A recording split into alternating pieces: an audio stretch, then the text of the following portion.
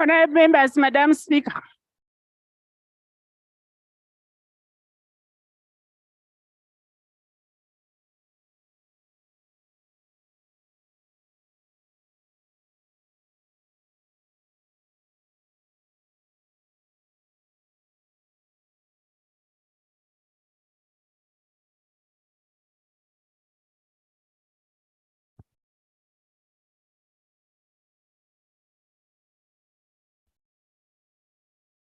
Prayers. Almighty God, Queen, if the rulers and prudential governors have appointed us of leaders and parliaments for the welfare of certain just government of humanity, we beseech you to look upon with the abundant favor these your servants, who may be pleased with the performance of this, the performance of such important trust in this land. Let your blessing set upon you assembled, and grant that the mayors of your presence, treat and consider all matters to come with their deliberation, is so just and faithful and manners promote your honor and glory, and to advance the good of those whose interests you have committed to your church.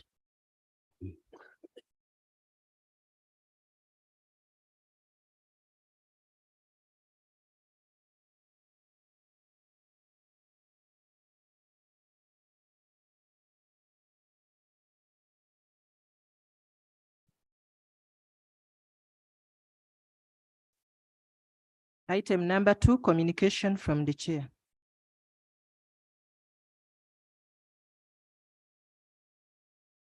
Honorable members, we have had, I want to welcome you to this afternoon sitting. It's not an easy afternoon. I welcome you with a heavy heart. We've had unfortunate incidences in this country where gunmen have murdered soldiers, have murdered people in cold blood, with the latest being one of the bloggers, Ibrahim, that is Jaja Ichuli, who was murdered in cold blood. As the leader of the house, representing all people in Uganda, we strongly condemn this kind of barbaric killing, which is being practiced on people. This kind of cowardice activity is not a very good one. We want to ask all the Ugandans not to take the law into their hands. We are all human beings. We have time to be born. We have time to die. Why would you go and kill a person? We may differ in terms of religion, politics, and whichever, but I don't think that is the best thing to do. No one has a right to take one's life under any circumstance. It's God that creates and God takes. There's on an ultimate end that there's time to be born and time to die. We shouldn't be killed with a gun. And I think we really need to call all Ugandans that let's live, much as we may disagree, let's live in harmony. There are better ways of solving problems. You don't have to have an opponent or an enemy die in cold blood. I want to send my condolences to the family of Jaja Ichuli, who died in cold blood, who was killed, and Parliament will stand with the people of Uganda and offer all its support with this unfortunate vice in our country. As we mourn the passing on of our brother, our colleague, our elder, our friend, Honorable Colonel Charles Engola, I want to express a displeasure with unfortunate practice in this country where people celebrate the misfortune of those they don't agree with. It is inhuman.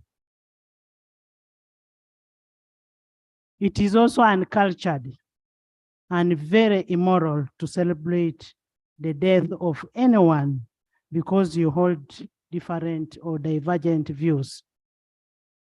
Beyond our different political, religious, and affiliations, we are all humans.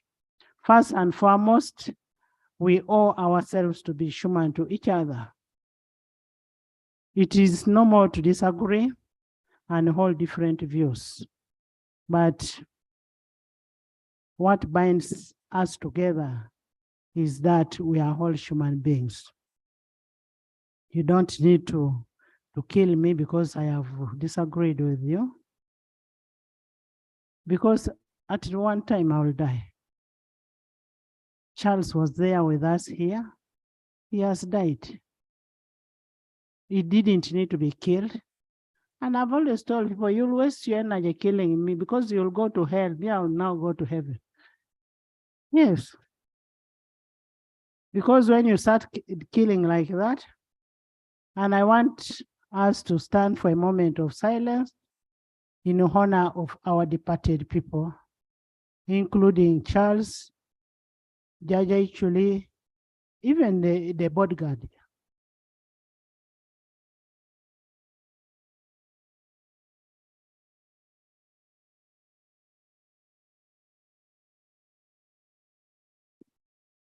May the souls of the departed rest in eternal peace. Thank you. As we send off our brother and colleague, we are comforted by the biblical teaching in Ecclesiastes chapter 3, that there is an appointed time for everything and the time every affair under this heaven. There is time to be born and time to die. Charles was born and now Charles has died. As a house, as a parliament, where Charles has been in the 11th parliament, and so happened we used to be together still on the 10th parliament. We will miss Charles dearly. He has fought a good fight. To the bereaved family and the people of Oyam, I pray that may the good Lord comfort the family, the Ugandans, and the people of Oyam. We will continue praying for you. As 11th Parliament, I think we need to put too much prayers. We need to pray a little more. Within a short time, we've had bodies lying before us here. It's not an easy thing, but we leave it all to God. It's God that brought us here, and maybe God brought us here for a purpose.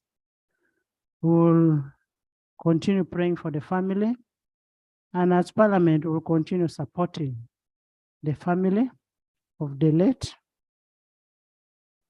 When you're a member of Parliament here, we become one family.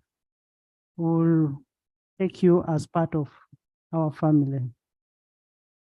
I have a condolence message here from the Parliament of Uganda, meaning it is from all of you. The Parliament of Uganda learned with profound shock and sadness of the demise of Honorable Colonel retired Charles Okello Engola, the MP of Oyam North and the Minister of State for Gender, Labor and Social Development, which occurred on 2nd May 2023. It's extremely unfortunate that the late Honorable Charles Macodwogo succumbed to a brutal assassination carried out by one of his guards.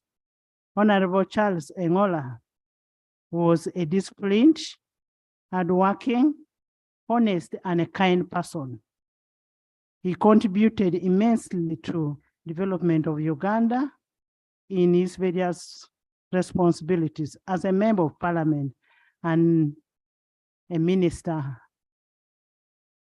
On behalf of Parliament of Uganda, and indeed on my own behalf, I convey the heartfelt condolence to the family at this painful time. Be encouraged with the scripture from the book of 2 Corinthians 1:3-4, which quotes, Praise be to God and Father for our Lord Jesus Christ, the Father of the compassion and God of all comfort, who comforts us in all our troubles, so that we can comfort those in any trouble with the comfort we ourselves receive from God. I trust that the God Almighty will grant you and the family members the comfort that you deserve during this time of the loss. May the good Lord comfort you and be with you. As Parliament of Uganda, we've contributed 50 million shillings to support the family. And the letter is addressed to the widow of the late Colonel, Mrs. Joyce Okello, Engola. Thank you so much.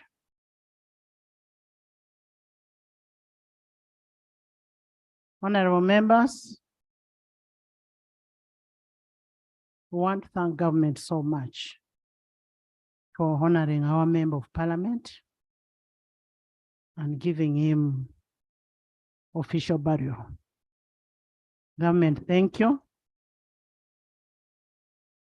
Of course, we are not saying that we would have not managed, but we want to thank government.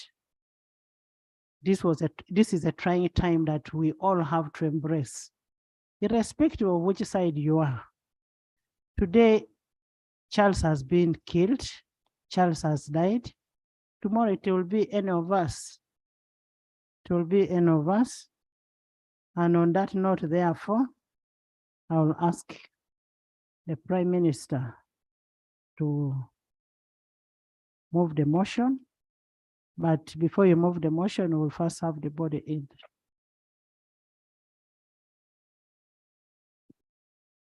Transfer of the caskets to the central lobby, from the central lobby to the chamber. Members, can we rise up?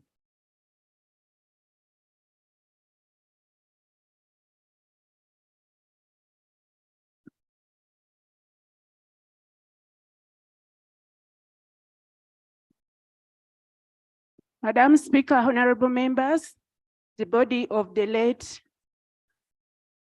Engola Okello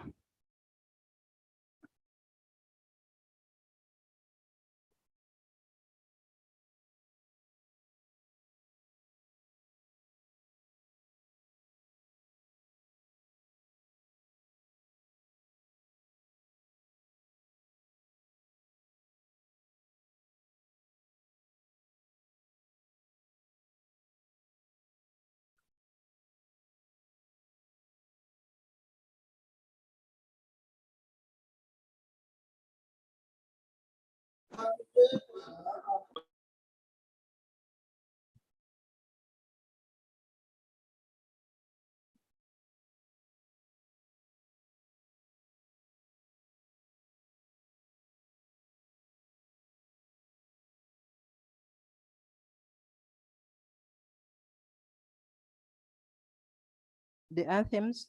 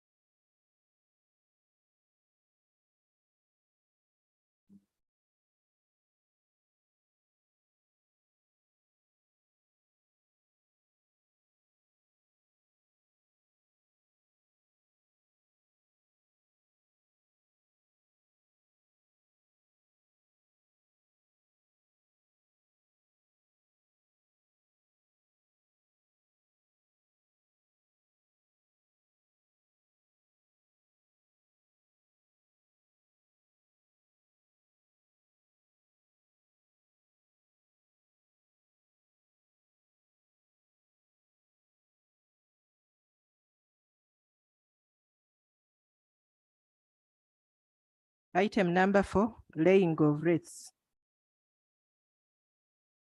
The Right Honorable Speaker.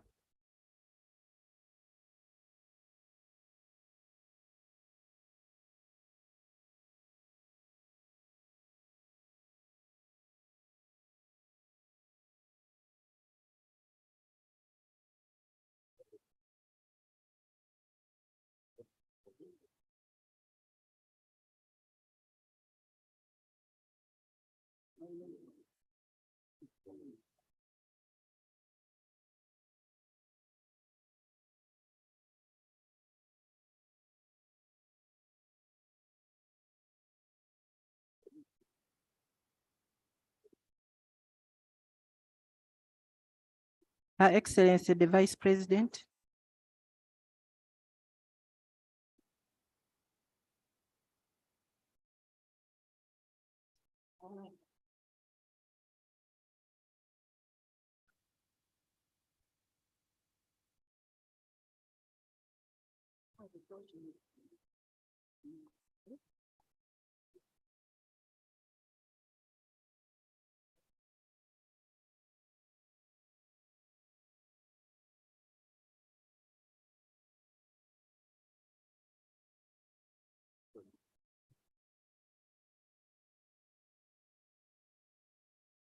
The Right Honorable Prime Minister, Leader of Government Business.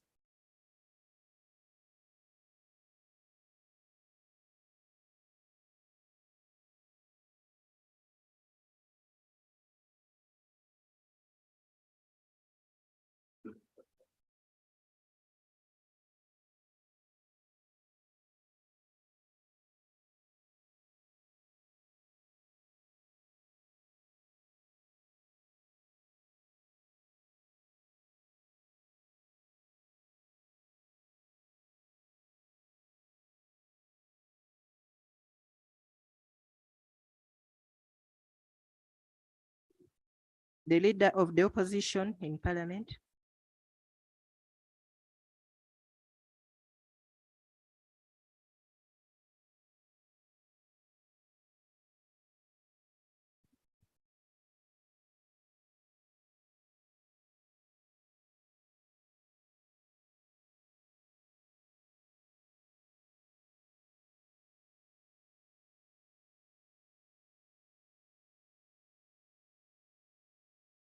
The Government Chief Whip.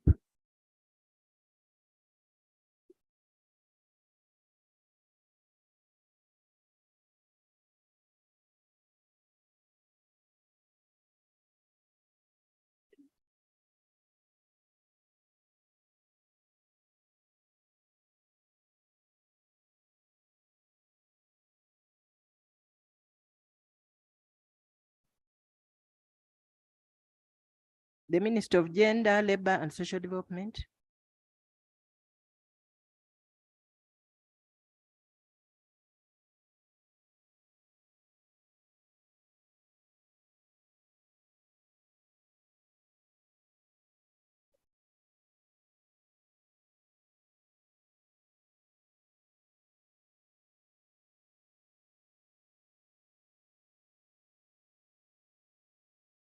The Parliamentary Commission.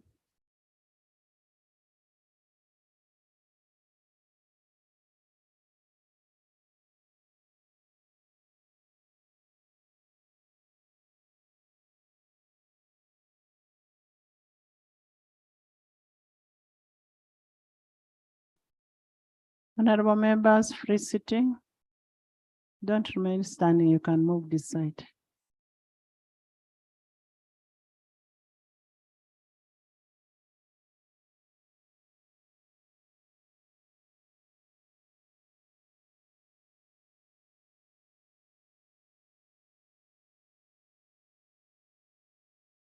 The Committee on Gender, Labor and Social Development.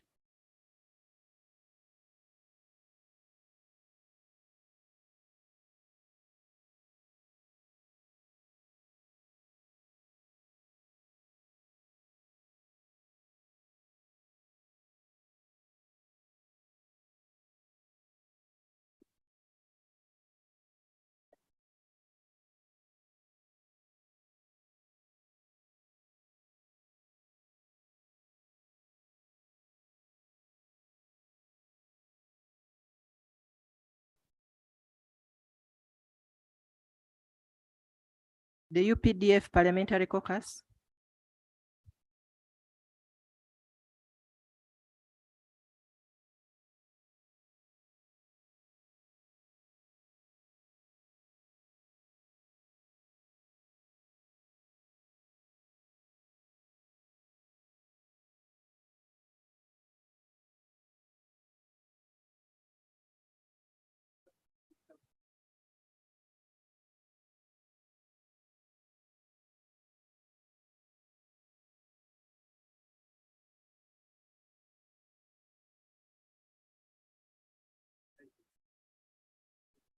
The Forum for Democratic Change Whip.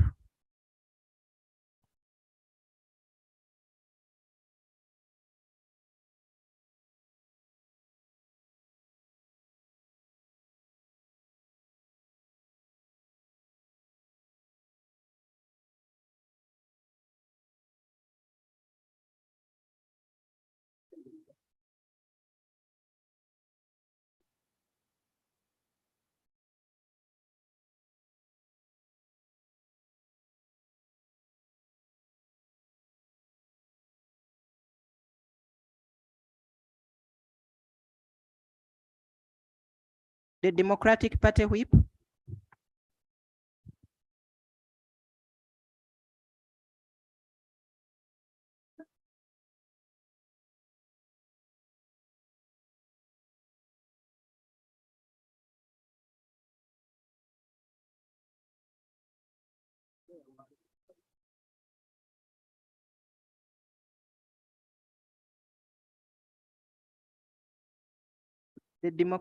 The Uganda People's Congress Whip.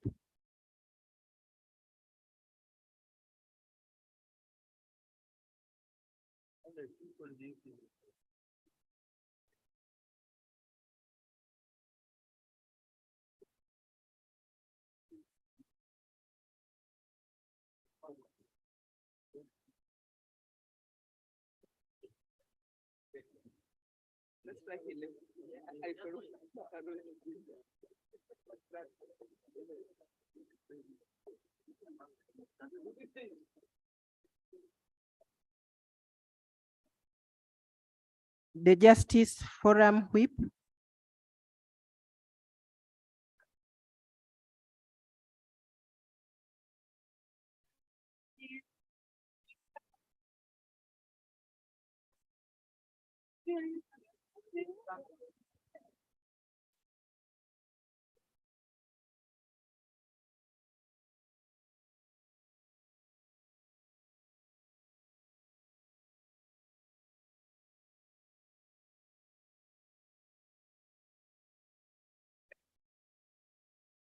The People's Progressive Party Whip.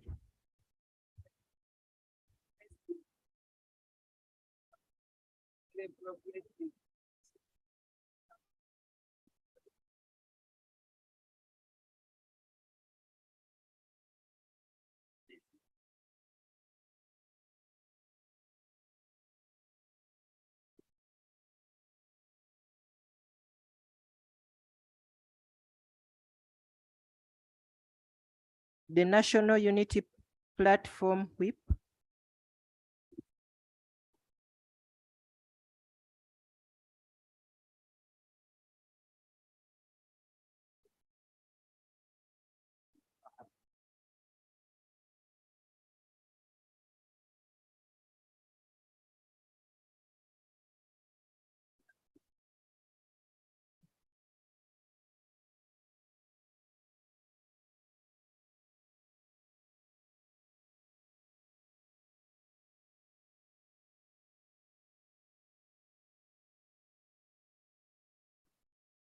the National Resistance Movement Parliamentary Caucus,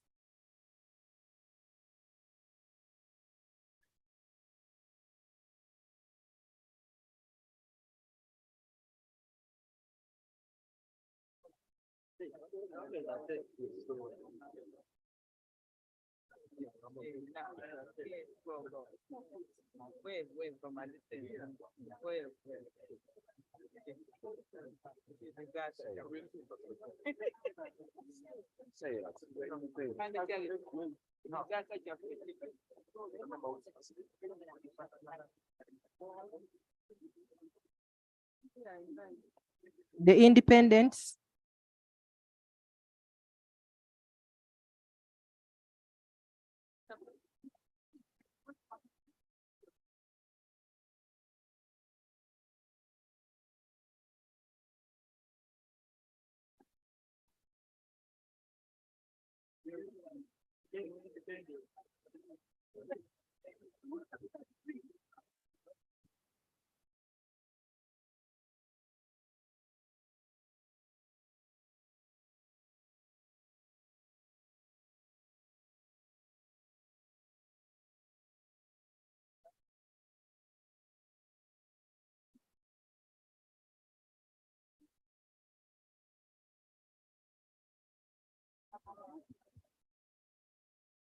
the Workers MP,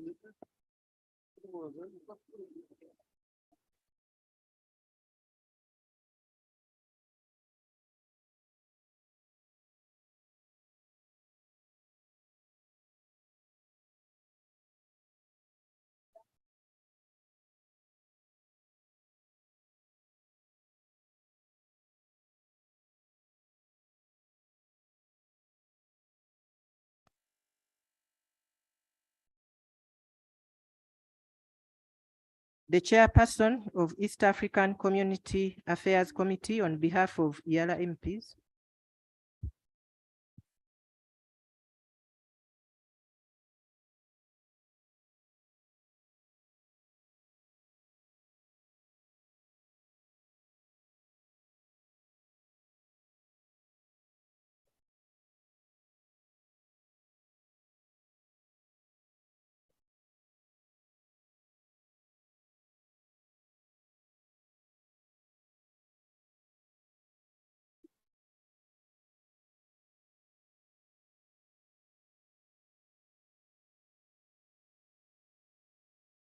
Lango Parliamentary Group,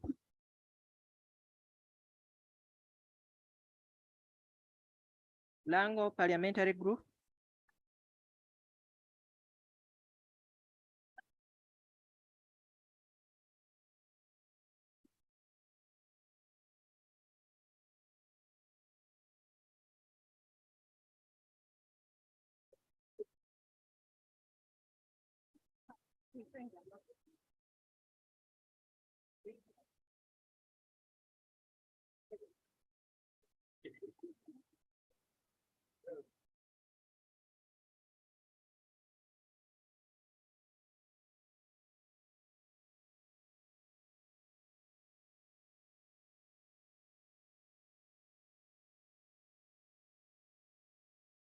the Acholi Parliamentary Group,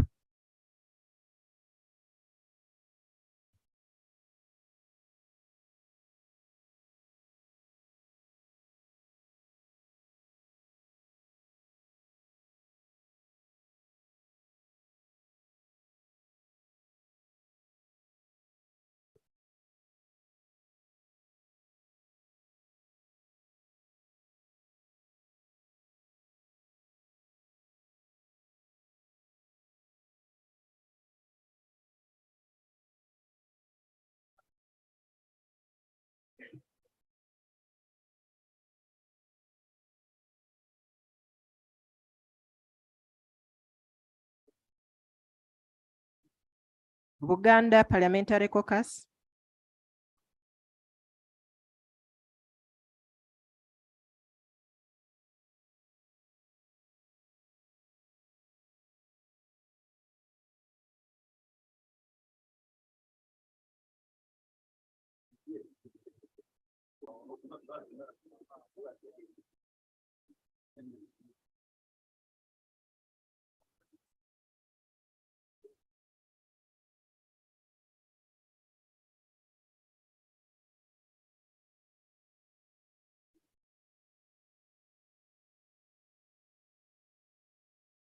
The West Nile Parliamentary Group.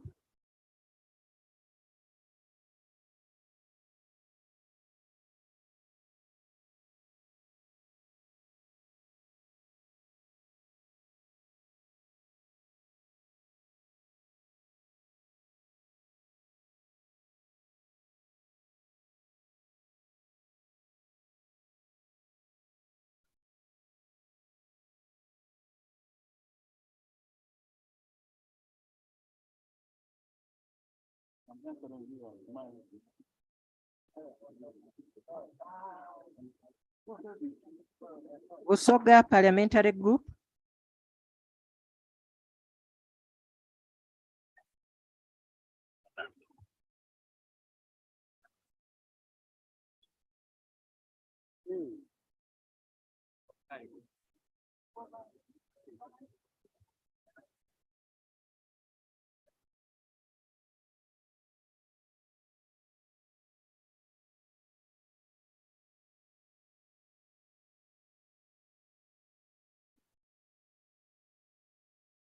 Ankole Parliamentary Group.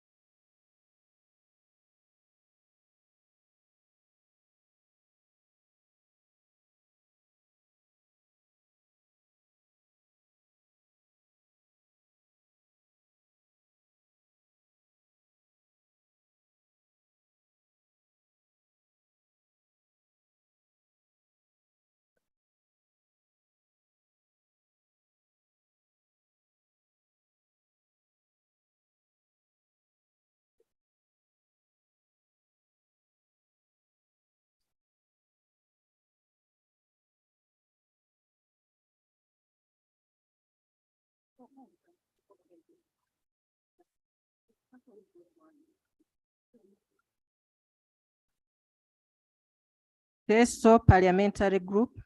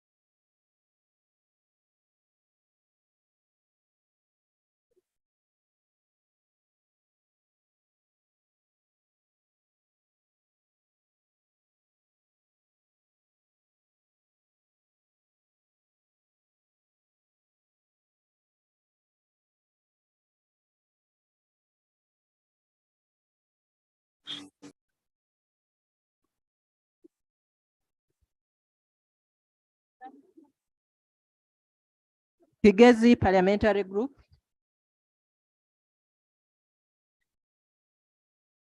Kigezi Parliamentary Group.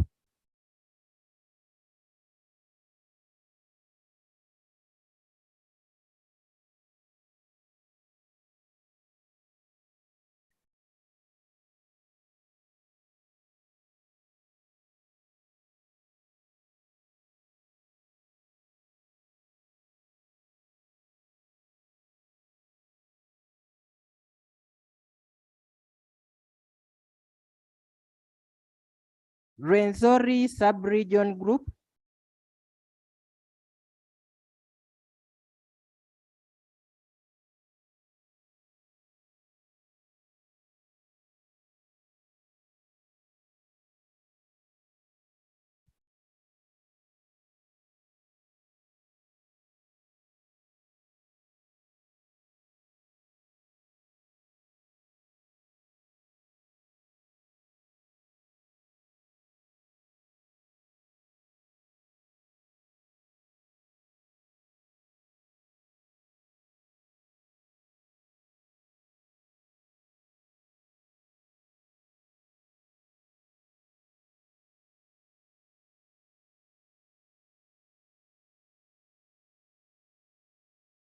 Paramoja Parliamentary Group.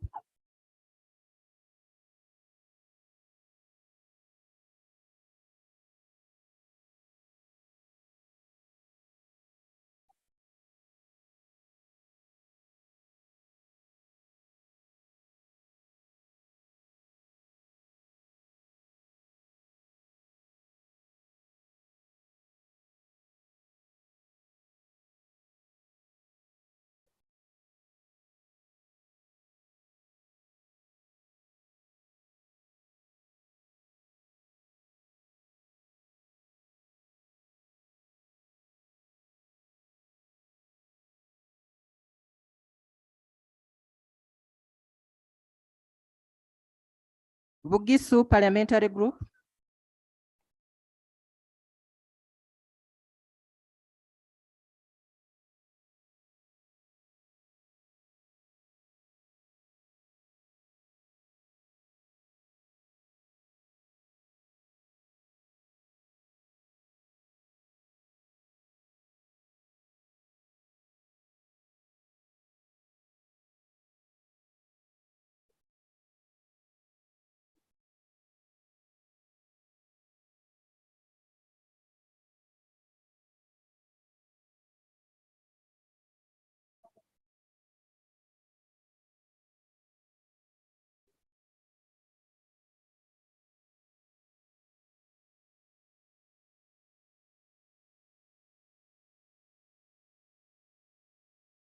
Bukedi Parliamentary Group.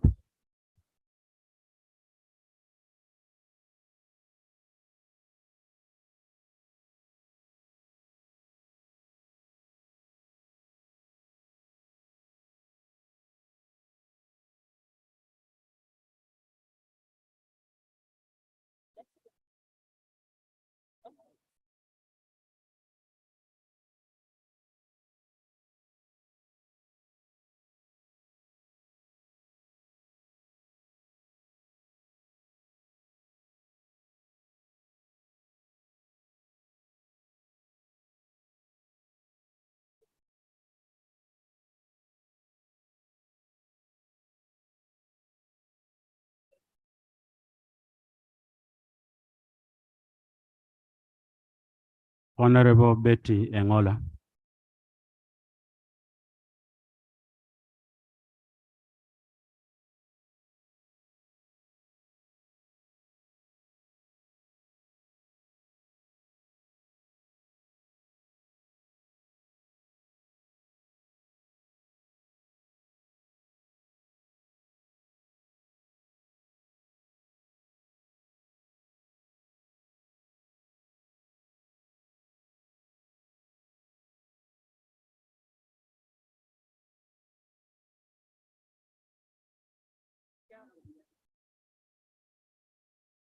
Toro Sub-Region.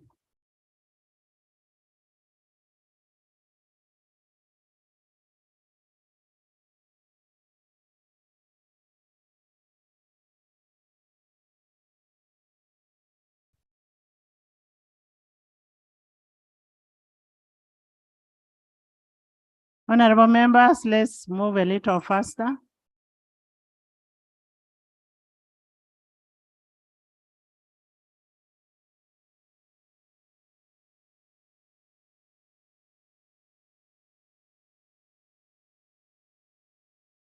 Bunyoro Parliamentary Group.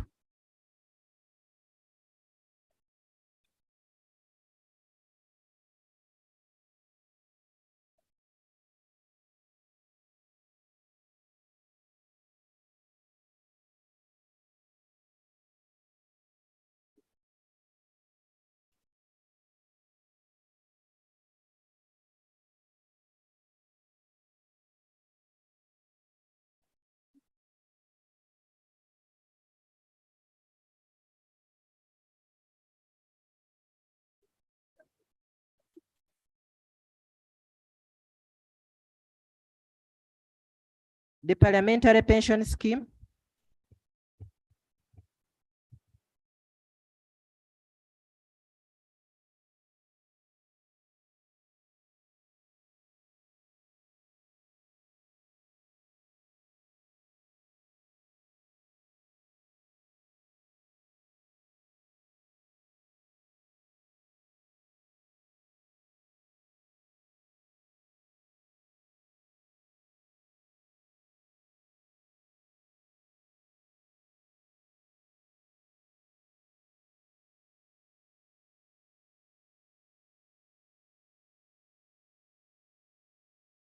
Representative of the Uganda Parliamentary Circle.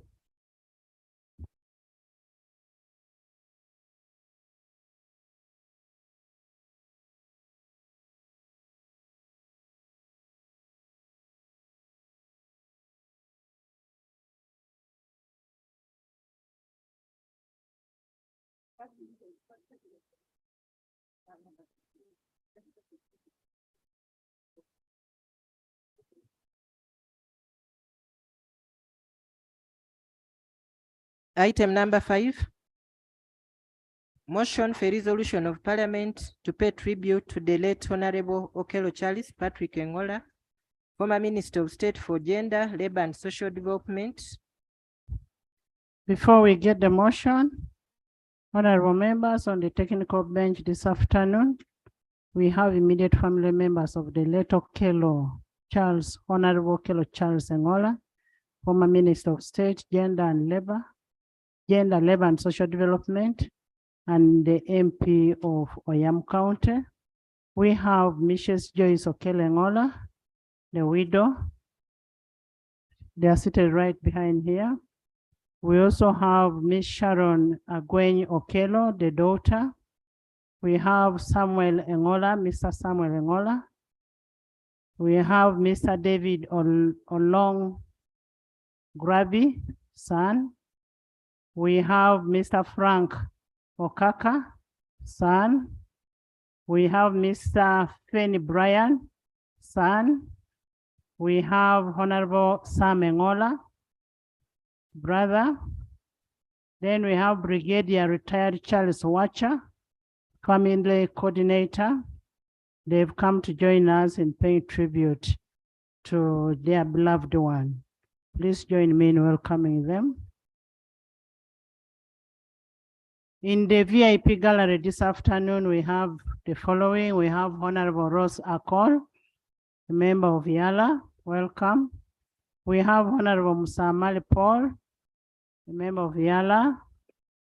We have Honorable Kadogo Veronica, member of Yala. We have Honorable George Atim, former member of Parliament. You're welcome. Honorable Lanyero Sarah Ocheng, former member of Parliament. We have Honorable Captain Otekat Emily.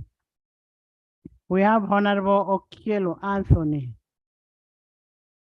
We have Honorable Orot Ismail, former member of Parliament. We have Honorable Nabiri Agnes, former MP. We have Honorable Lydia Wanyoto, former MP, welcome. We have Honorable Semugaba Samuel, former MP. We have Mr. Bagaya Waiswa, Permanent Secretary of Ministry of Works. You're most welcome. They've come to join us in paying tribute to Honorable Charles Okello.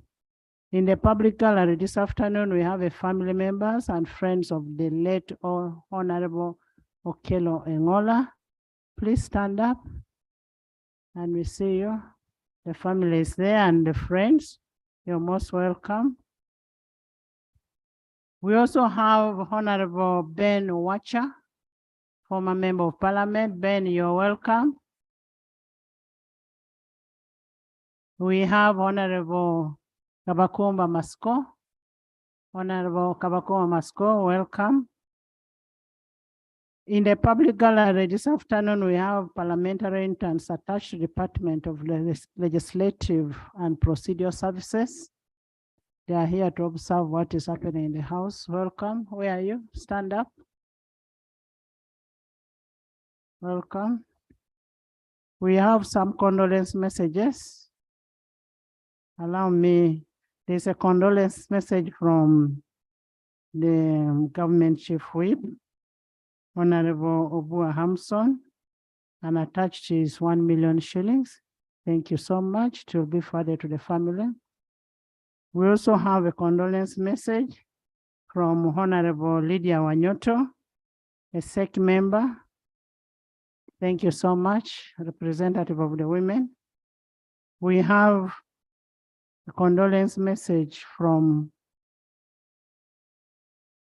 Uganda Parliamentary Cooperative Society Savings and Credit Society Limited, the SACCO, and signed by Honorable Megade with 1 million shillings. Thank you. Allow me to read one message.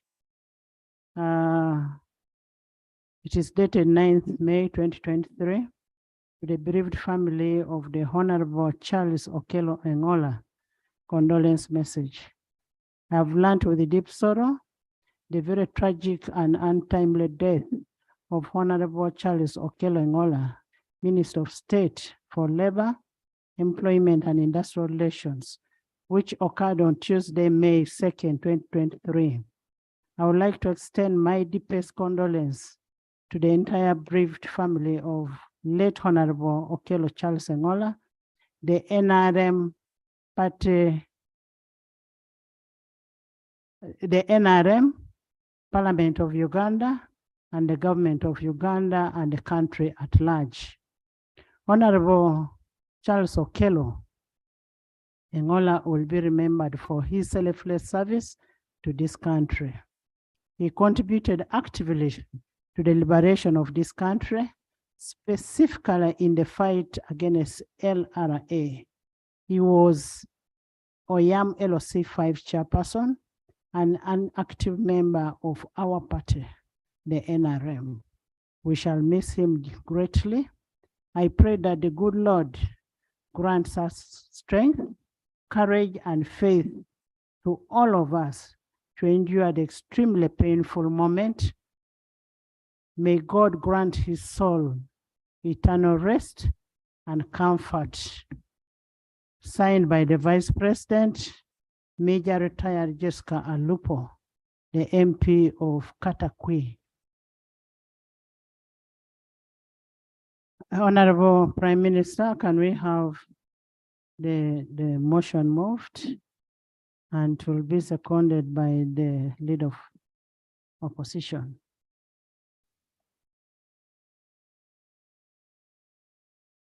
Right Honorable Speaker, Your Excellency, the Vice President, honorable colleagues, I move under Rule 56 of our Rules of Procedure to move a motion for a resolution of Parliament to pay tribute to the late Honorable Colonel Okello Charles Patrick Engola Macodwogo for his dedicated and patriotic service to the Republic of Uganda. Right Honorable Speaker, whereas Parliament received with deep sorrow the sad news of the demise of Honorable Colonel retired Okello Charles Patrick Engola Macodwogo, which occurred in Chanja, Kampala on 2nd May 2023, aware that Honorable Colonel retired Charles Patrick Engola Macodwogo had a distinguished career and served in various capacities in the military and political spheres, where he greatly contributed to the political, social, and economic transformation of Uganda, noting that Honorable Colonel retired Engola Charles served Uganda in the following key positions of responsibility. A, he was a Minister of State for Gender, Labor, and Social Development from 2021 to 2nd May 2023, was a Minister of State for Defense and Veteran Affairs from the year 2016 to 2021, was a Member of Parliament for Oyam North County, Oyam District from the year 2016 to 2021. He was a local council 5 chairperson for Oyam District. Oyam from 2006-2016, he was a commander of the Uganda People's Defense Forces for the 501 Brigade from the year 2005, acknowledging that Honorable Colonel retired Engola Charles Macodwogo served his country with patriotism, commitment, and a commander of Uganda People's Defense Forces 501 Brigade played a vital role in ensuring that peace and stability is realized in northern Uganda. Appreciating that Honorable Colonel retired Engola Charles significantly contributed to the social protection and transformation of Ugandan migrant workers abroad during his tenure in the Ministry of Gender, Labor, and Social Development. Now, therefore, be it resolved by this Parliament as follows. 1, that Parliament collectively conveys its deep condolences to the bereaved family, relatives, friends, and the people of Uganda for the loss of a distinguished son of this country, and that Parliament pays or takes cognizance of the significant contribution that the late Honorable Colonel retired Okello Macodwogo rendered to his country. Right Honorable Speaker, I beg to move. Thank you so much, Prime Minister. Is the motion seconded? Seconded by the Vice President, seconded by Leader of Opposition, by the Government Chief Whip, Attorney General, by the whole House. Would you love to speak to your motion? Yes, Right Honorable Speaker.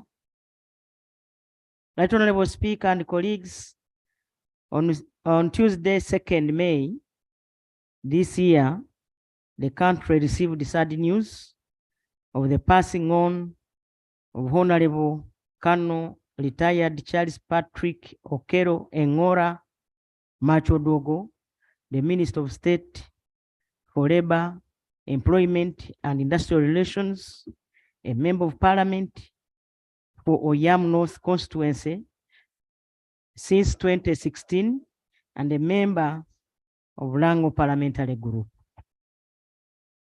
Right Honorable Speaker and colleagues, Honorable Colonel Charles Patrick Engola Macodwogo was born on 12th October 1958 to the late Ruth Jogo Nasan Engola and Ketura Engola of Awang in Iseme, Oyam district.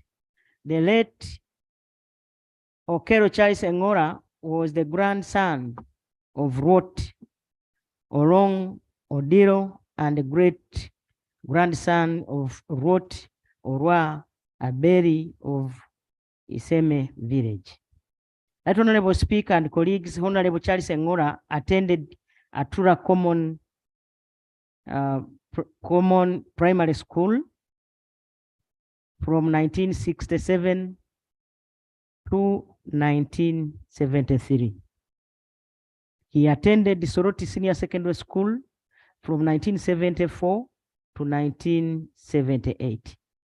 Honorable Charles Engola attended the Kampala International University from the year 2007 to 2010 and was awarded a Bachelor of Development Studies, and in 2013, he acquired a master's degree in Public Administration and Management from Kampala International University.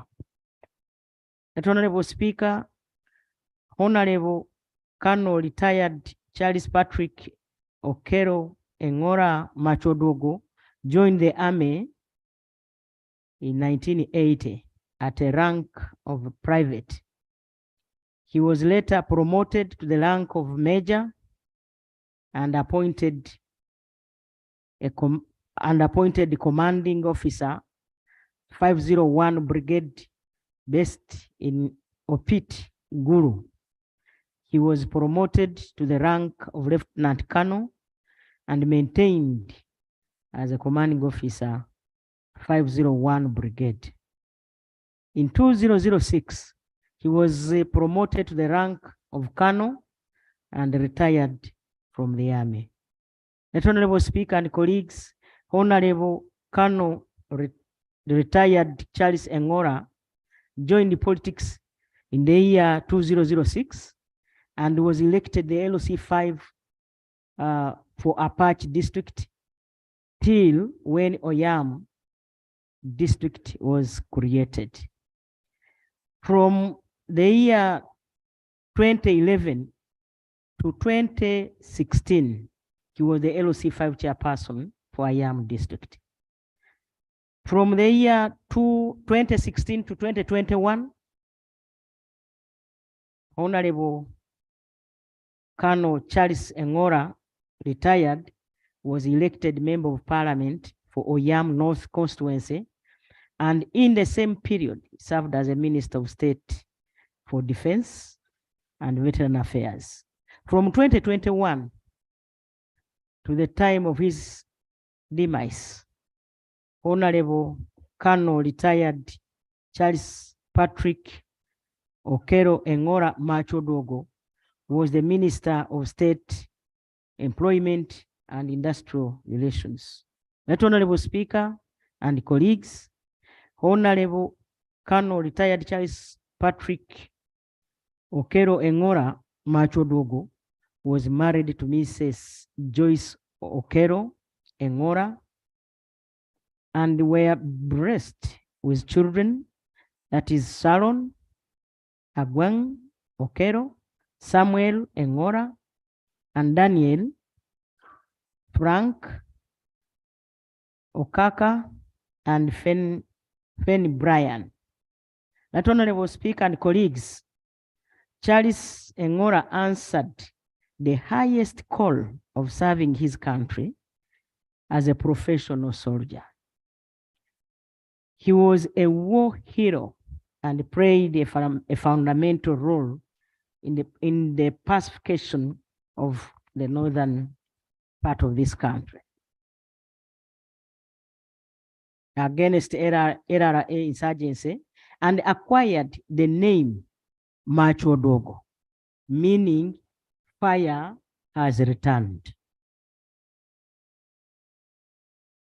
Right Honorable Speaker, in 2019, Honorable Colonel Charles Patrick Okello Engola Macodwogo, as the State Minister for Defense, led a team of Ugandan members of Parliament to Abiska forward operating base in Somalia, where they interacted with the UPDF troops and the local leadership. That Honorable Speaker, Colonel retired Charles Patrick Okello Engola Macodwogo served this country as a humble servant, fearless warrior with utmost honesty.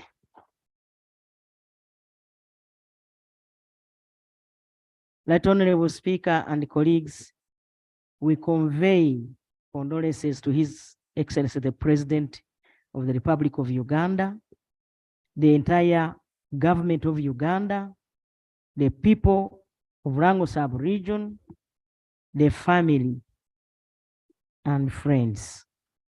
That Honorable Speaker and colleagues, may the Almighty God rest his soul in perfect peace.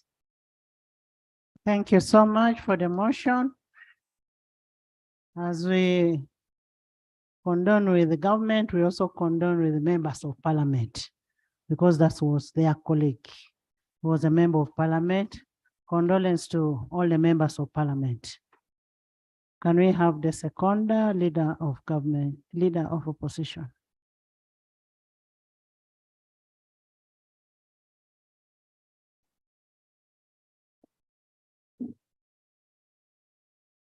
Much obliged, Right Honorable Speaker. I join the Right Honorable Prime Minister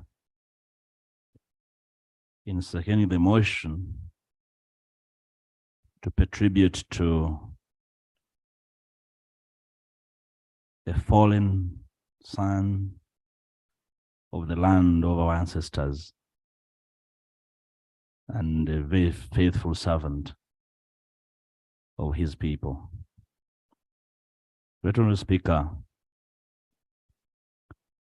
we can never get used to death, and death is such a shameless event that again has robbed us of a prominent Ugandan, retired Colonel Charles Engola, former State Minister for Labor, Employment and Industrial Relations. On my own behalf and on behalf of the alternative government, I convey my deepest sympathies to the bereaved family, the people of Oyam North, the people of Langos Sub-region, the Parliament of Uganda, and the people of Uganda for this unfortunate loss. Right Honorable Speaker and colleagues, this is particularly true in light of the life about the foreign colonel well enumerated, a life intently lived for a service as a gallant soldier who has not only made a contribution to the legislation process of this country, but has also served in various capacities as an army officer, district leader, and as a minister. It is sad that retired Colonel Charles Engola has passed on at a critical time when he are yet to conclusively deal with the regulation of labor externalization that was so close to his heart. We nonetheless are cognizant of his contribution when he took a decisive stance in cancelling licenses of non-compliant labor agents. He was courageous, and we applaud him for that courage. Right Honorable Speaker and colleagues, the death brings to light a sacrifice made in the past as the command of the UPDF 501 Brigade in Engola, where retired Colonel Charles Engola played a pivotal role in containing the LLA and restoring peace in northern Uganda. Right Honorable Speaker and colleagues, today's sitting, as we pay tribute to a fallen comrade and colleague, we are reminded of a similar sitting we had in the 10th Parliament, those of us who are here, following the gruesome murder of the late Honorable Ibrahim Abiriga and his bodyguard in June 2018. Today's case might be a little different, since the bodyguard who allegedly assassinated the honorable colleague also took his life immediately.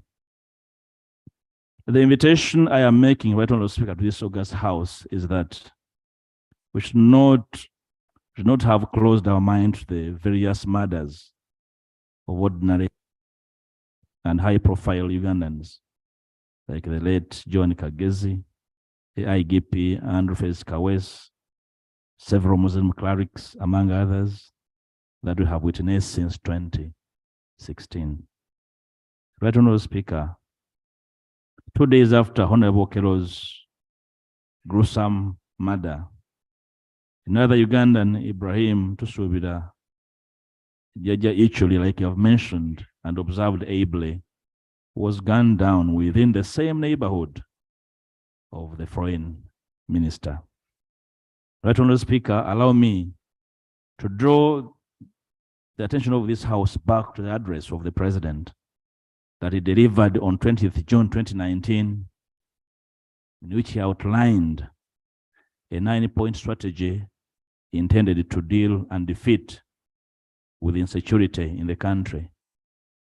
I will particularly single out his directive to install security cameras across the country and the fingerprinting of all legal arms in the country. Right Honorable Speaker, the directives were followed with a supplementary budget allocation of more than 376 billion. But unfortunately, the killings did not stop, and they have not stopped. Nor have the cameras been effective in detecting the criminals, which explains why the state has not yet succeeded in prosecuting any of the cases in court. Right, Honorable Speaker, strangely, even the cases that have happened under the cameras, like one of February 2020, when a police truck deliberately knocked dead Rita Nabu Kenya, we are not captured. Are these real cameras or dummies, Right, Honorable Speaker? Right, Honorable Speaker, police and the police have turned there with another request of 187 billion for the next financial year to buy more of these malfunctional cameras. Right, Honorable Speaker, we are only lucky that the gunman who took our honorable colleague's life killed himself. But had he disappeared, the investigating officers would be feeding the country on a litany of explanations like they do when asked about the extent of investigations into the previous killings and the May 2021 assassination plot against General Katumba Wamala, the Minister for Works and Transport. One wonders if all guns were fingerprinted, Right, Honorable Speaker, as indicated by the security budget requests. Whose gun is being used to kill Ugandans? Whose gun was used to kill Ichuli? At least we know whose gun killed our honorable colleague, which is very, very sad, Right, Honorable Speaker. Right, Honorable Speaker, by now, we begin to make sense of the circumstances and events surrounding the gruesome murder of retired Colonel Charles Engola, with the hope that we can find answers over time to some of the unexplained murders in this country. First, the death of retired Colonel Charles Engola could have been preventable if it is held that prior to his transfer to his security detail, Private Sabiti was Captain Mike Mkula's bodyguard. However, owing to his questionable behavior, his behavioral disposition and temperament, Captain Mkula raised a red flag to the deploying authorities, causing his withdrawal. It is quite disturbing that an officer of questionable character was redeployed before full rehabilitation.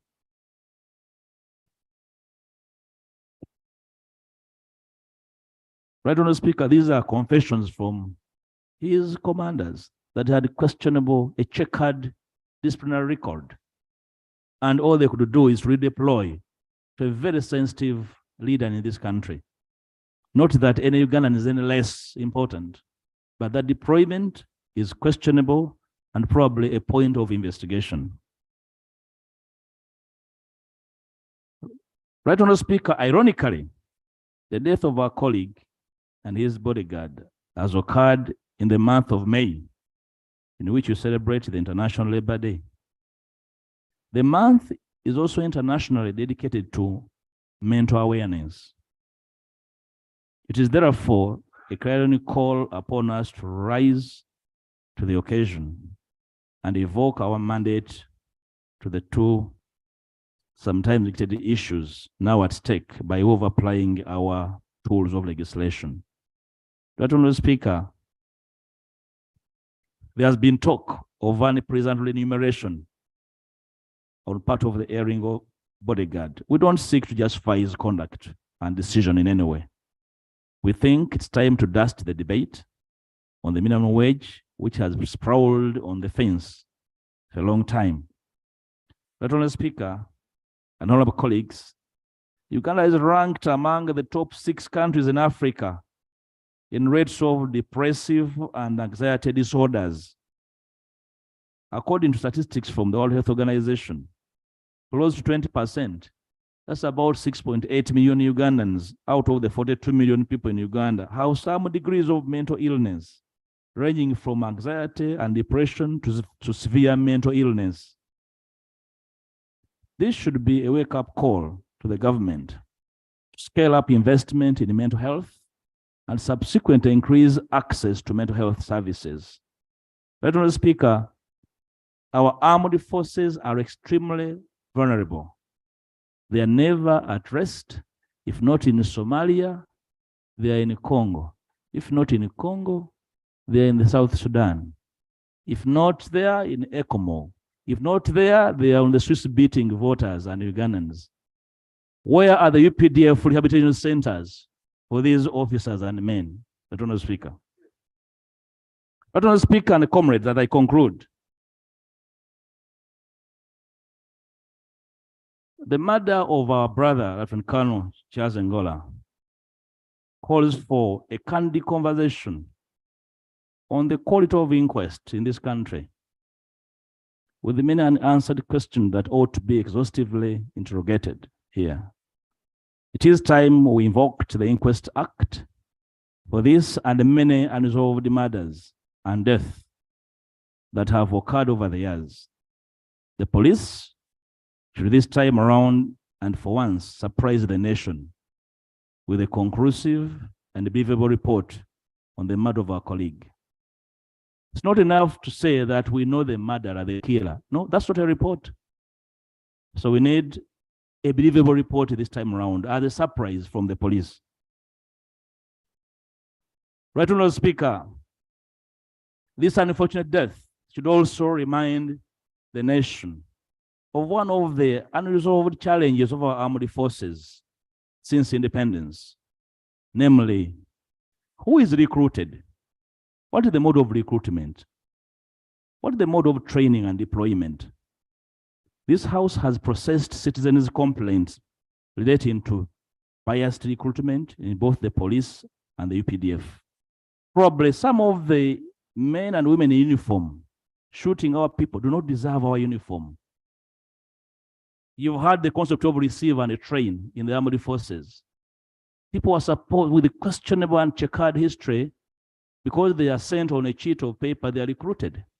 This information has been here on the floor. We must take concern.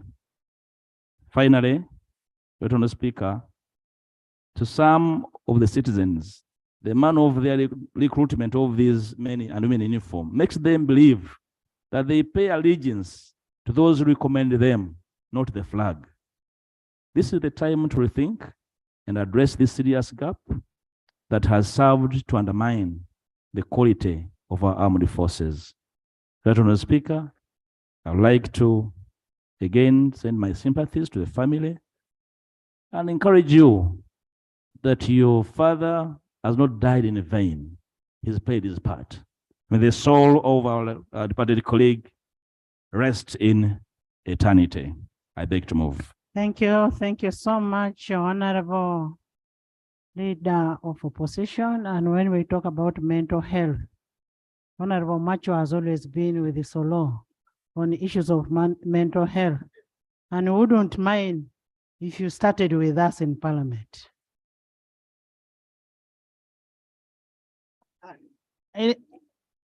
Dean of Independence, Honorable Zijan.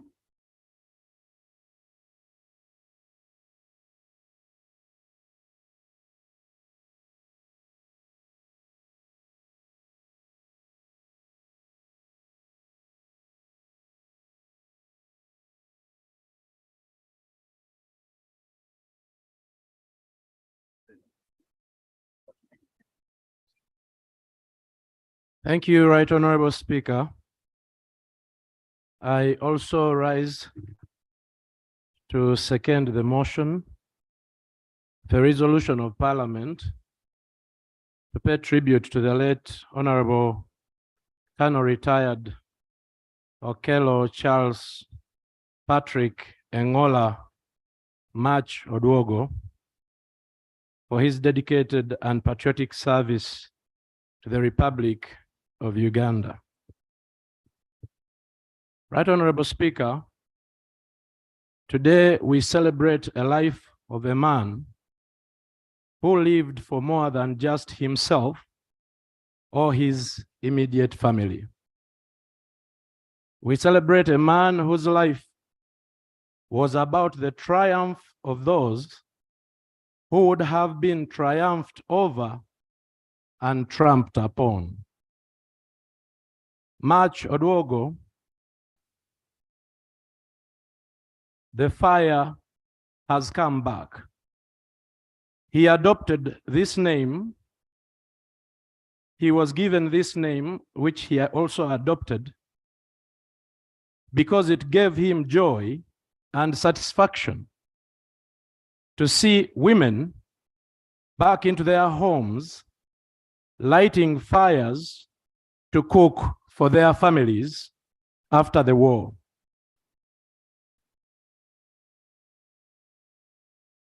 This should be the essence of living, to make the world a better place to be. If the coward had lived by the same principle, Macodwogo would still be here with us. Macodwogo would not be in a casket right now. But because the man who pulled the trigger against him did not live for making the world a better place to be, we are here today in this situation. The lesson we can draw from his life and dedication is that we should always aspire to live for more than just ourselves. May his soul rest in eternal peace. Thank you, Dean. Honorable Gender.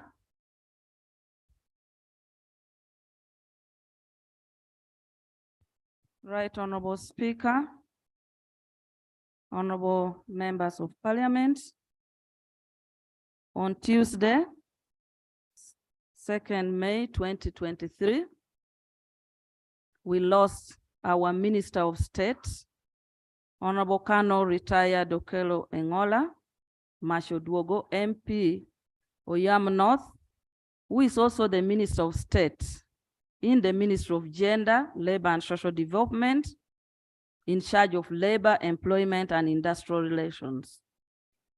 The sad news came unexpectedly, especially that a day before, he had organized and supervised the celebration of International Labor Day held at Namutumba District, and many of you saw how active, humble, and walked on rain to go and make his speech.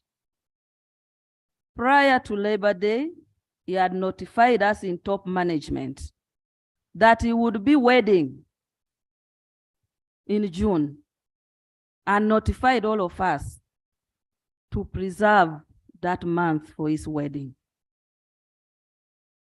The widow and the family, especially the widow, will not see this day that his husband had planned for him. Your sadness and sorrow are nothing compared to the pain and agony that visited you that Tuesday morning when we arrived to see the minister lying dead on the compound. I have known Honorable Okello Macodwogo as a member of that we share the district, because I am the member of parliament for Yam South and is the member of parliament for Yam North. But I knew him when I was the woman MP for Apache in 2001. And at the time, he was based in Opit Barracks. And I had IDPs in my constituency and required that constantly I visited the IDP camps. Opit, where he was a stone throw away from my sub-county, Minakulo. That's why in His Excellency, the President's statement, he mentioned Minakulo.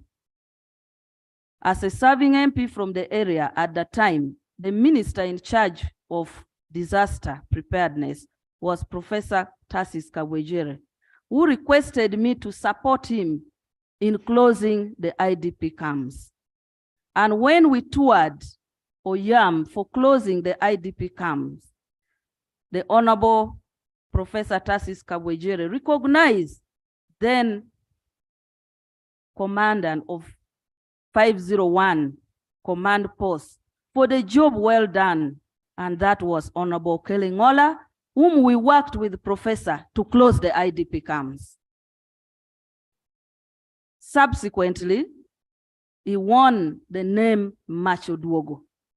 And Macodwogo was a name that he had to swear affidavit to include in his name, because it was an appreciation for the people of Oyam, for the work that he did to ensure that we returned back from the IDP camps.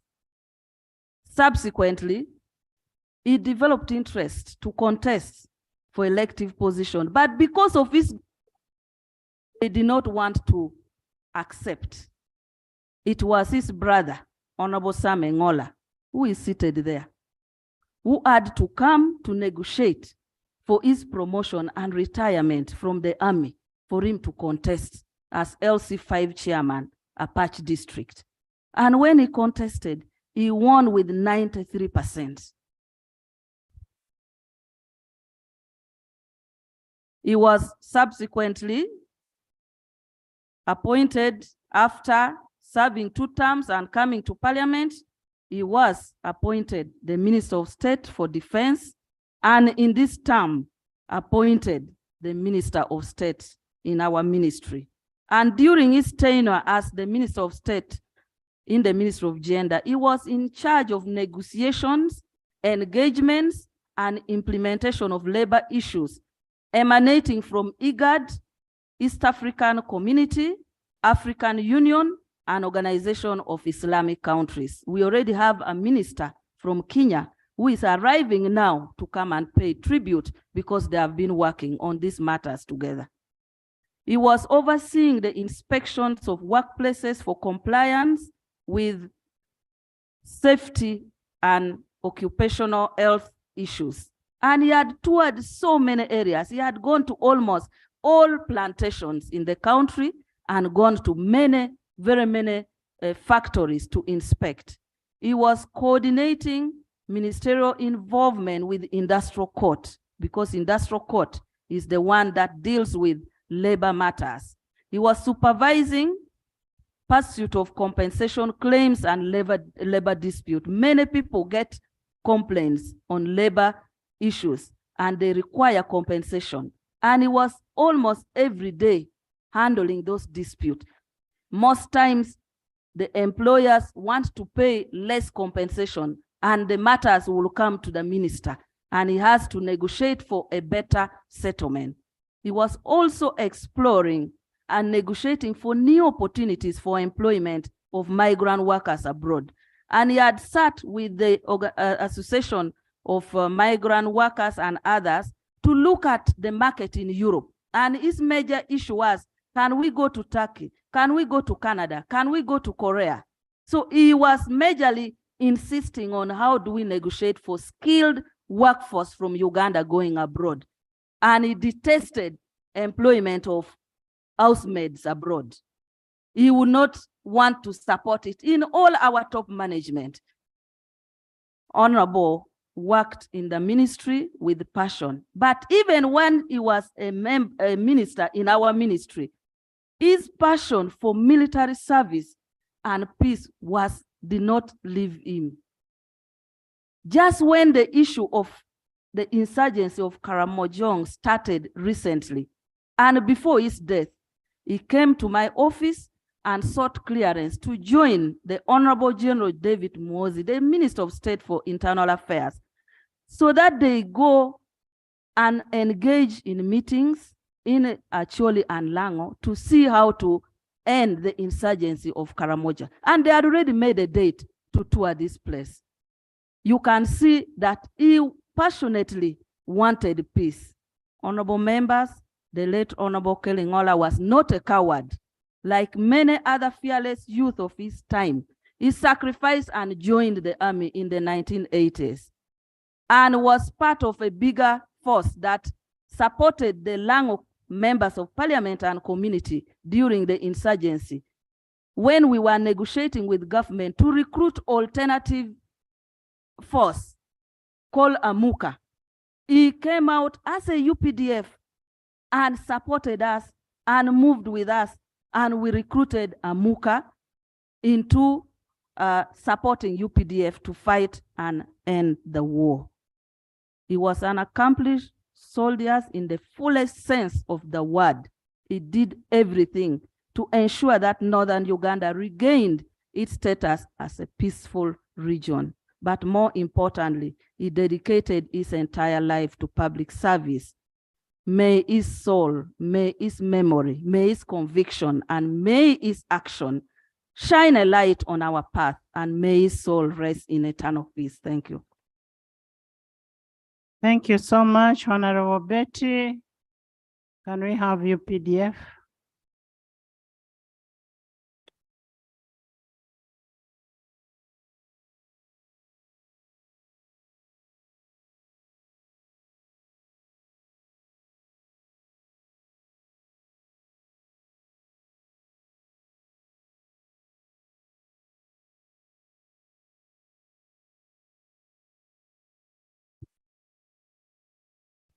The Right Honorable Speaker, colleague members of the August House, for the record, I'm Lieutenant General James Mujera, one of the representatives of the Uganda People's Defense Forces, which is the other family of the late Colonel retired Charles Okello Patrick Engola.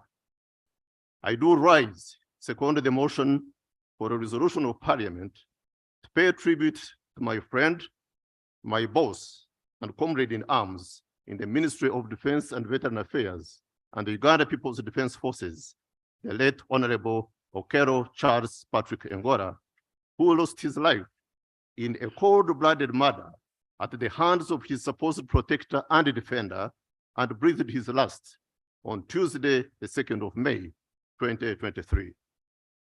I do extend deepest condolences from the UPDF fraternity, the bereaved family, the friends, members of parliament, cabinet ministers, and His Excellency the President on the untimely death of Honorable Colonel Charles Engola. As UPDF, we are mourning and paying glowing tribute to one of us, a brave soldier who joined the military in 1979, according to the Army records, at the age of 21, and rose through the ranks from private to full colonel at the time of his retirement in 2005, after 26 years of distinguished service to his motherland. Right Honorable Speaker, we are celebrating the life of a professional officer who undertook various military courses, including Officers Basic Course in 1992, Radio Systems Course in 1998, and Battalion Commanders Course in 2005. Right Honorable Speaker, we are paying tribute to a courageous, decisive, committed, and accomplished artillery commander who fought and won many battles against the Sudan-backed Joseph Kony-led Rhodes Resistance Army, notably the capture of Kaya Town in then Sudan during an operation codenamed Mwisho 1, and the capture of a number of strongholds, enemy strongholds in Sudan, of Magui, Tingiri, Kiti Junction, Aru Camp, up to Jablain during Operation Mwisho 2, where he was commanding 100mm artillery under the overall command of General Katumba Wamala. Right Honorable Speaker, we are paying tribute to an officer who played a big role during Operation Safe Haven in the Democratic Republic of Congo, where he was the field commander of all the UPDF artillery and air defense units involved in defensive offensive operations inside Congo against the ADF terrorist group, which had wreaked havoc in our country, including the Chitwamba massacres and a series of improvised explosive device bombings in Kampala City. Right Honorable Speaker, we are paying tribute to a valiant commander who played a prominent role during counterinsurgency operations in northern Uganda in the Menakuru area, and as a brigade commander of the Opit-based 501 Brigade, which earned him the praise name Macodwogo, meaning fire is back. The late Colonel Okello Engola contributed immensely to breaking the back of the LRA in the area, which in turn created a conducive environment that enabled Wananchi in internally displaced camps to return home and resume their normal activities. Macodwogo became a household name in the Rango region and is synonymous with the return of peace and security in the area. We, therefore, in the UPDF, salute his efforts and invaluable contribution to ending the LRA mayhem in northern Uganda and for contributing to the bringing of peace, security, and stability that is currently enjoyed in the region. Right, Honorable Speaker. The late Honorable Okello Engola was a true patriot who always had his country and community at heart. In the military, we are men and women of action. We believe more in motivational actions than motivational speaking. Macodwogo was a man of few words, but extremely pragmatic, who exercised hands-on leadership. He was also a very good political mobilizer, as evidenced by the massive support he received when, upon retiring from the army, contested and was voted massively as chairperson LC5 and later member of parliament for Oyam North County. He was determined to free his poverty and worked towards improving their standards of living. At a personal level, the late Colonel Engola and I were decorated the same day, 18 years ago, in October 2005, to the rank of Colonel. And when he was appointed by my boss as Minister of State for Defense, I used to interact with him closely in his office and during our travels abroad to attend international military and defense exhibitions when we would have close, constructive discussions. Less than a month before his assassination, we did share a table and a drink at a social function here in Kampala. Right, Honorable Speaker, colleague members, before I take leave, let me seize the occasion to briefly say three things. One, to join you in condemning in the strongest terms the insensitive, merciless, provocative, silly jokes on social media celebrating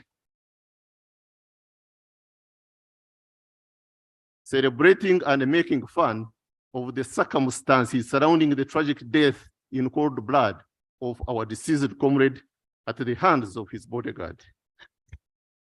This callous and cultured behavior, no doubt, runs counter to our time-honored and cherished African culture and values of humanity, Ubuntu. His family members, friends, and the entire nation is still in grief and mourning the passing on of this great son of Uganda. So please, those responsible out there, at least spare the family, first mourn their loved one. Secondly, Right Honorable Speaker, the circumstances surrounding his death have been reduced by some people. Salary and welfare issues of soldiers, domestic workers, maids, chefs, gatekeepers, etc., as you have seen on the media, social media. Whereas this could be the first such an assassination case in Uganda, it is certainly not the first in the world. We have had assassinations even of more senior people by own guards. For example, that of President Laurent Kabila of the Democratic Republic of Congo, Premier Indira Gandhi of India, President Abdul Rashid al-Shameki of Somalia, and President Anwar Sadat of Egypt, who was assassinated by his soldiers during a victory parade, among others. Speaking for the UPDF, I want to state, without any fear of contradiction, that the UPDF and its forerunner, the National Resistance Army, which I have now served for almost 40 years, has never been a mercenary force. Our service to our motherland has always been and is out of patriotism and ideological conviction. Ours has been sacrificed through and through so that our country becomes peaceful, secure, and stable.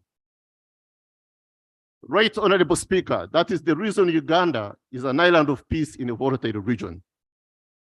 So the assassination of the minister cannot just be reduced to an issue of raw salary and allowances. This is indiscipline period. Yes, there could be, and indeed, are issues to be addressed, but please, let us not sow seeds of anarchy, hatred, fear, and animosity, where even us, members of parliament, we fear to go back to our homes because we fear our maids, our askaris, and our chefs. Finally, Right Honorable Speaker, in the military, we don't speculate. That's why before any military operation, we carry out reconnaissance on the enemy to establish the exact enemy strength in terms of personnel and equipment, the enemy locations and intentions, etc. I therefore enjoin and beseech Ugandans out there, stop speculation. An official board of inquiry has been set up. Let us wait for its findings. As I conclude, Right Honorable Speaker and colleague members, let me once again extend our deepest and heartfelt condolences to the bereaved family. The gentle giant has gone to sleep. Let him sleep peacefully. May the Almighty God rest his soul in eternal peace. I beg. Thank you. Thank you so much, honorable members. As we open the debate to pay tribute to the fearless Ugandan, a honest one, the gallant soldier of the land, a peaceful lover who made sacrifice for our country. I want us to be mindful as members of parliament that yesterday or the other day, Honorable Charles Engola was seated where you're seated, was like you. And tomorrow, we are going to be like him. I want us to debate with the dignity, with the respect to the dead and to the family. I plead with you not to say anything that may hurt the family in any other way, because he used to be like us and we will be like him. May I now open the debate as we pay tribute to our late colleague who contributed a lot to this country. Can we start with the Vice President?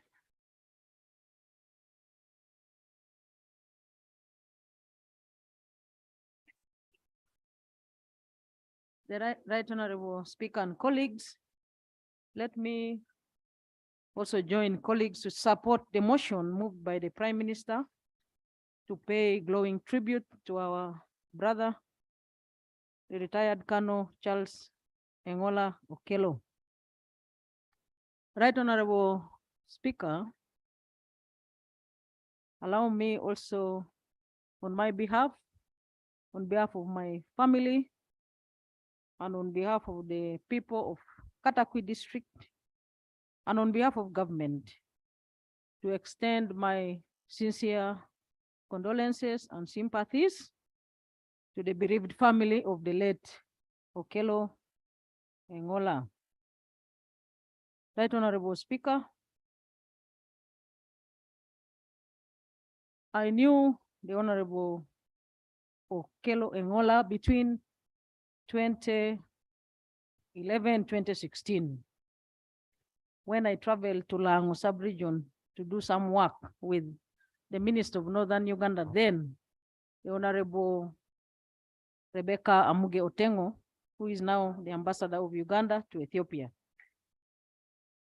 And Right Honorable Speaker, I can state briefly that the Honorable Okello Engola as a politician, strived to accomplish the set targets and tasks within the specified frame time when he was in office as a politician. I realized that when I visited his district, and we worked from 9 o'clock in the morning up to 11 o'clock in the night. And he was very resilient and wanted to continue with the program. But we requested him that we can continue the next day. So in so doing, Right Honorable Speaker, the Honorable Okello Engola served his country diligently in a dedicated manner. Secondly, Right Honorable Speaker, as a trained soldier or officer of the UPDF, he defended the interests of his country. And in so doing, he demonstrated the true professionalism of UPDF, earning him the name Macodwogo, which I also learned about between 2011 and 16 when I visited Lango to do some piece of work. And as a member of parliament, you may also bear witness with me, especially as an NRM member of parliament, he was always conscious of his responsibility to serve the people of his constituency and indeed the whole of Uganda, keeping in mind that the implementation of the NRM manifesto is on track. And that's what made him a very great NRM mobilizer. And finally, Right Honorable Speaker, as a member of cabinet, he was always on time. And during cabinet meetings, he would always speak frankly, though briefly, but the messages which he would pass during the discussion would add value to the subject matter under the discussion. And he had zeal in the fight against corruption. Right Honorable Speaker, may the soul of the departed, retired Colonel Okello Engola rest in eternal peace, and may the Lord sustain the bereaved. Thank you. Thank you so much, Honorable Vice President. Honorable Mao. Honorable Mao.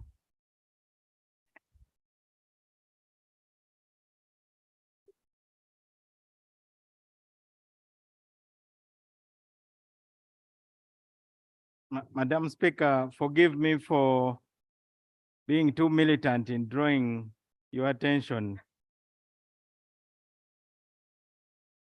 Right Honorable Speaker, dear colleagues. Meanwhile, we missed you. We wanted you to lay the wreath for DP, but it's good you've now come.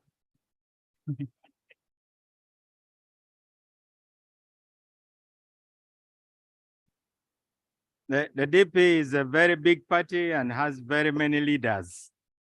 I thank you for allowing our whip to represent all of us. Right Honorable Speaker,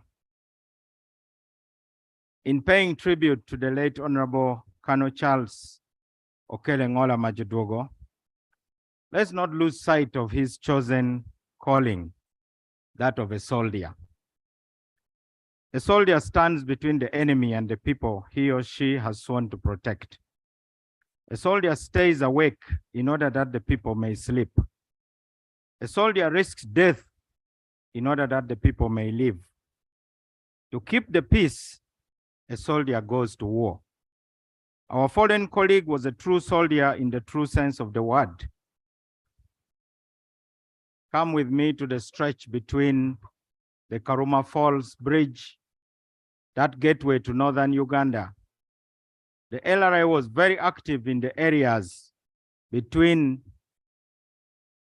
that area and the border of Sudan. Witness the long lines of vehicles of all types slowly driving north, armored vehicles at the head of the convoy and at the rear, some others in the middle, protecting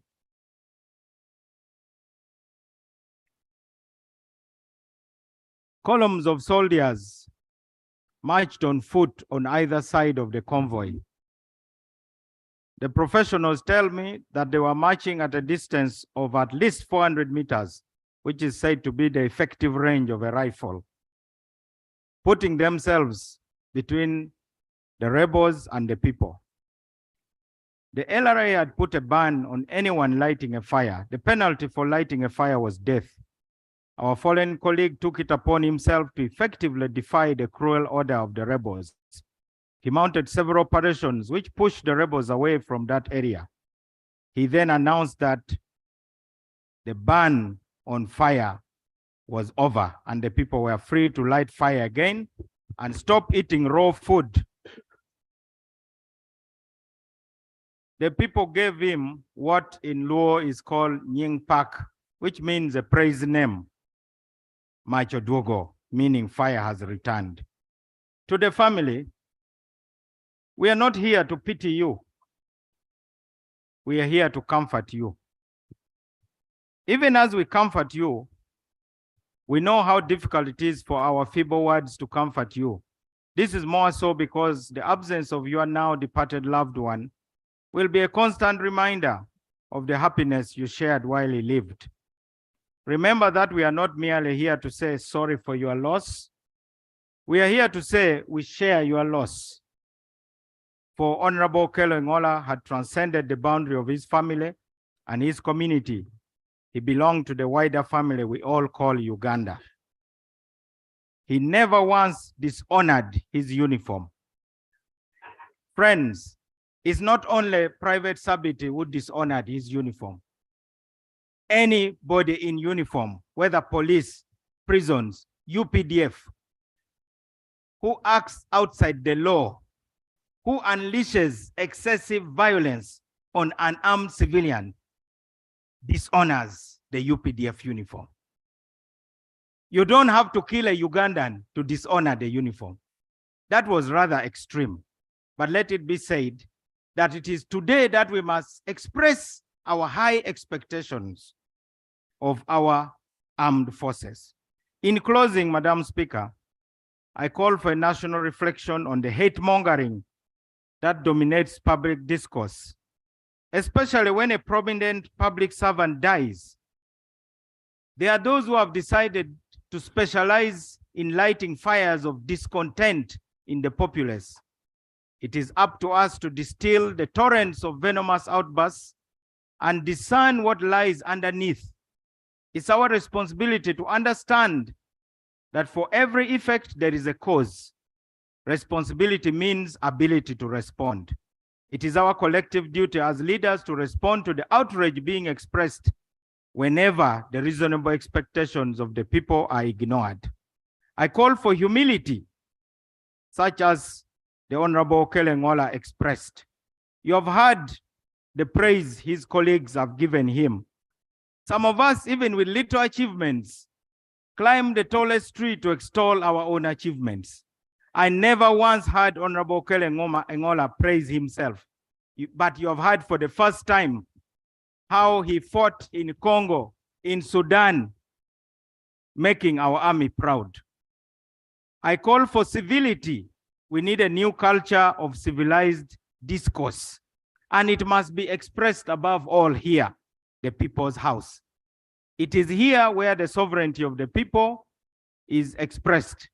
I listened to a tape, a recording of the late Brigadier Noble Mayombo, who gave the UPDF its name in the CA. And he said the mission of the UPDF is the protection of the people, to defend the people. And he called it forces to allow for its expansion. I also call upon the UPDF and all the other sister forces to reflect upon their mission. Madam Speaker, our role is state building. State building is not a partisan task. It demands the joining of hands. It demands that we talk to each other and listen to each other. This country is hurting, Madam Speaker. We need to repent to those we have wronged and to forgive those who have wronged us. Only true reconciliation can secure our collective future. We are all in the same boat as Ugandans. You may think you have a plan B, but there is no country B. Madam Speaker, there is no safe house, there is no safe room in a burning house.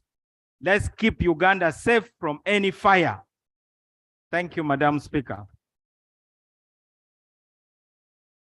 Thank you so much, Honorable Mao Aruboy.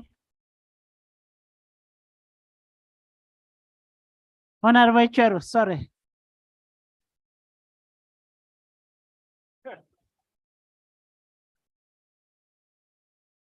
Right Honorable Speaker, and my friends. You know why I'm calling him Aruboy, whereas Kano Okello was busy with Amoka. Honorable Echeru was with the Arab boys in Teso. Right Honorable Speaker, I am privileged to come here and say a few positive things about my very close friend, the late Okello Engola, before we finally say bye-bye to him. But on the onset, I want to say, just to add on what Honorable Mao said, to the country, death belongs to all of us. And that you can celebrate the death of a person, even if you don't agree with such a person, in our humble position in Teso, is to invite a curse to your family and to your people. I am happy, Madam Speaker, that Macodwogo, much as his life has been cut short by this color soldier, there are no more camps in Oyam. Madam Speaker, there are no more convoys in Kamudin, Tugulu. Madam Speaker, there are no more convoys in Karuma to Pakwach. Madam Speaker, the Langi, the Acholi, the people of Northern Uganda have now joined the rest of Uganda in fending for their lives as normal, peaceful citizens. And the role Okello Macodwogo played is very critical in making this happen.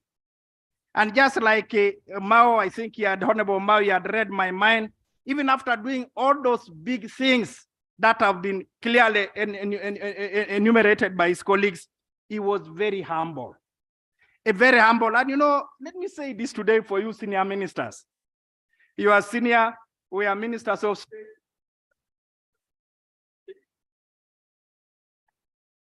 Switch on the mic and repeat that you salute them. Senior ministers, we salute you because you are senior, because you are our seniors. Okello knew that he had done all he has done for this country, but he knew he was a minister of state and he continued to respect those who are senior to him. And this must be a lesson to all of us. This must be a lesson to all of us. May his soul rest in eternal peace. Thank you. Thank you, Honorable Musa Chwero.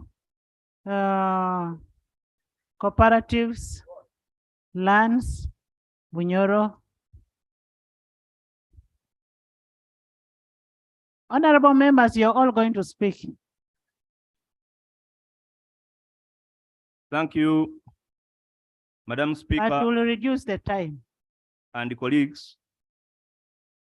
I join the rest of my colleagues to pay tribute to our fallen comrade, and I will limit my submission to a few areas. Madam Speaker, I first met the late Colonel Engola Okello Macodwogo 12 years ago when we were both district chairpersons. He was district chairperson of Oyam, while I was district chairperson of Jinja. I was elected president of the local governments of Uganda, and he was elected vice president of the local governments of Uganda, representing the northern region. We served the local government. He had a lot of passion and commitment. He had a lot of time for his people. He committed a lot of time and resources to ensure that Uganda, under the local government fraternity, took over the chair and presidents of the East African local governments. We later met in the parliament, in the 10th parliament, and were both appointed ministers. In the first term, he persisted and invited me to his constituency in Oyam North to preside over the annual general meeting of the Oyam North Women Farmers Cooperative Society. I found him at his home. We toured his farm. We had lunch together before. Madam Speaker, he was a generous man. He loved his people. And on that particular day, he contributed 10 million shillings to the cooperatives of his constituency. Before his demise, he had programmed a visit with me to his constituency again to organize fish farmers into a cooperative society. Comrades, death comes to all of us. I bid thee, Comrade Charles, farewell in the long by and by. Thank you. Thank you, thank you. Honorable Kanya. Ministers, I will come to all of you, don't worry. Right Honorable Speaker 2 minutes for each. and colleagues, I stand to pay tribute to a friend. I also stand to extend my condolences to the family. Let me say this, my first experience with Engola, I'll just use that one name, was around 2003 when we were going with a team with the late George Abola, the late Latigo Lal, and Matia Kasaija from the then movement secretariat to try to pacify that area around Opit. And we were attacked and ambushed by the LRA rebels. But a commanding officer came with the forces and liberated us very late in the evening. And later on, we learned that he was Charles Engola. That was my first experience. So I could say I am alive today because of that man. Then, when I was appointed in the Ministry of Internal Affairs, I gained a lot from his experience when he was the Minister of State for Defense. He perfected my rudimentary skills of a rebel in the Uganda National Rescue Front 1. And he made me to perform some of the areas where probably I would not have been. So I want to lay my, I want to really thank God for his life. And my message finally to the family is, death comes to everybody. You have a great opportunity to live from the good examples of this person, Charles.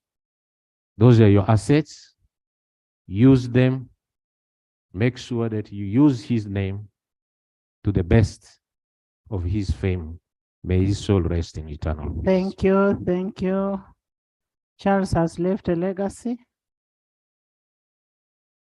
Bunyoro, then we come to Government Chief Whip, Health. Thank you, Right Honorable Speaker, honorable colleagues. I stand to join colleagues to pay condolences to a gallant son of Africa, a son of Uganda. Right Honorable, in 2007, when I served as Minister of State for Water, as a country, we had a challenge of providing services to the returning population from the IDP. I went to northern Uganda, and when I was in Apache district, I came across the LC5 chairman who gave me a strategy on the most efficient and effective way of providing safe water to the returning population. That was Colonel Charles Engola. That strategy, we used it in the entire North. Colonel Engola was a gentleman. He was not proud at all. At that time, I didn't even know he was a soldier. But he gave me all the guidance. He gave me the strategy. He supported me. I really want to salute him. Right Honorable Speaker, we have served with Colonel Engola in cabinet. And he was a very, very humble minister. Right Honorable, I just want to confirm as I end that it is true. The murderers have no place in heaven. This is stated clearly in Proverbs 6:16. Murderers, no space in the kingdom of God. So is 1 Corinthians 6:9 to 11. I want to salute our brother, and may God sustain the bereaved family. Thank you for the opportunity. Thank you, Honorable ICT.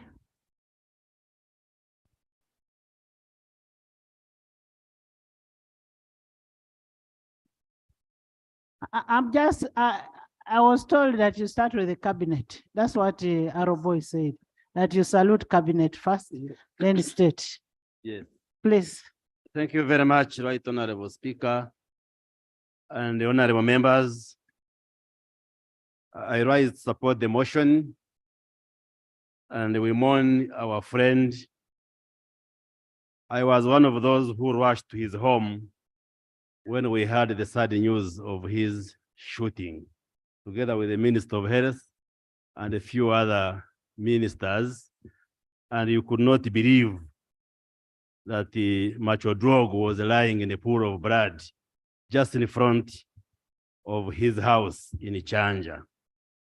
On behalf of the people of Chinchiz East and Kanungu district, I convey our sympathies and condolences to the family and pray that God comforts you in these trying moments. We condemn in the highest terms possible all those who think they can put down others through a gun.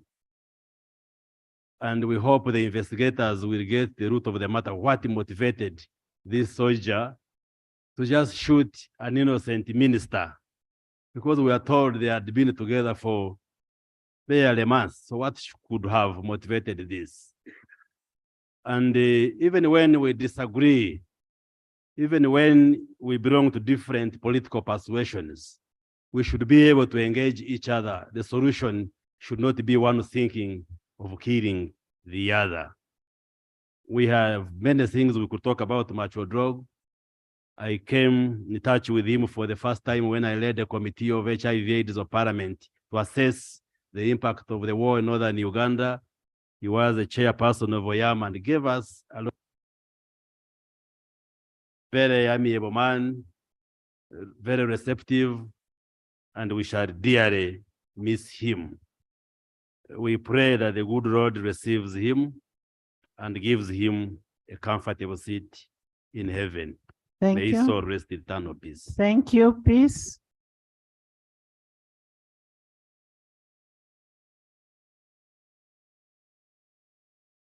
Right Honorable Speaker.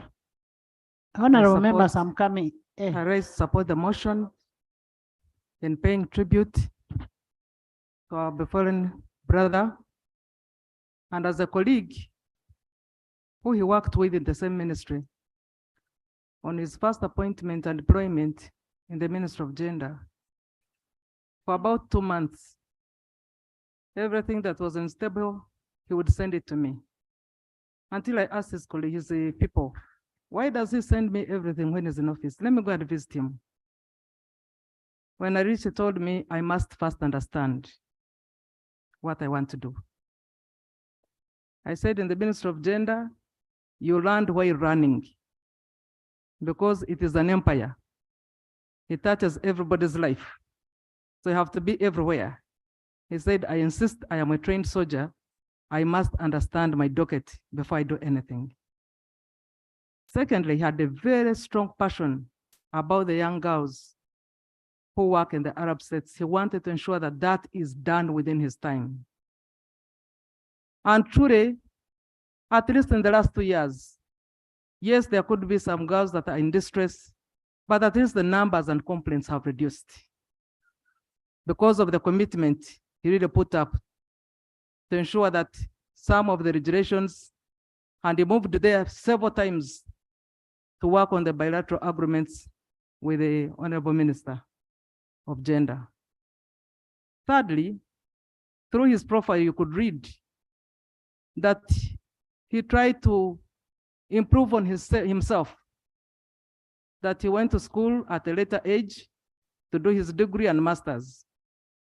And that is a very strong attribute of certain people. I don't think there is more importance attached to education.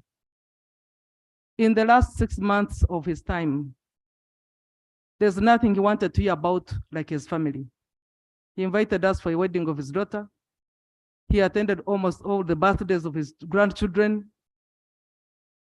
And I wish really to request the family that surely pay back for the attributes he did, for the legacy he lived. Keep together, keep united, keep strong, and keep firm. May God rest him, his soul in. May God rest his soul in eternal peace. At a time like this, it is difficult sometimes. Thank you. Honorable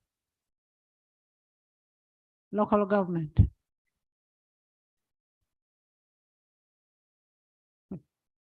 Thank you, Right Honorable Speaker. I first knew the family through the brother seated here when I invited him to Kabarole in the 9th Parliament. But unfortunately, on that very day, they lost their mother. So he couldn't come. And when we met in cabinet, I asked him, could you be the brother to Sam Engola? And he said, yes. I said, from today, you are my brother because your brother is so close to me. And it was very unfortunate that when I had invited him, you lost your dear mother. But the lessons I learned from the character of the late is that it costs us nothing to be polite, humble, and to mix with the people. I want to thank the wife. When I went to mourn with them, she was really passionate and she said, I'll hold the candle of my husband and keep it burning. I think that was a very strong statement, madam, and practically make it happen. I want to thank the children. At least I communicated to 2 of them. They also said, one of them told me, the late is not my biological father, but he's my father because he has done all the roles my biological father could have done. And I think it's very rare to get that testimony. He has done everything he could do within his personal will. He has served the nation, his people and colleagues, and there's nothing more to do than to pray for him and to let the family keep his candle burning. On behalf of the people of Kabarole, where the victim comes from, I want to tell you the people are mourning with us. And it's unfortunate that only one person did something wrong, but the whole district and kingdom are mourning with us all. May the soul of our brother rest in eternal peace. Thank you so much. And I like what was said. We need to know the cause. There should have been a cause why the Sabit did that. We need to go in depth and understand why he did that. And since he has also died while a serving officer, the army, you must take care of his family. Honorable Water.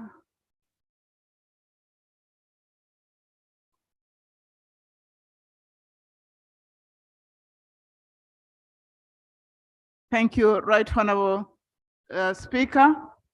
I second the motion to pay tribute to the gallant son of Uganda, Honorable Okello Engola. We condone with you, the family, and with you, Right Honorable Speaker, with government, for this great loss. Engola has been spoken of. He's such a humble man, a fearless man, a very committed man in what he does. In cabinet, I sit just next to him, and he's very critical about his submission. We are all in shock because his death is not a normal occurrence.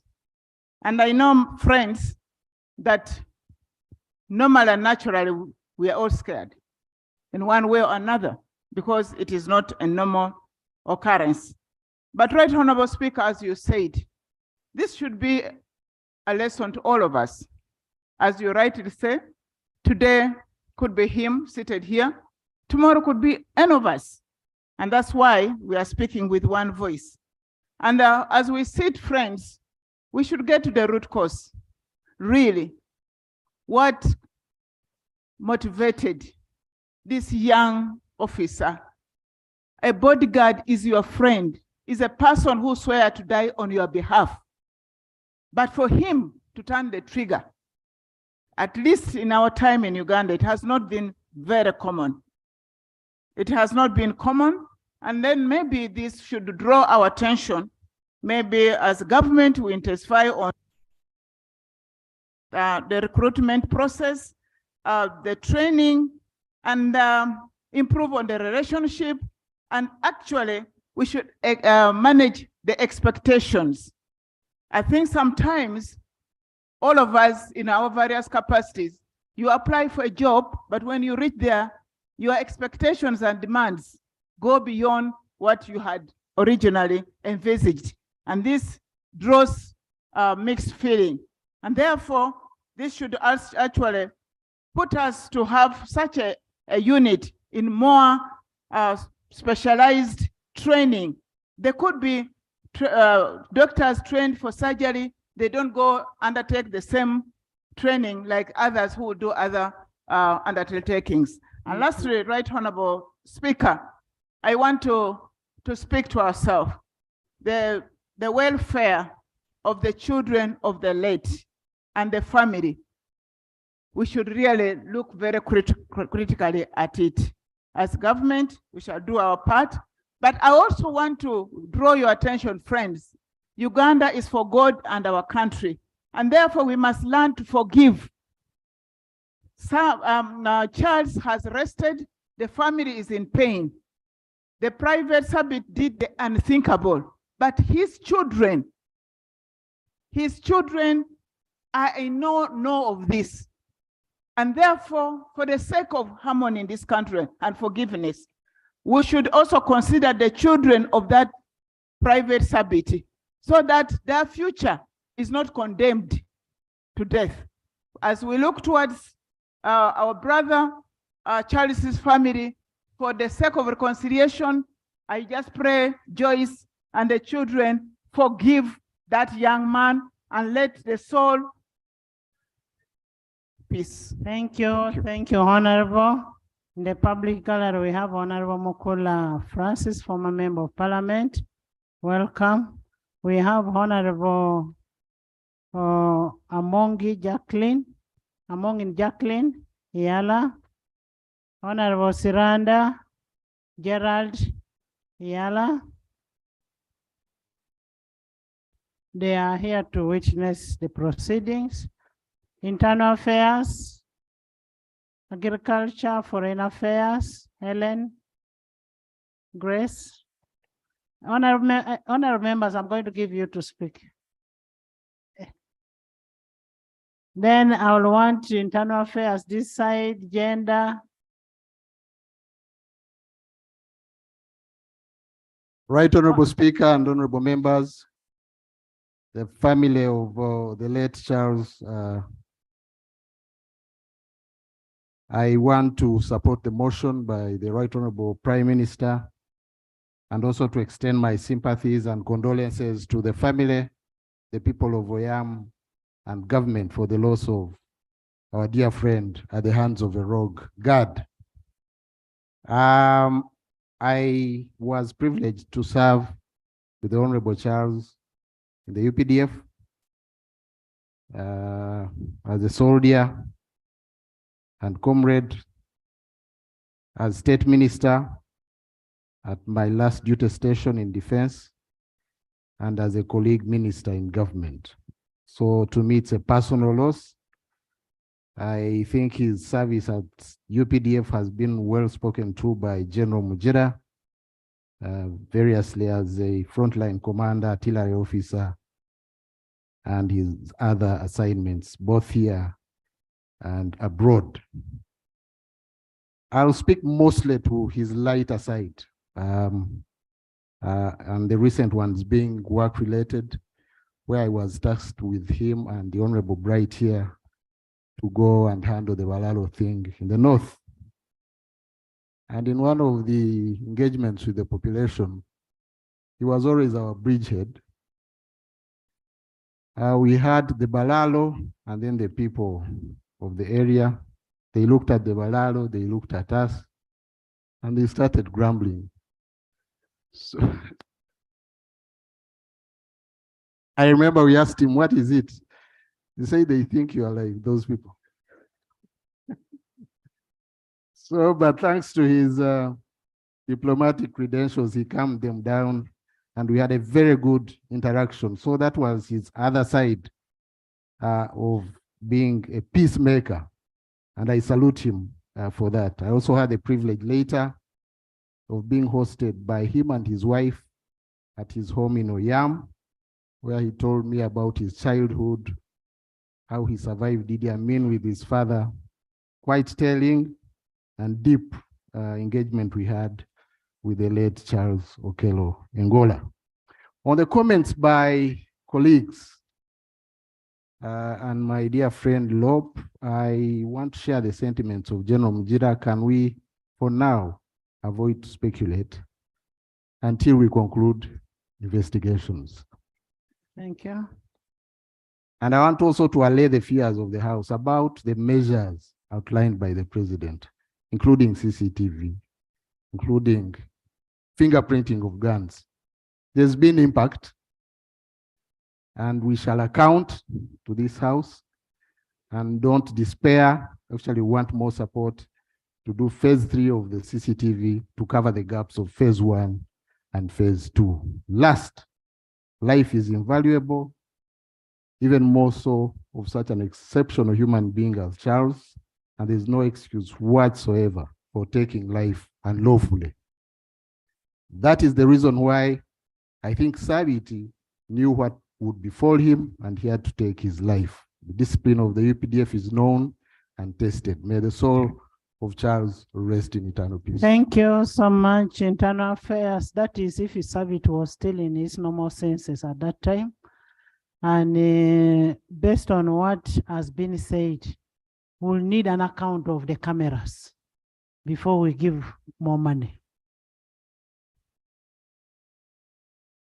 because the cameras will help us in investigation. Yes, agriculture. Thank you, Right Honorable Speaker and colleagues. Condolences to Commander-in-Chief, condolences to you, Right Honorable Speaker, condolences to the family, and condolences to the people of Northern Uganda and the entire country. Honorable colleagues, I knew late Honorable Okello during my time in UPDF. I interacted with him when he was chairman LC5. And we also have a relationship, a social relationship. And my daughter was getting married to Yam in Achaba. And I had to find out where my daughter was going.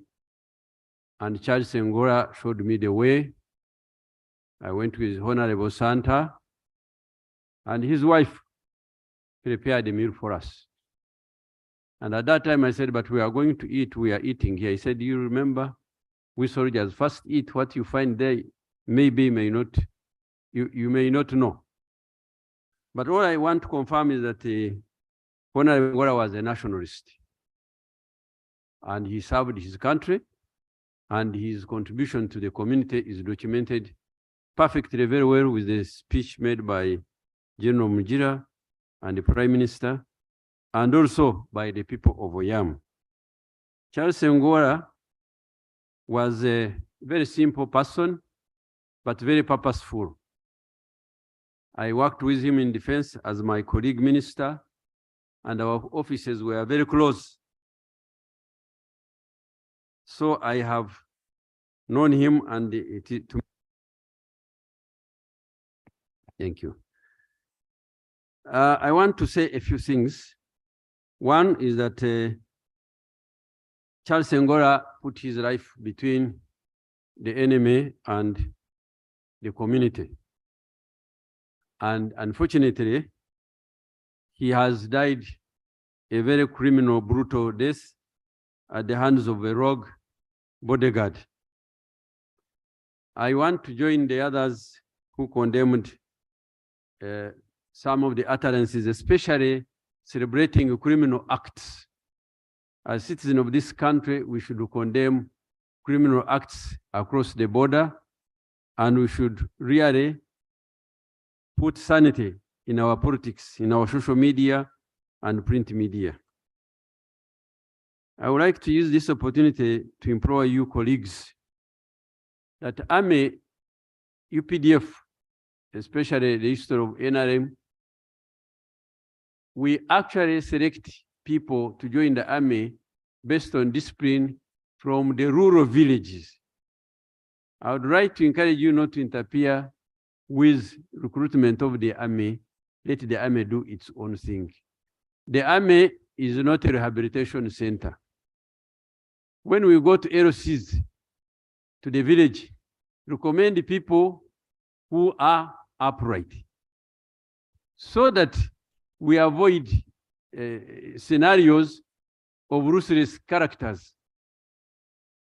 So to me, this is the first history in our history and should be condemned. Lastly, I want to thank you, Madam Speaker, for providing the opportunity. I want to thank you, Prime Minister, for moving the motion. My sympathies to the family.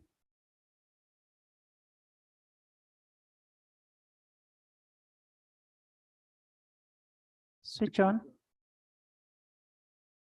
To honorable colleagues, members of Parliament, and the bereaved family. May the soul of our fallen comrade rest in perfect peace. Thank you. Thank you so much. We are aware that we recruit disciplined officers, but we need to continuously train them, continuously counsel them, and continuously do due diligence on them. Yes, Foreign Affairs. Right Honorable Speaker, colleagues, I stand here in support of the motion that was presented here by our Prime Minister, and I stand here in sadness at the loss of my brother, Colonel Okello Engola. I met Colonel Engola Macodwogo in 2001 when the rebel situation in northern Uganda was so bad that each time you were trying to go to Gulu or further north, you had to wait in Karuma in order to be escorted across to wherever destination you're going. At that time, I paid no attention to who he was, and I just saw him as any other UPDF officer. Much later, when he became the LC5 and I was a government, we became to know each other better. A lot has been spoken about this man. But when he came into government, we came to realize that there's some similarities between us in terms of characters. This was a very noble, humble, down-to-earth gentleman that you never even imagine that he can quarrel or even kill a fly. He was a wonderful person. On many occasions, I say many occasions, he was mistaken. People mistook him to be me to be him, Sam Engola to be me. It is all the time confusion. I don't know why.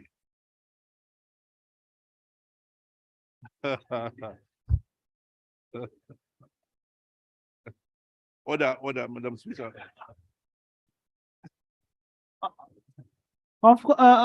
Honorable Minister, of course, they would mistake because of the size.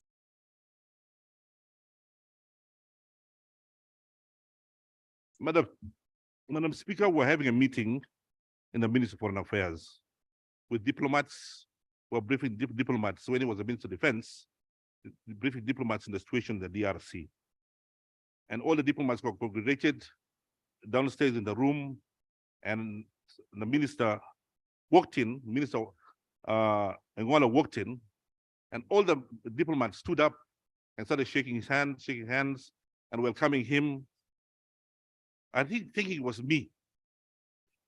But to their surprise, he went and sat on the side. I come in 5 minutes later, and all the diplomats are confused. And they all stand up again, and they look at me, and they look at Sam Engola, and I tell them I'm the minister. He's just a imposter. We became friends, very, very close friends. I never called him Charles, so I never called him Okello. I always referred to him as Lao, and it could be actually Sam Engola here. I never called Sam Engola Sam. He calls me actually. I refer to him as what? Lao. We just want to enjoy life. We just want the life to be simple. We always amongst ourselves say life is short. Let us enjoy it, and let us don't make life complicated.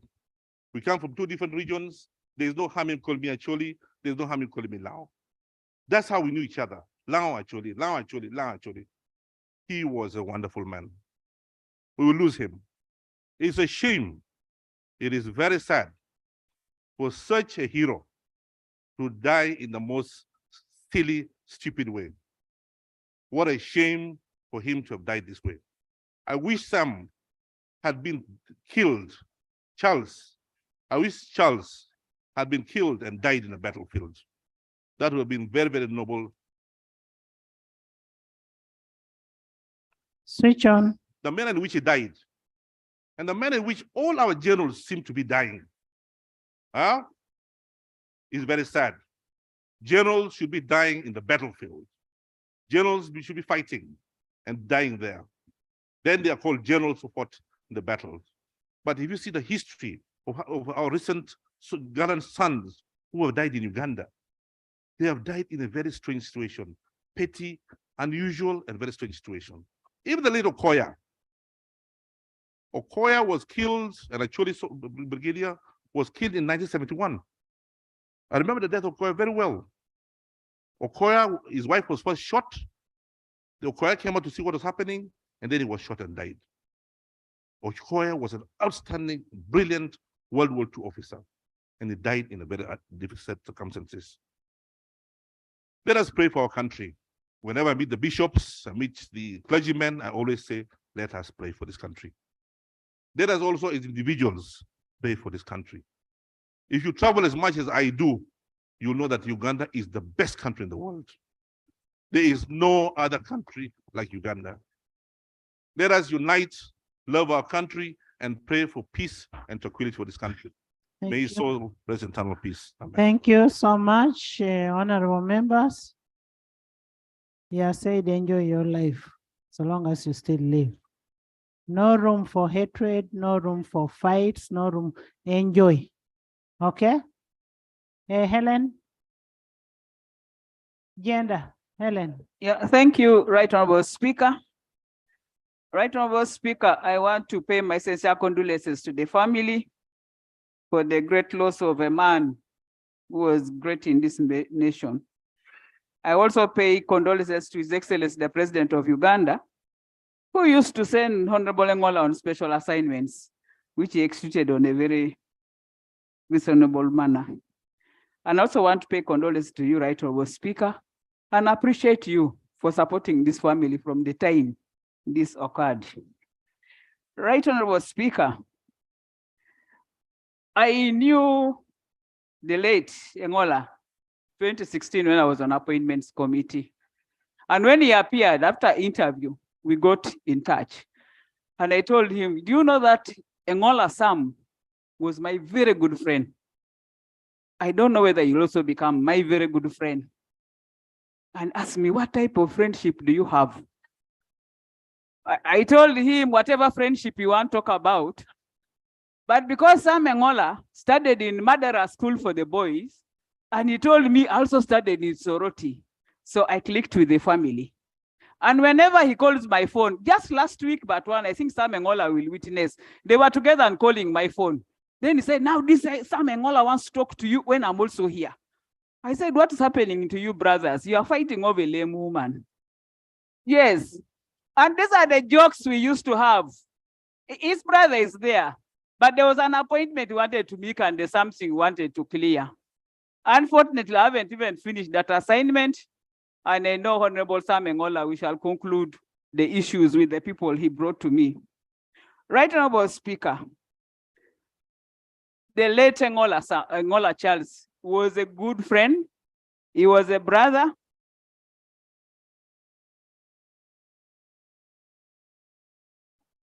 Thank Helen, you. switch on. The late Engola was a very good advisor. Some of us were civilians. He gave me a lot of tips in security. It's very unfortunate that he dies from a gun. He would tell you, even when you travel out, be careful which room they are booked for you. We would then ask him that he said, don't joke with the position you have. It's a position that everybody envies. And then I told him, now you teach me security, I teach you gender. And I tell now when you're soldier, I've come to gender, you come to us and we teach you the issues. When the daughter was getting married, he said, I have my one daughter. I feel pain for her to get married. And I wanted people to come home. And I told him, my brother, I will not be able to come for the marriage, but I'll give you support. Then he said, but my wedding, you people of gender, you must come. And what made that promise? Unfortunately, we shall be going to send him off. The wedding has not come to be because I even told him, what type of good soldier is this one with one woman? Because we know soldiers, with due respect to the ones in the house. With due respect with those in the house, they are usually, but this man was a Christian, Right Honorable Speaker. Right Honorable Speaker, Honorable Engola liked jokes. And whenever we're in the ministry, he will tell you, you Muteso, you look at the way you are moving. Then I tell him, you Langoman, you look at the way you are looking at me. Whenever we started a meeting, and you find us laughing. Before he went for Labor Day, the officer of the chief whip called me, said, we're looking for somebody to present the statement. I called him. I said, he was supposed to go to Moroto. I think he had another assignment of His Excellency. He told me, now, I am here at the media center. How do I go there? I said, no, finish the media center and rush to Parliament. And I think that day we had an issue here and was not able to come and present that statement. But he came here, then he said, you know, my sister, I have to leave for Moroto. I said, no, go to the house, then travel to Moroto. After all, you have your wee. And we laughed. Then he said, from Moroto, I am coming to Ntungamo. I don't know what he was going for prayers there. From Ntungamo on a Sunday, he was going to Namutumba. This was the man, a very hardworking man. Right about Speaker, whenever we used to have caucus in Entebbe, he will call me and say, Samo, where are you? Come and take advantage of my lead car and we go to Entebbe. And we used to move us together. This was a friend. We have missed a great man. A man who loved this country, a man who loved his family, a man who loved his constituency. Every time was free, was in Oyam. And I remember when he was chairman on LSE5, one of our councillors was given to be a minister of finance, Honorable Dongo Ali. This man loved anybody, despite your status. May God rest your soul in peace till we meet, my brother. Thank you. Grace.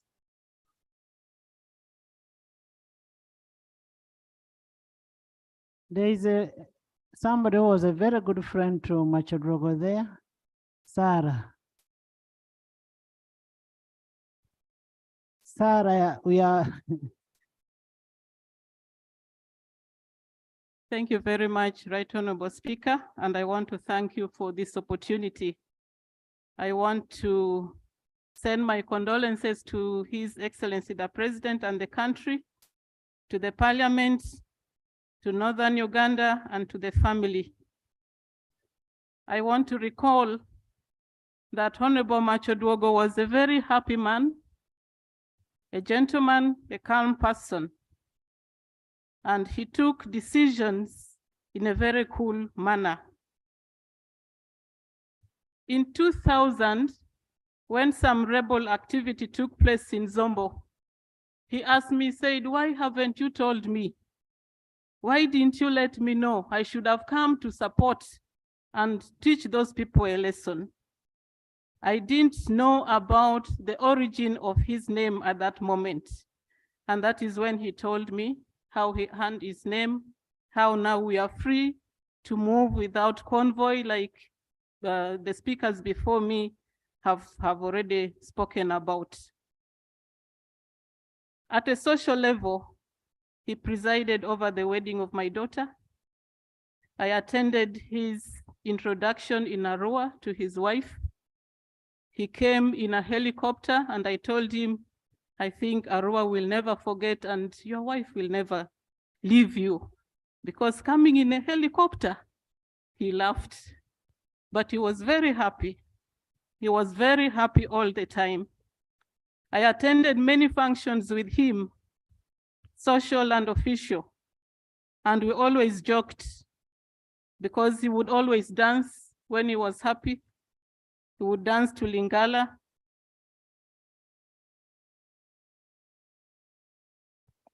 He would dance to the Lango traditional dance.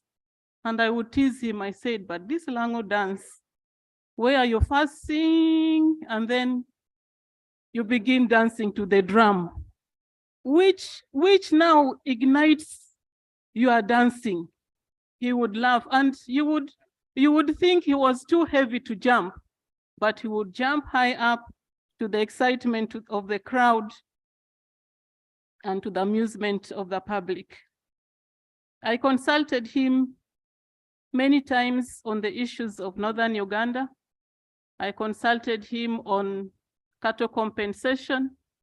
I consulted him on the Balalo issue. At one moment he said, let me tell you, there are people who are liars and don't believe them. And he brought me a file of photographs, of letters, and he would show me, do you see this one? Do you know this one? This one was already paid. He should not even talk about anything after the long sitting. And he came to my office with that file. He said he was now going. I asked him for the file. I said, please, can you give me the file? He said, no, this is a secret. But when you have anything to consult on, Please, I'll always be there for you. At one of the first functions I had in Oyam, when he became the minister, we went together with him for his Thanksgiving. Another time I went for my own work, and he had lunch for us in his home. And he told me, do you know, I am also a medicine man. Said, what do you cure? Said, many things. I cure kidney, I cure lungs, and I cure other diseases which people fear to talk about. Then I said, how would you then know? Said, I know by the way they behave, but I know. So when he took us around his gardens, he showed me one of the plants because I had cough. And I took a leaf and I coughed. It was bitter, I coughed. I took another leaf, came back to Kampala with.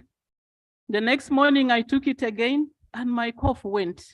So I know him as a medicine man as well, but I didn't discover the other diseases. And he told me that you can only get these plants with my permission. If you don't get my permission, the medicine will not work. To the family, God has given, God has taken. May the Lord protect you and give you peace. May your soul, Charles Macodwogo, rest in perfect peace. I thank you. Thank you so much, Honorable Sarah, Honorable Esther, Honorable Judith, Teso. Let's reduce the time so that we give other members also. Thank you. Thank you, Right Honorable Honorable Speaker. members, cabinet, we need to mourn with you. Please. Thank you, Right Honorable Speaker. I also stand here to pay my tribute to the family, to His Excellency, to you, Right Honorable, for the loss of a man who was patriotic, hardworking, humble, talk about everything. He was just a man of himself. I came to know Honorable Engola when we were deployed in the same ministry, Ministry of Gender. And when I introduced myself as Sarah Mateke, he said, Mateke and Lango, we have a very serious relationship. And each time he would tell me, do you know, Mateke should have donated all the daughters to Lango. Then I told him we donated one. And each time he would tell me, I also want you in Oyam. That's what he would normally say. But that's how the relationship came, saying that Mateke and the Lango family, that is where that family name generated from.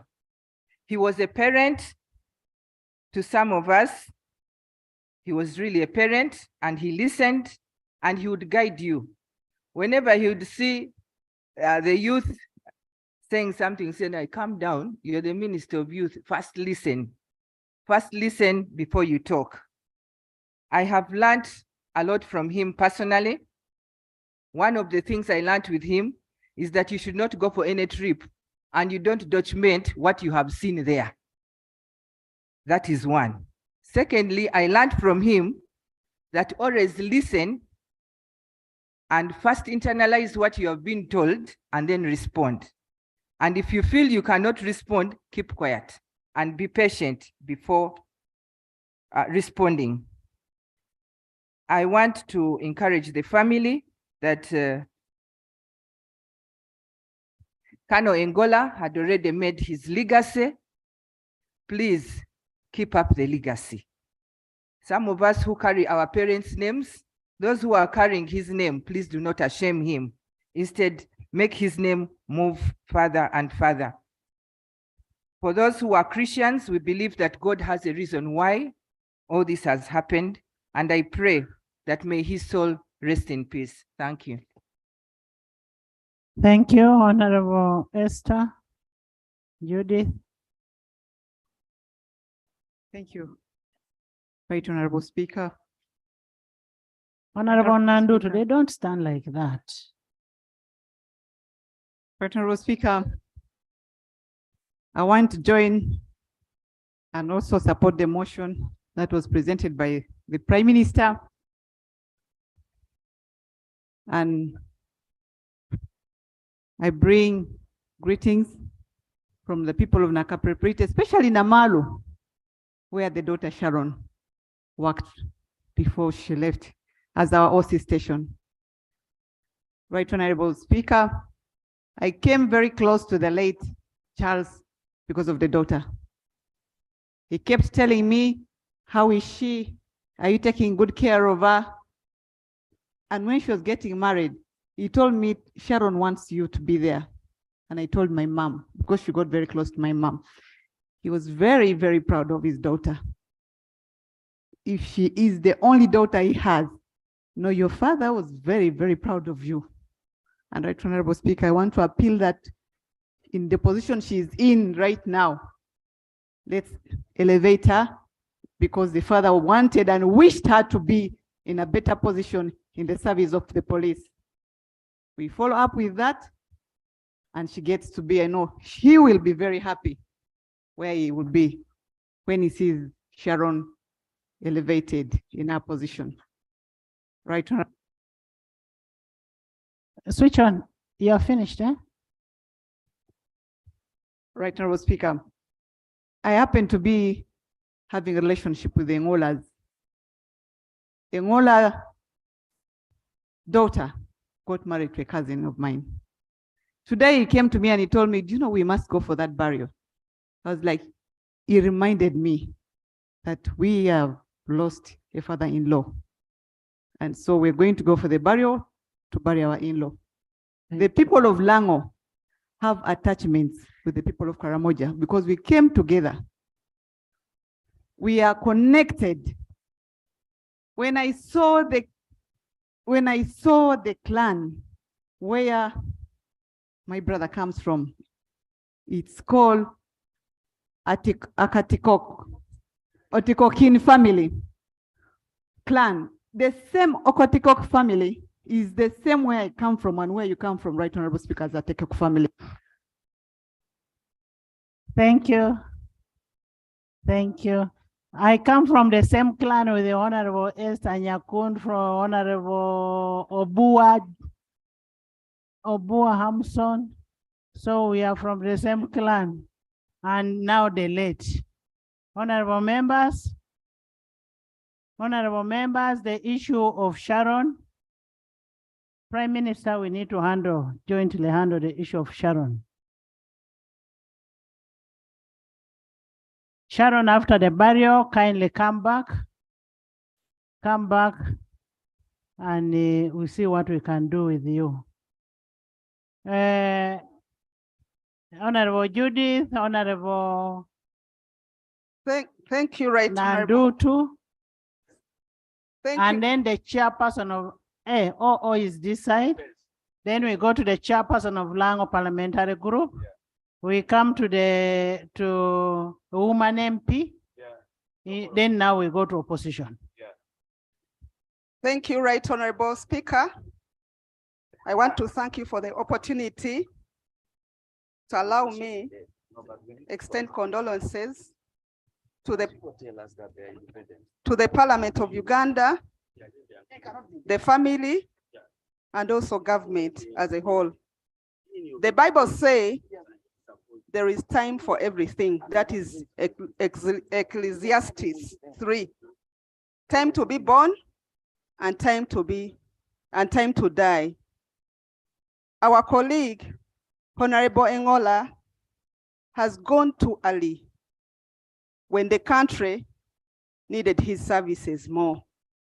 Right Honorable Speaker, I met Engola when I was Chairperson Defense and Internal Affairs Committee of Parliament. During my first time in Parliament, I met an encounter where I was welcomed with a baptism of fire from some of the members. Honorable Engola called me as a Minister of State for Defense. Honorable Nabakova, welcome to politics, but you need to be firm and develop a thick skin, because he knew that I was heading for tough times as I headed that committee. Right Honorable Speaker, I remember he was a very dedicated man, a timekeeper, and he loved his work. He would keep time, he would come on time, he would mobilize his colleagues in defense to be with him in the committee, and he would always be prepared with answers to issues that were raised by Parliament and members of the committee. Right Honorable Speaker, we must all learn a lesson from the colleague lying before us, that he took his work seriously. And even by the time of his death,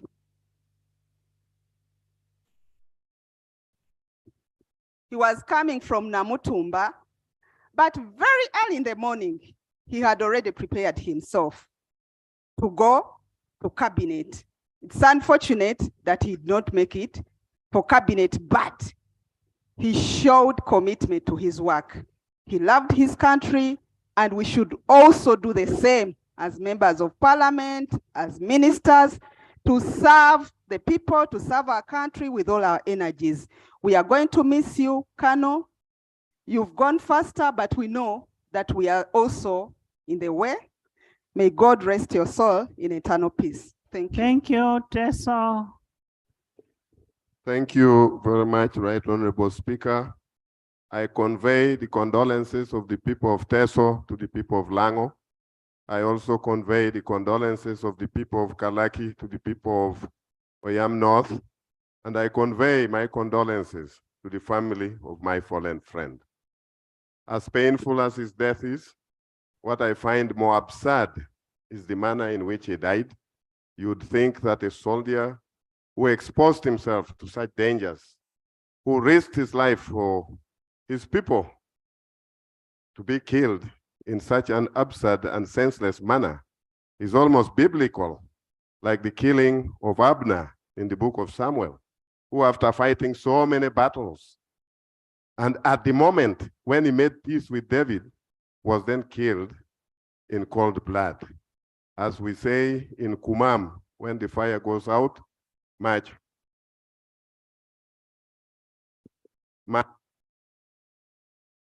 the soul of my brother rest in eternal peace. Thank you. Honorable Nandutu, Hajat, and Oo. Thank you, Right Honorable Speaker. I join the rest of the members to support the motion and condolence to the family and the entire country. Right Honorable and Honorable members, I knew Honorable Sam Engola as Macodwogo. Charles Engola, sorry, as Macodwogo. Honorable Sam, you're still alive. You know, for, in our culture, when they say you've died, that's when you live longer. Sorry. I knew him as Macodwogo, but I did not know the meaning of Macodwogo. Even the president, Macodwogo. Even the president in cabinet was calling him Macodwogo. So when I learned the meaning, I remembered the time I went to Oyam with Honorable Ben Wacha when I was still in the other side of the media fraternity. And we moved in the villages of Oyam. And indeed, the saucepans, the kitchens had gone silent. People had deserted their families' homes, and they were staying in IDP camps. And when I went back to do the post-war recovery series, I found when the people had come back to their homes and they were indeed cooking. So I came to learn that he was, the reason why they gave him that name was the fire had returned back to the kitchens in that very region. Defended his people. So when I became a member of Parliament, Honorable Macodwogo looked for me As you're aware, Right Honorable Speaker, many Ugandans fell in love with me from their TV stations in their sitting rooms. And Honorable Macodwogo, I came to learn, was one of those who fell in love with me on his TV set in his sitting room. And when he met me when I was member of parliament, he declared his love for me and said, Nandu to Agnes, don't misquote the love. He declared his love for me and said, me and my family loved you when you are on TV, and from today, you are my friend. And we indeed became friends. This soldier who is lying before us here was really a lover man. He was a good man. Right Honorable Speaker,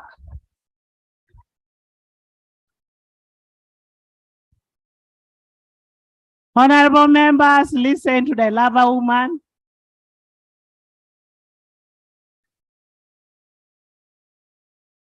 Right Honorable Speaker, honorable members, I did not know that Honorable Engola really watched me while in cabinet. One time, he called me when he was in parliament here and said, Nanduta, I want to see you. And we met in parliament at the stairs, and he gave me a watch.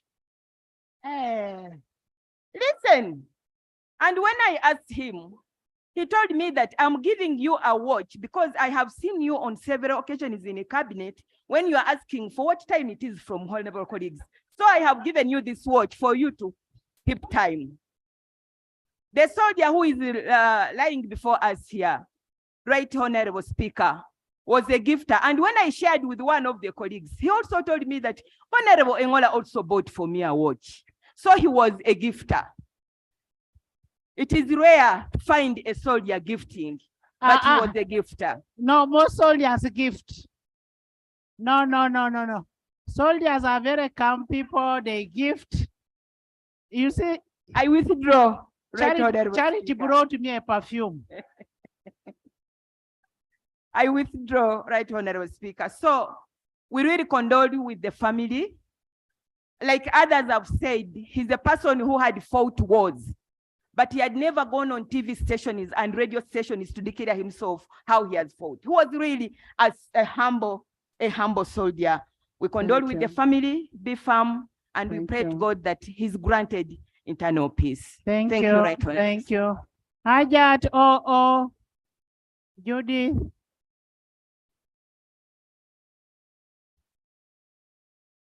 Right Honorable Speaker,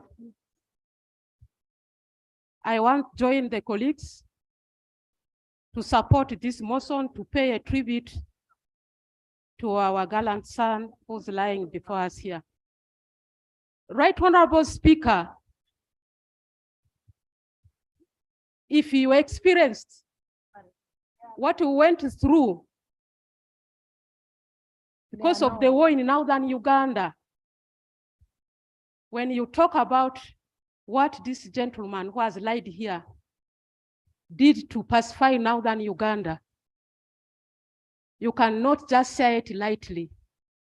Unless you had it as a history, you can just talk about it like reading a book that talked about it, maybe one of those former leaders.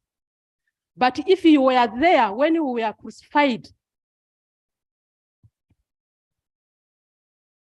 when our ears are cut, when the roads are blocked, when our people could not reach Kampala, when we could take 1 full week to come from West Nile to Kampala, it is saddened that we have lost one of those who have sacrificed to create a peace in that region. But today is here. Right Honorable Speaker, as anxious as I was, when I saw my name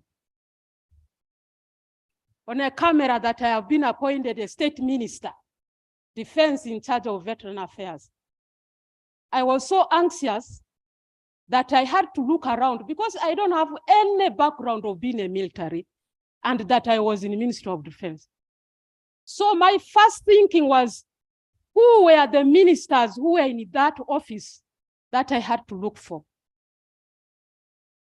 Honorable Minister, I looked for Charles. I looked for the minister I replaced.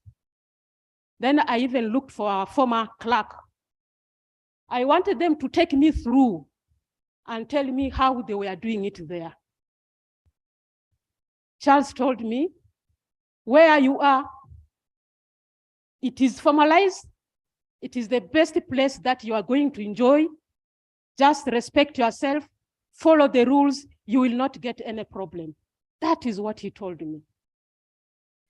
2 weeks ago here, Right Honorable Speaker, because of the challenges of the raiders we are facing in Karamoja sub-region, one of the MPs of Otuku stood up here and he said she told us that I wish still Charles was the minister in defense. He did not suffer the way they are suffering with these Karamajongs. So I stood here, I said, kindly, my sister, we shall also do exactly the way Charles was doing. After committing myself that we are going to go to Otuke with you, I had to go and look for Charles. I said, Charles, you created a shoes that we are failing to put our legs on.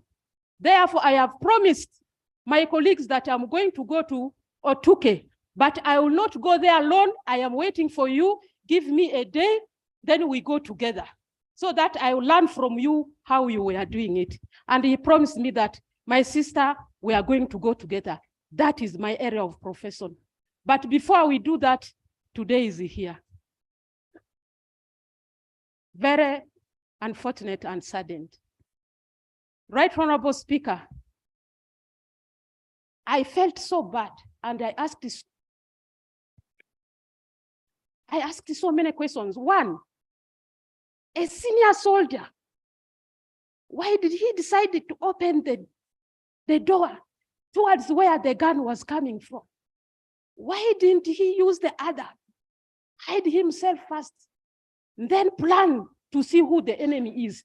I have so many questions that I cannot answer. And he's not there not to answer any of them. May his soul rest in peace. Thank you so much. God's timing is never ours. Then Judith.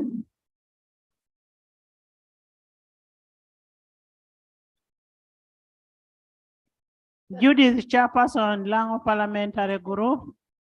Next, then we shall have an MP of Oyam. Then we shall have the shadow gender, shadow internal affairs, shadow. Thank you. Yes. Thank you, Right Honorable Speaker. I want to join the rest of my colleagues here to convey my sincere condolences to the family, to the president, to this parliament, and to the people of Oyame North. A giant is lying before us, emotionless, without, he can't hear us definitely. And if he had a way, I'm sure he would have told us how certain words to say here. But I want to thank General Mujira for speaking on behalf of your UPDF and actually Minister of Defense. You were that was very brilliant. I want to speak as a person who in the ministry, and just like my sister, Hajat Huda, it was very helpful to us to settle in. But to me, at a personal level, he took me to his home with his wife there. I thought I was the only special minister who had gone to eat from his home. Not until today that I got to know that everyone who went there ate a lot of food. I promised that I would revenge if he came to my place. And we're building some churches together as a legacy to our parents and the community. He was doing that and he wanted to wed in that place. It's painful. It's painful. He loved his people there. But more so, he loved his family and he loved Uganda. Where you and me, where our passions are. People who take the prevailing peace lightly to celebrate evil. Where is our passion? The name Macodwogo people have spoken about, nobody has spoken about the bees in the same camp, Zambia. Where the Konyo, they were hiding, and they had to start also the fire, and some beehives, and got other people running, and the Konyo rebels thought it was a witch that he had started the bees. He was quite a commander, but above all, he was a nationalist. Are we tribal? Are we regional? Can we measure up to Honorable Macodwogo? What is your scale out of 10? You. Macodwogo, you played your part. You loved this country. You became a soldier. I know on 1st of May, when one minister lowered your rank as a lieutenant, she referred to you as a lieutenant colonel. You were disturbed. He said, how can she say that before my commander-in-chief when I want to be elevated? He wished he could be a brigadier general.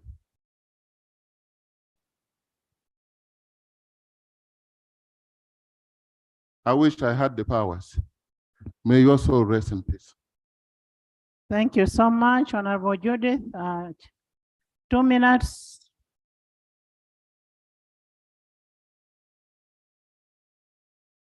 Judith is a chairperson of Lango Parliamentary Group. Thank you so much.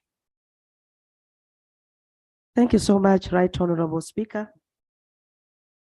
Right Honorable Speaker, I would like to take this chance to thank you for being a strong woman in this parliament. On behalf of the people of Lango sub-region, and on behalf of the members of Lango Parliamentary Group, we are not taking this debate for granted. Thank you so much, various caucuses that are in this parliament, for standing with us, the Lango people. Right Honorable Speaker, we are blowing the trumpet of the late Macodwogo. Actually, Macodwogo had been a very powerful person in Lango sub-region. He's remembered by the experiences that we are discussing here, we are bringing forward. He could not blow his own trumpet.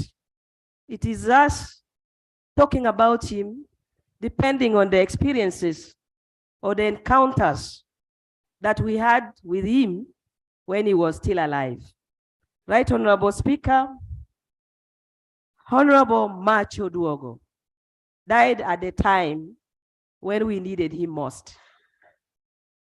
Honorable Macodwogo, being a great hero in Lango and given the name Macodwogo. Yes, the fire is back. Right Honorable Speaker. The time when there was a lot of insurgency, I remember very well, though I was a young girl and we were sleeping in the bush.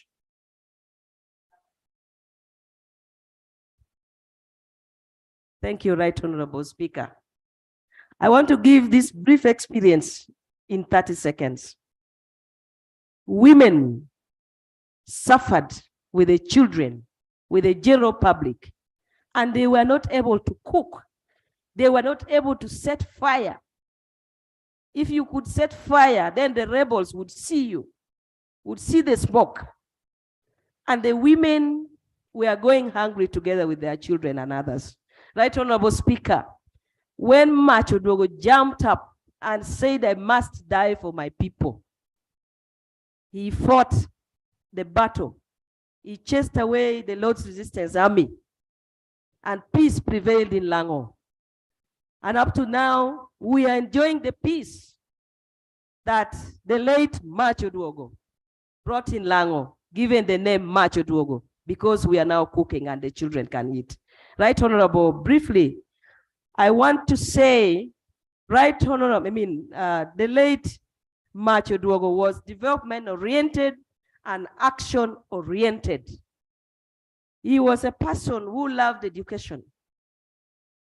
He gave his land for the construction of a technical school, which he didn't do. He had already acquired the land. He was promoting agriculture. He made sure he put very many demonstration gardens in Lango, including coffee growing. Right Honorable, given this chance, let me say that the government, having listened to all this debate, please let the government come in to construct a technical school in Oyam in his name, because the land is already there. It's only a matter of talking to the people who are there to really. Yes, Right Honorable, for his remembrance, let the technical school be constructed in the land that he had already acquired. That is one. Two, Right Honorable Speaker, on the issues of agriculture, he had promoted the growing of avocado, avocado, the growing of coffee, among others. Right Honorable, right now, Lango sub-region and the entire northern Uganda has not yet received coffee seedlings from government. And the season is going. Right Honorable, to remember him as a great farmer, as somebody who has been promoting farming in Lango sub-region. At an earliest opportunity that we are experiencing rain, and you know very well that, Right Honorable, we only experience rain, much rain in the first season. Let us be availed with coffee seedlings. Our farmers are already ready in order to remember him. Government needs about 20 billion bags of coffee for export, and government is able to raise only 8 million bags right now. We have vast land that we can promote coffee growing and remember him for that. Right Honorable Speaker, I would like to mention here that Colonel Macodwogo served in this country selflessly. Right Honorable Speaker, if he could be given chance, much as he has died, to be promoted posthumously by His Excellency the President, let him be promoted, let his family be supported with the benefits that they really deserve. That is my humble request, Right Honorable Speaker. While I conclude, Right Honorable, we are grieving, we are mourning, everybody is touched, everyone is asking questions.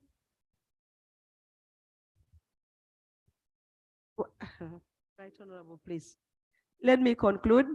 Right Honorable Speaker, we are grieving, everybody is touched, and we are all asking many questions. Right Honorable Speaker, I would like, on behalf of the people of Lango, we are requesting government to avail us the substantial report of the death of the Right Honorable Macodwogo, the late Macodwogo, who has been a minister, who has been a member of parliament, and who has really served this country tirelessly. We need that report so that our hearts will be at rest if we have known really what caused the shooting by the bodyguard. Right Honorable, I beg to submit this. I thank you so much for giving me this opportunity. Thank you, Honorable Alum Santa. Is a woman member of parliament. Of Oyam, where the late, please.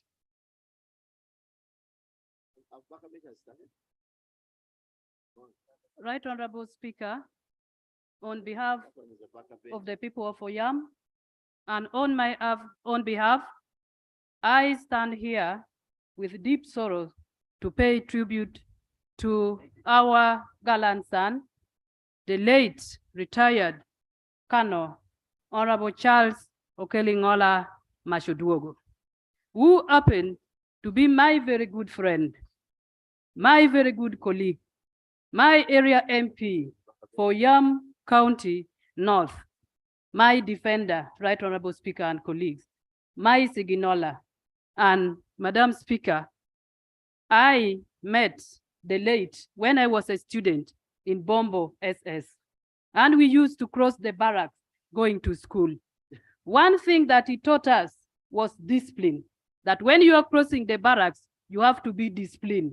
You have to greet Abari. And when you come, when the flag is being pulled down, you have to stand still and don't walk, and you look straight. That was him, his mentorship right from my student days.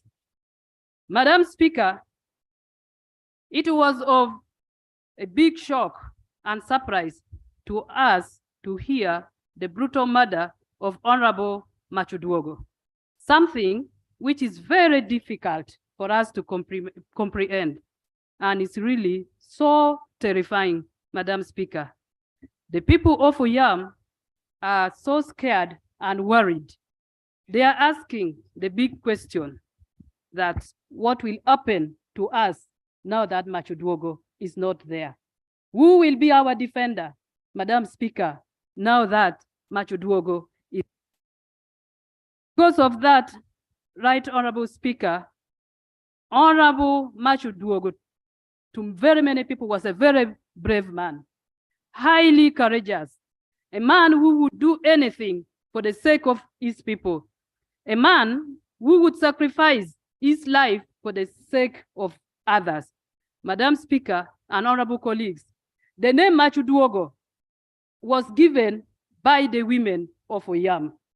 I got married along that time when the insurgency was at its highest, Madam Speaker. The women, as we all know, bear the greater burden of wars and the children. There was no cooking. Women would not fetch water. Women would not fetch firewood, but whenever he was around, all those would happen, Madam Speaker. And the women gave him the name Macodwogo. And I would like to salute him for that. Right Honorable Speaker, the late Charles Okello was really a gallant son. He was a member of parliament for my county, South. And I want to mention this, Madam Speaker, because there's a lesson that we can learn. We had a very good working relationship with the Honorable Minister.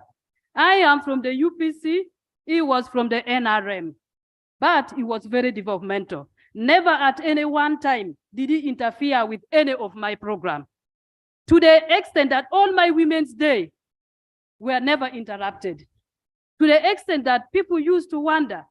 And Right Honorable Speaker, Honorable Sam Engola was here, used to tease us that for me, I'm a luch. A luch means somebody who does something on the opposite or upside down. That why do you support that luch? Then he would off. But, Right Honorable Speaker, this is a lesson that we can learn. The constituency are big enough for all of us if we choose to follow that example that he gave us. Madam Speaker, he was a family man. I would like to thank the wife and the children that the legacy that he has given out, whenever anybody would go to his home, you would eat. We would eat together with even the soldiers. As we were eating this side, the soldiers and the bodyguards would also be eating the other side. I feel so bad to hear people say it was because of pay, it was because of this and that. Madam Speaker, this record must be corrected. Madam Speaker, allow me to mention something very briefly. He was a farmer. Many colleagues have mentioned on that. We have apple only in Lang in his farm, and so many other farming activities. My sister, the chairperson, has mentioned this, and I would like to add my voice to us that let government support us. There were many other developmental initiatives, Madam Speaker. We were following the issue of tarmacking the road from Aboke to Bobby, the district hospital that he was following together with us. And I would like to request that all this and paying of the orphans that he was taking care of, that in remembrance for the great work that he did, may we grant this wish of his. And finally, he was retired colonel. I want to join and add my voice that his wish of becoming a brigadier general could, if I may request, must be granted. Finally, Madam Speaker, allow me to thank you. First of all, the government, and you, our Speaker of Parliament, the Right Honorable Speaker, Honorable Anita Mong, and Honorable Thomas Tayebwa, for standing with us, and honorable colleagues, I want to thank you so much as the Member of Parliament for standing with the family and for being with us. In the interest of time, Madam Speaker, to allow my colleagues also to pay tribute, I want to say, may his soul rest in eternal peace. Thank you so much. Fortunate. Thank you, Right Honorable Speaker. I would like to join my colleagues. Reduce the time. And you in paying tribute to our fallen colleague as the Shadow Minister for Gender, Labor and Social Development. For the little time I interacted with him, I knew him as a passionate man who was mostly passionate about the rights of workers. He was so passionate about workers, especially the migrant workers. Right Honorable Speaker, there is no better way to pay tribute to our fallen colleague than to push on the causes he fought for so dearly. That's the only way we can pay him back, because he has fought the race, he has done his part. It's now upon us as leaders to take on what he would have done if he was still on this earth. May his soul rest in eternal peace. Thank you, Abdallah. Thank you, Right Honorable Speaker. Right Honorable Speaker, I condone with the bereaved family of the late Honorable Minister. Honorable members, don't go out. Let's see our colleague. And Right Honorable Speaker, a lot has been said, but we must learn, reflect, and pick a leaf from what has been said about the deceased. On my part as the Shadow Minister, assassination of key figures in government has taken a different trend. For the shooting of Honorable Engola, there was an attempt on General Katumba, as all of you remember, on his life, and 37 others who had been killed under the gun. Right Honorable members, as we condone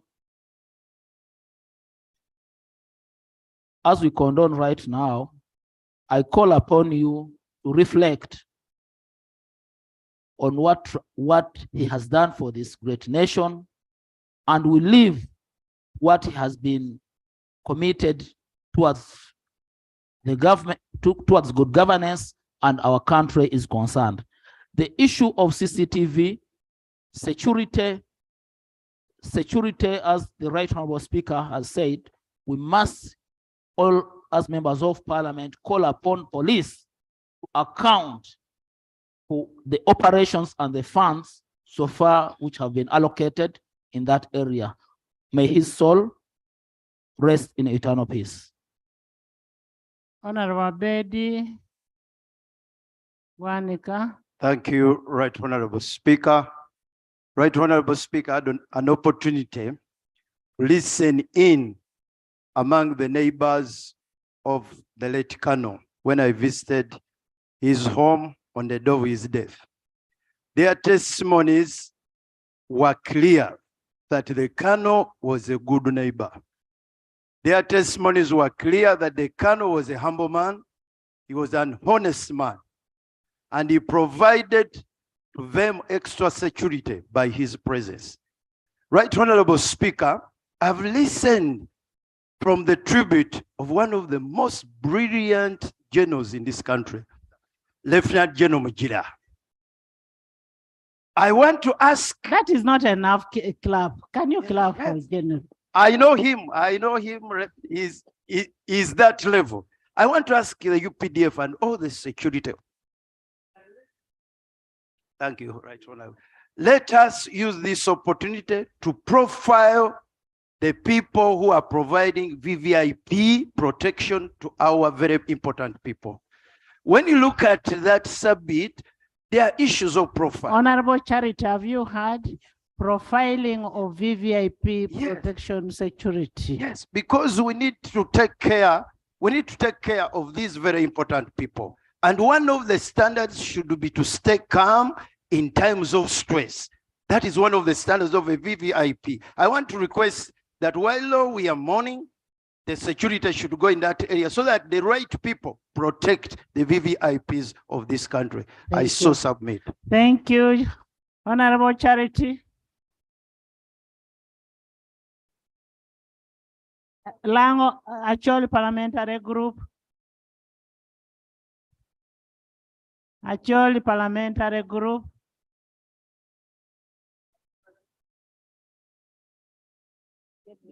Right Honorable Speaker, on behalf of the people of Acholi sub-region, on behalf of the people of Amuru District, and on behalf of the people of Kelak North, I stand here to pay tribute to a gallant son of Uganda, a gallant son of Northern Uganda, and a gallant son of Lango sub-region. Retired Colonel Charles Okello Macodwogo. Honorable Speaker, I used to call this gallant son Lord Odugo. And that was because during his time when he was the chairman LC5, he would cane the youth who are not serious, who are drinking during the time when you are supposed to be working. And then people used to refer to him, meaning that if you don't do work that is productive, he will cane you. Lord is cane. Honorable Speaker, this is a man who survived the LRA. Honorable Speaker, I was one of the child who was abducted by the LRA. And I participated to fight in the bush. And right Honorable Speaker, the people and the commanders of LRA, fought a great war in Northern Uganda. You're together with the Mapinduzi in the bush. Right Honorable Speaker, many commanders of UPDF lost their life in Northern Uganda during the war. And if you know such a man who fought LRA and he came and survived that war and is killed by a something very painful to the people of Northern Uganda and painful to Uganda as a whole. That Honorable Speaker, we need to do something serious on this, and it must be investigated well. We have a problem in Uganda. It starts from recruitment. The people who go for recruitment sometimes, they go with names of people already written. We have had these cases in Northern Uganda. People who go for recruitment, they find already they have gone with their names. There is corruption. Even those who go to work and fight in Somalia, some of them bribe their ways to go to Somalia. Even those who are deployed to guard people, the VVIP people, some of them bribe their way to be guarding the people there. And therefore, it is important that for now, government will make sure that recruitment process and even deployment must be on merits. We feel the pain as people of Northern Uganda, and we have lost a lot, which has been very, very grieving to us, the people of Northern Uganda. The Honorable Speaker, I therefore pay tribute, and I wish the gallant son to rest in peace. Thank you. Thank you so much, Honorable Seungu, representing Buganda. You know, we have to give the body to the family. After that, we will have Honorable Kavuma. Kavuma is different from Yes. Thank you, Madam. I don't know the titles. That's why I'm calling honorable. Thank you, Madam Speaker. I support the motion and I pay condolences to the family. Madam Speaker, I first met the deceased in the appointments committee. And indeed, in the appointments committee, some of us thought that he was still a serving soldier, but when he submitted all his documents, we discovered that he had been serving as an LCF chairman for some good time. And he took up that ministry, which he served very diligently. But Madam Speaker, there was an election in Omoro when I was still the DP whip and my president was Nobody Mao, who left us of recent. And we went for that campaign. Nobody Mao has not left DP, he's still there. He either left me or I left him. So when we went to Omoro for Pamela's campaign, the late was a minister who came with his vehicles and security. And I was so proud that it became tough. I said, now these people are going to lose this election. A minister, serving minister, is here campaigning with government vehicles. But fortunately, with the command and respect, I talked to one of his officers. I told him, please, tell the minister he cannot be here with a government vehicle during campaigns. And what was so beautiful, and the respect I command this gentleman, deceased, he directed this vehicle of the ministers and the army to move away, and he walked diligently leaving the campaign rally. For us, we are covering, taking all our recordings.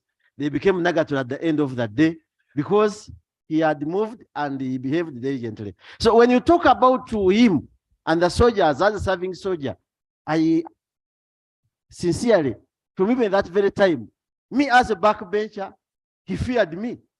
Because I was a member of parliament, he removed these vehicles and went on to campaigning. Madam Speaker, I am on record and well known that I taught in the army for 10 years. When you talk about General Mujira and others, I know them. Basically him, we can even speak the same language sometime. But which one? The issue I would like to emphasize has been said by Dr. Bedi Wanika. Let us go back to those norms of the army. I don't agree and I will not agree and we continue disagreeing with this house, allowing civilians to be guarded by army men. It's wrong. He is a colonel. You see what has happened to him. And he has been serving diligently. But this business, they have run away from infantry. Now they want to be served by military police. Military police is mandated to safeguard and discipline the army. The other, which is infantry, private, whether he was serving, the speaker is here, a very big person in the country. He's guarded by police. Who are you to leave infantry? You want military police to guard you. And then when you get this soldier, you were private, you felt look after him very diligently. What do you expect to get out of him? Sometimes they also run out of their cool.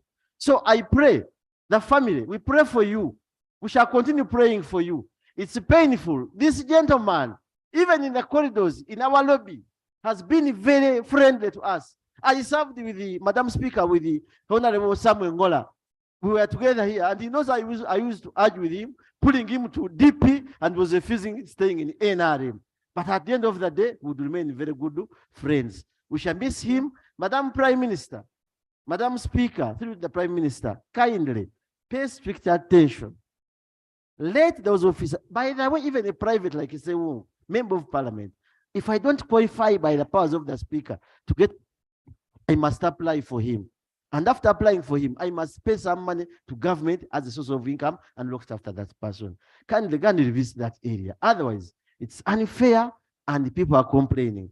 But let him rest in eternal peace. Buganda Kingdom, Buganda, as a member of, I would like to speak as Sewungu and Buganda, we also feel sorry for the loss of this person. May he so rest in eternal peace. Thank you, Honorable Kavuma.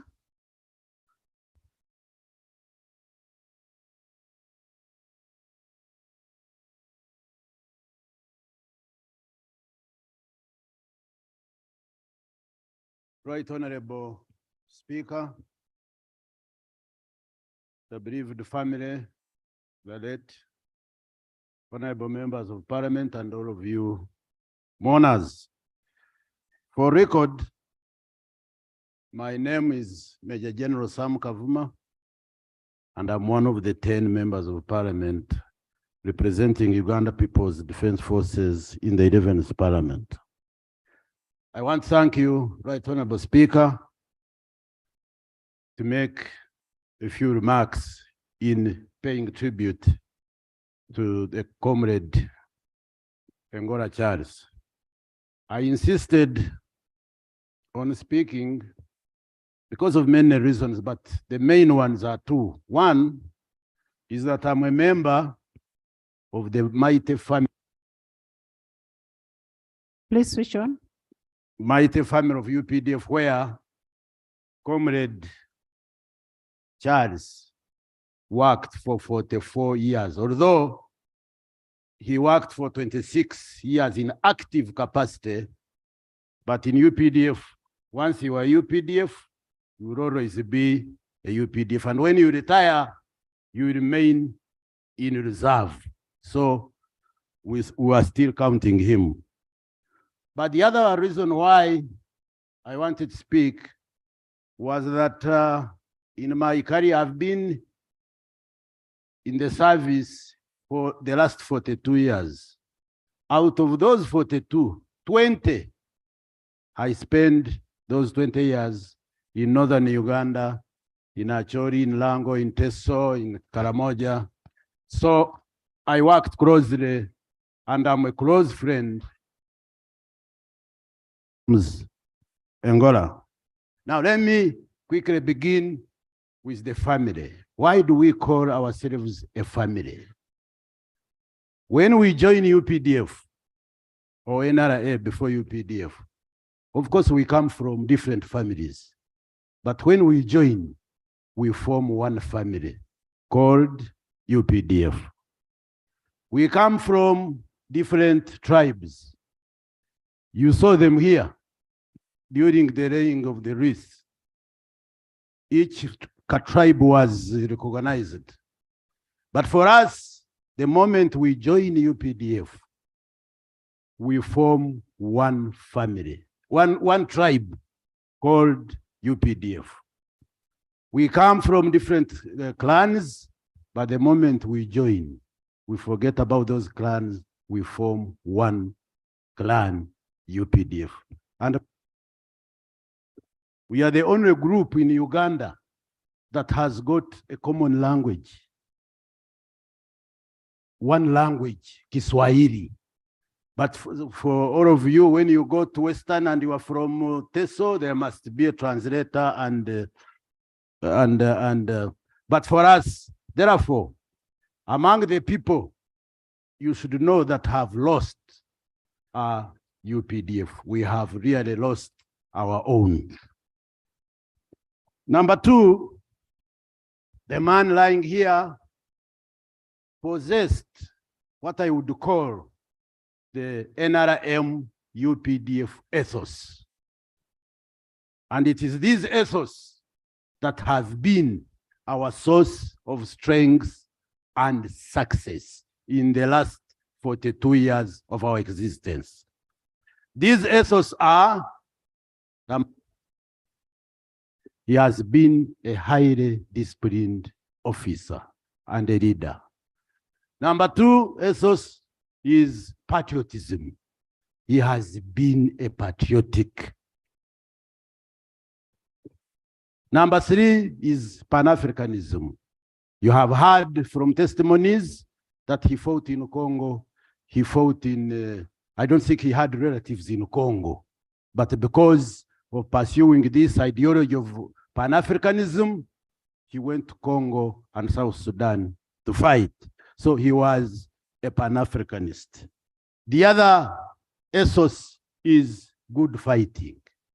You heard again testimonies that he was a good fighter. And why do we call ourselves good fighters? You become a good fighter when you are disciplined, patriotic, and believe in the cause of Africa. The other point I want to make is he has been a real cadre. A real cadre. I have my own definition of cadreship, and I say a cadre must be that one who grasps who understands the ideologies, the aims, the objectives, the purpose for which the system he or she believes in stands for. Once you have known that, it does not qualify you to become a complete cadre. You have to add two. The second one is to have the ability to pass them on to others. Then the third one is what the English today call walking. If you believe in them, do you do them? So that is what completes a cadreship. So the person, our comrade lying here, was a real cadre. Finally, Comrade Charles was a pragmatic leader. When he retired and joined politics and became an LC5 chairman of OYAM, I was in northern Uganda already, like I have told you. And insurgents was still going on. But because of his quality of leadership, he mobilized him and other leaders, the people of Lango, to reject the Konye people. And within few years, insurgents had been defeated because of his. Not only that, when he became the chairman, I remember, and those of you from Lango, Can you conclude, Honorable? you will bear with me that Oyam became a model district in terms of development when he was the chairman there. Finally, I want to convey my condolences to my sister and your entire family.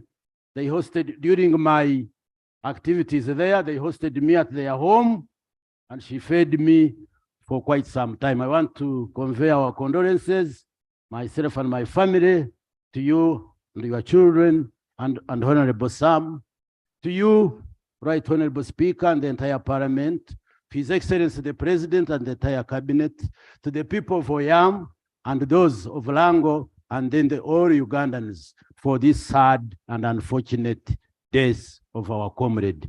May the soul of Comrade Charles. Switch on. May his soul rest in perfect peace. I thank you. Thank you so much, Honorable. There's something I've realized. Everybody is saying, I have eaten. I have visited Macodwogo's home. How many have visited your homes? When you go back home, make analysis and say, what have I borrowed today? What have I got from today's debate? How many people have ever visited my home, have eaten in my home, and that kind of thing? How many people have I educated? West Nile is chairperson West Nile, and is also an in-law. Joyce happens to come from West Nile. Thank you, Madam Speaker and honorable members. On behalf of the in-laws and on behalf of the people of West Nile and on my own behalf, I want to send our condolences to the family of the late, to His Excellency the President, to the Speaker of Parliament, to the people of Uganda, but also to Wonyachi of Lango.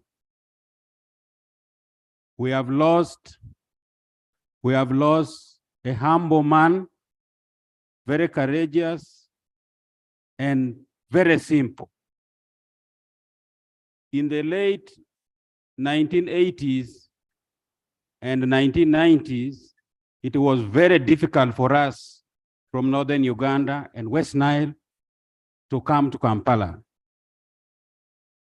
On several occasions, me personally had to come over the water of Lake Albert to Wanseko, to Bulisa, because the road was blocked by the LRA.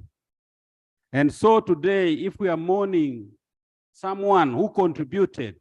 Of course, he worked with other people who contributed to the peace, the return of peace to northern Uganda, and the pacification where the roads became open for us to move. We really need to thank God for him and also say that his soul rests in eternal peace. Thank you. The recovery of West Nile, the recovery of northern Uganda came because of the peace these people brought to us. Now they have brought peace, the war has stopped. Now the recovery is now on wealth creation.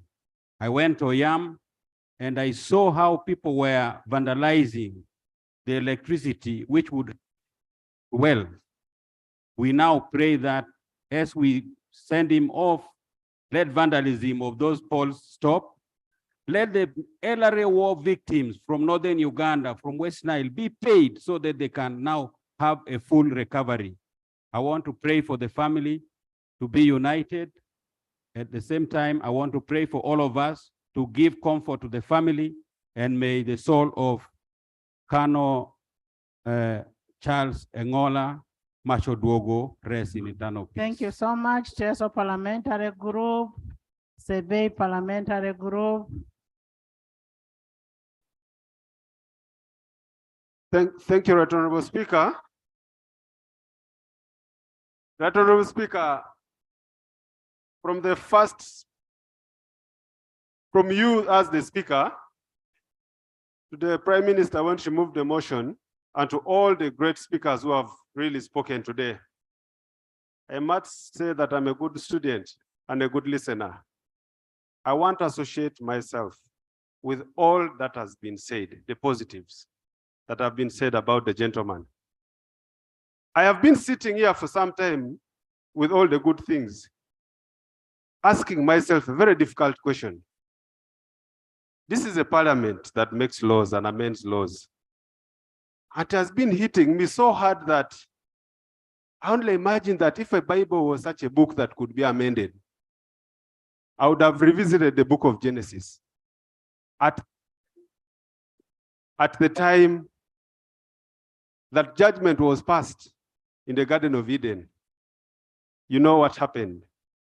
When Adam was there and Eve, and God came and asked, and they simply passed blame to one another without putting up any defense. There was no lawyer in the Garden of Eden who could have appealed the sentence. They said, you'll suffer death. You could be able to toil. If there are personalities that deserved a second chance, that deserved to live longer, it is the person lying in front of us. I come from Teso sub-region, and we mourn with Lango. Teso was infested with LRA. But when the Tabulés moved away from Lango running towards Teso, it was like a wounded buffalo. They responded with Amuka, we responded with the Arrow Boys. That's how the contribution was so immense. We are poised at the time to go to the bush, to fight. They spent sleepless nights to make us the better citizens that we are today. May you rest in peace. May you rest in peace. Thank you. Sebe? Thank you, Right Honorable Speaker. I would like to join our colleagues in conveying our condolences as people from Sebe sub-region. We would like to convey our condolences to the family, Parliament, and entire country for the death of our brother, Honorable Charles Okello Macodwogo.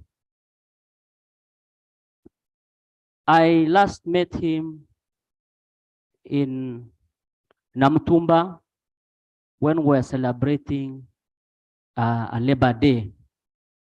And that very day is when I interacted with him for my first time.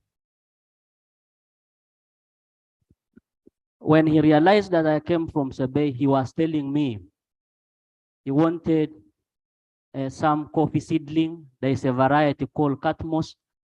He wanted to taste that variety of that breed. in his farm, and I had promised him that I was going to get for him 200 seedlings, but it is to my dismay that I didn't interact with him again. So my message to the family, if there is anyone who wants to continue with what he has been doing, please, I'm ready to avail the 200 seedlings for testing so that he can as well, his work be remembered. So may his soul rest in eternal peace. Thank you, Mrs. Engola. Mrs. Engola. Thank you very much, Right Honorable Speaker. I stand in this parliament with a lot of sadness. Right Honorable Speaker, Honorable Charles Okello Engola Macodwogo was my brother-in-law, first cousin to my dear husband, the Honorable Sam Engola. In Lango, we belong to clans. We are identified by clans. Macodwogo and I belong to the clan of Otikokin, a very powerful one. Macodwogo served as an executive member, promoting Luo, promoting Lango language, culture, and tradition. Right Honorable Speaker, Macodwogo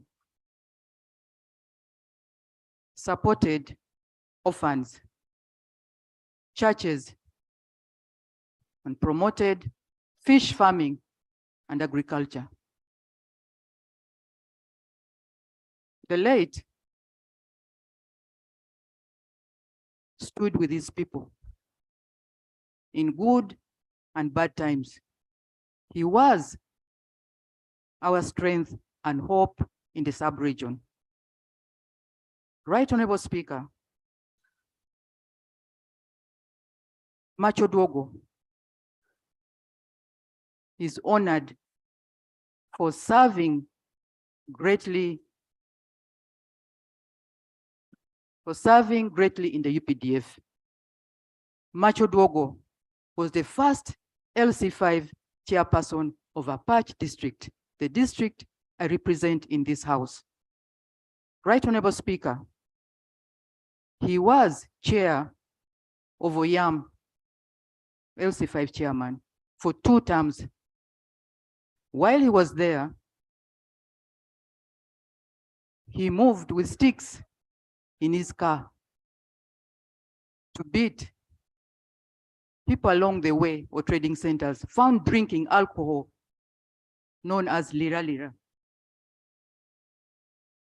Now that means he advocated for hard work. Right Honorable Speaker, life is very fragile. What has happened has happened. To us as a family, it is too heavy for us to take, and yet we can't run away from it. Madam Speaker, Macodwogo was a very courageous NRM flag bearer for Oyam North. Macodwogo will be remembered for what he did in northern Uganda, especially during the Congo War, and that history in Lango will never disappear. Right Honorable Speaker, on Sunday, we drove to Bombo Military Hospital to view his body. Madam Speaker, that body there was shot 28 times. Madam,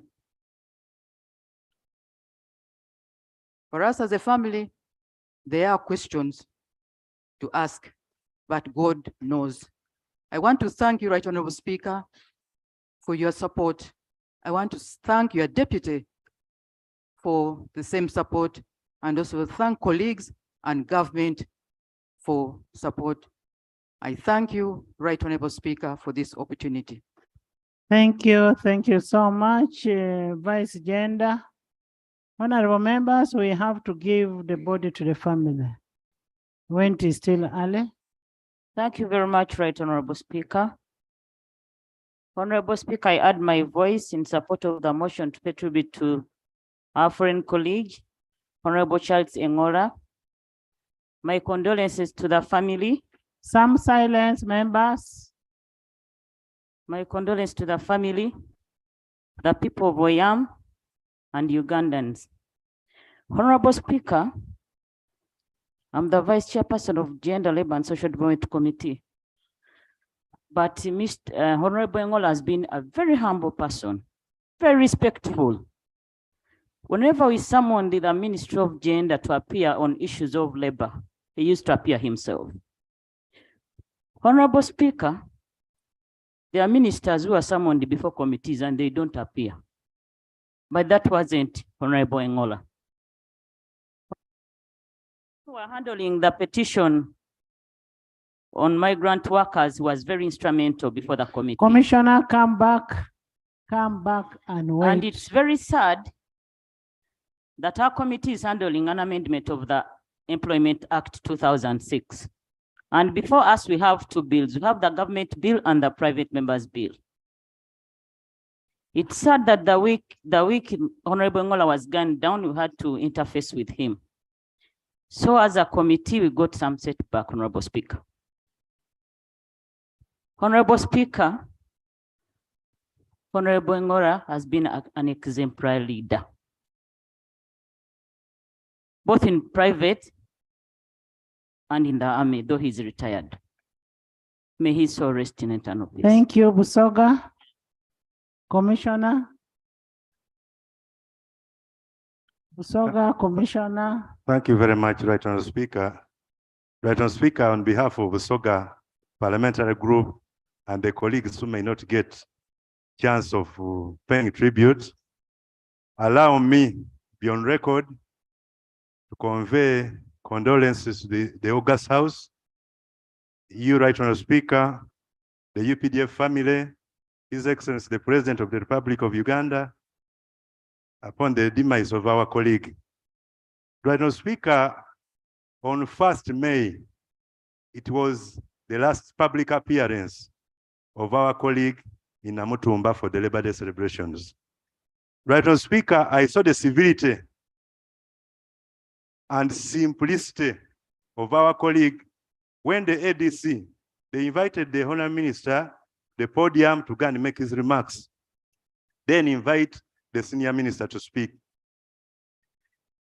When the ADC rushed the umbrella to offer him shelter to the podium, the man rejected like nothing. The public, those of us who are viewing, saw it in a bad light. After the function, I had a one-on-one. I said, Honorable Minister, what happened? He said, I wanted to show solidarity to the soldiers who had braved the rains on the parade.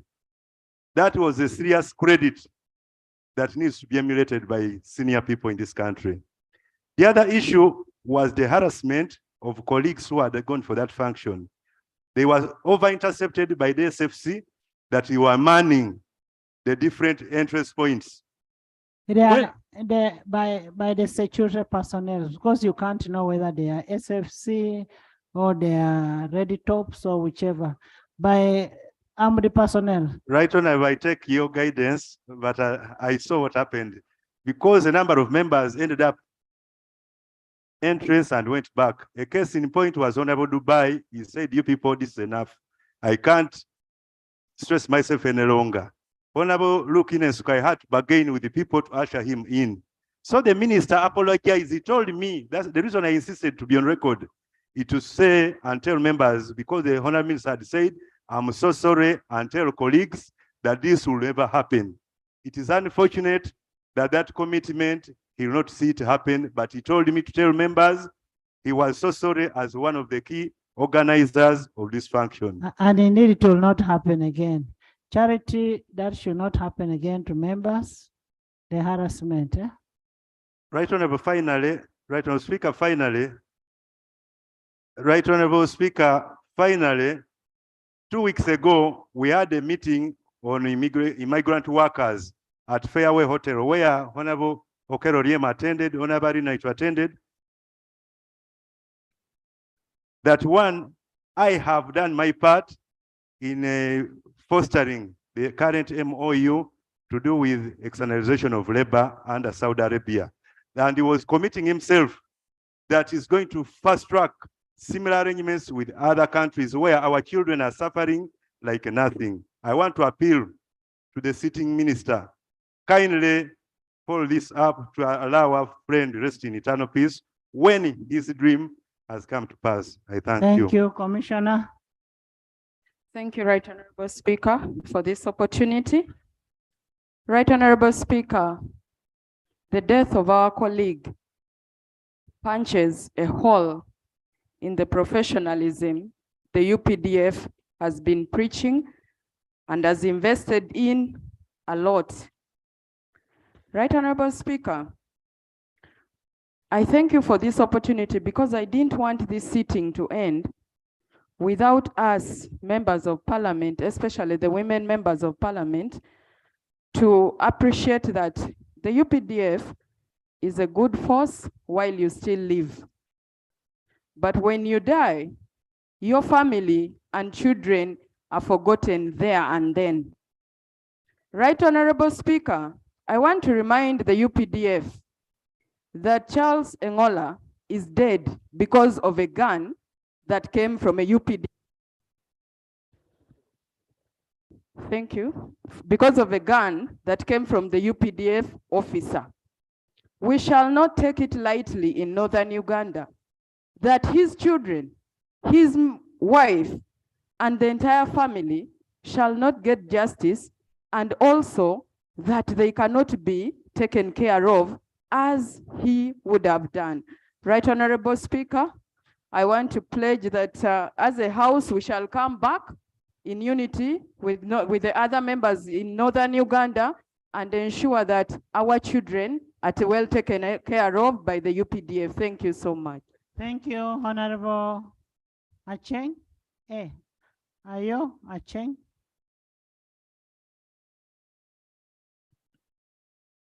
Thank you, Right Honorable Speaker. Right Honorable Speaker, I rise to support the motion moved by the Right Honorable Speaker that this Parliament pay tribute to the late Honorable Colonel Charles Okello Engola, Macodwogo, Prime Minister. Right Honorable Speaker, I happen to be among the district leaders of Apache that held several meetings with the late Charles Okello Engola. After realizing his work during the LRA war, his mobilization, his relationship with the civilians, and need for development, that we then called him to come and join politics and be the district chairperson of Apache. At first, he told us, no, I think I should do what I know best, which is the army. But after several meetings, even the president had initially refused to release him. Then Honorable Sam Engola used this position, good relationship with the president, to convince him to release Honorable Charles Okello Engola. That's when now he became the district chairperson of Apache, district chairperson of Yam, and then came to parliament. But Right Honorable Speaker, Okello was a symbol of peace, of security, and development in Lango, northern Uganda, and the country. For us, just seeing the late Okello Engola moving around, you would know we still have our peace and security. But today, Right Honorable Speaker, our symbol is down. We pray that fire continue to be lit in our kitchen in northern Uganda, in Lango, and in the country. But Right Honorable Speaker, allow me to speak one thing that I have observed. With a due respect to UPDF and security forces, and this is for all the ministers in this country, that have got escorts and bodyguards. Right Honorable Speaker, there is a tendency when these officers are going with their bosses to the field, that their duty allowances are paid to either their commander or the ADC or somebody in charge. And that person would then pay these officers when their principals are not even aware of what is going on. Right Honorable Speaker, from my experience, that I at one time dealt with a DPC who presented a budget of paying his officers who are going to be on duty 20,000 shillings, but he ended up paying them 5,000 shillings. The officers put him at gunpoint. So for ministers, I want the Prime Minister that the permanent in these ministries must make sure that the allowances of officers who are guarding the ministers and anybody is paid directly to them, but not through a third party. Because the circumstance under which the man I know for long, the late Colonel Okello Engola, died. And when I saw him lying, it was a great pity, painful and shameful. Just because, Right Honorable Speaker, you would find that somebody is paid to give the officers money, but he does not give them all the money. Okello Engola then dies an innocent person in circumstances that he did not create himself, Right Honorable Speaker. So this must be taken seriously for all the ministers and their bodyguards, and they must pay them promptly. We are not going to run away from certain facts and truth, and then tomorrow we end up coming back here again talking about the same thing, Right Honorable Speaker. Right Honorable Speaker, I want to tell the family of Okello that the late Okello died an accomplished man, a hero. Forget about the people who believe that one way of survival in this country is to talk negatively about people. It is so painful when you have lost a dear one and somebody starts celebrating and somebody starts sending messages and recording bad things. Right Honorable Speaker, the communication, the offensive communication bill act that was passed here was quashed by court. That is not correct. It was only one provision, section 25. Section 25. And yet section 25 deals with the offensive communication and computer abuse. Right Honorable Speaker, Parliament must find a Now way. you're talking about the All Act. But that section is actually...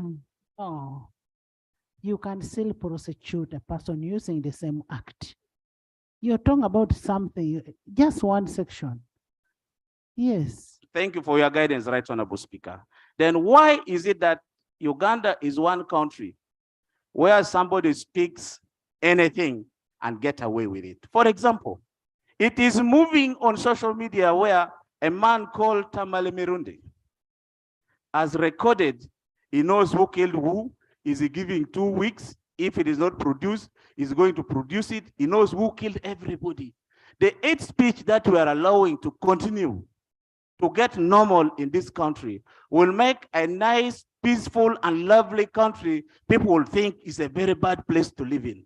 Then the law must take its course and bring this to an end or get reduced, but not at the level where it is being practiced, Right Honorable Speaker. I thank you. May the soul of the late Colonel Charles Peter Okello Engola Macodwogo rest in peace, our hero. Thank you.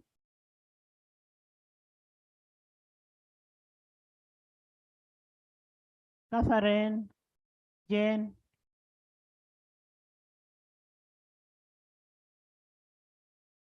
Right Honorable Speaker, I rise in support of the motion that was moved by the Right Honorable Prime Minister to pay tribute to our fallen colleague, brother, Senior Honorable Colonel Okello Engola Macodwogo.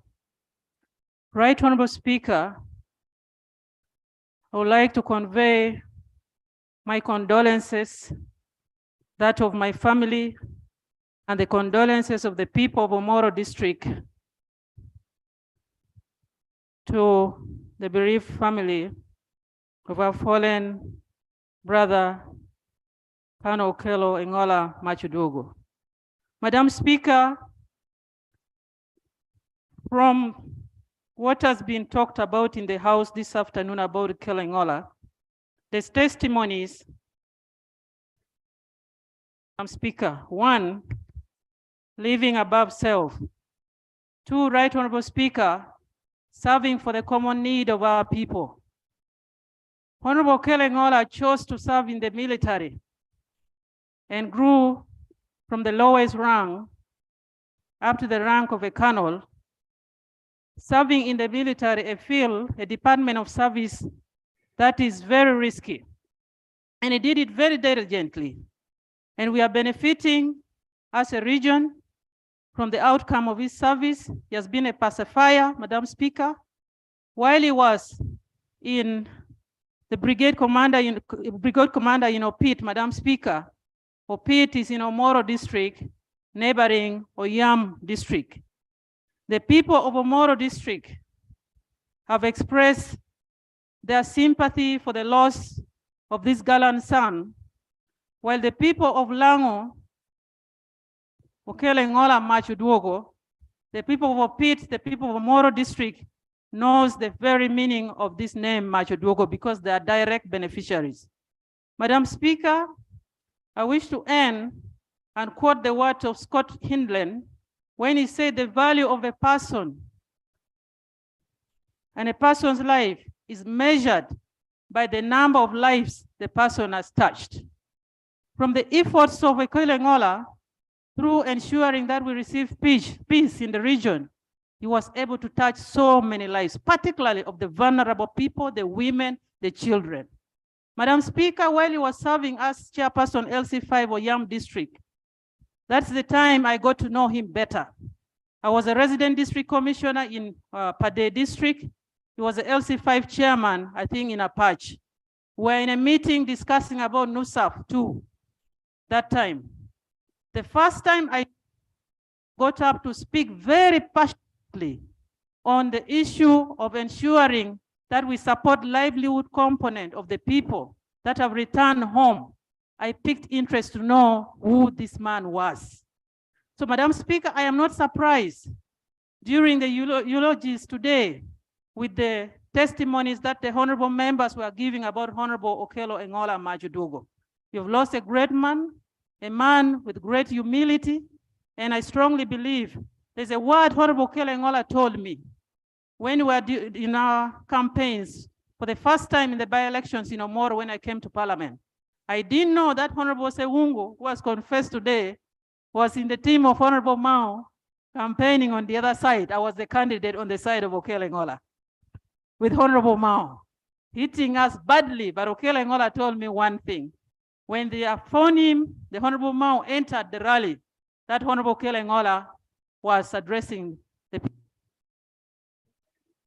When they started throwing words against him, he kept quiet, he did not answer.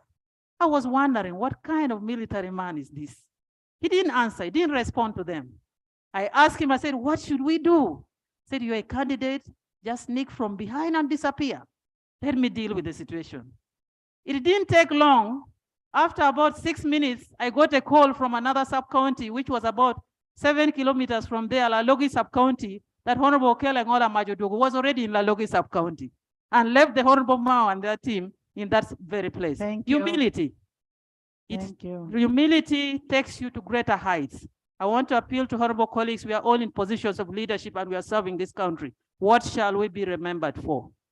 I wish to express my condolences again to the bereaved family of the Honorable Okello Engola Macodwogo. May his soul rest in eternal peace.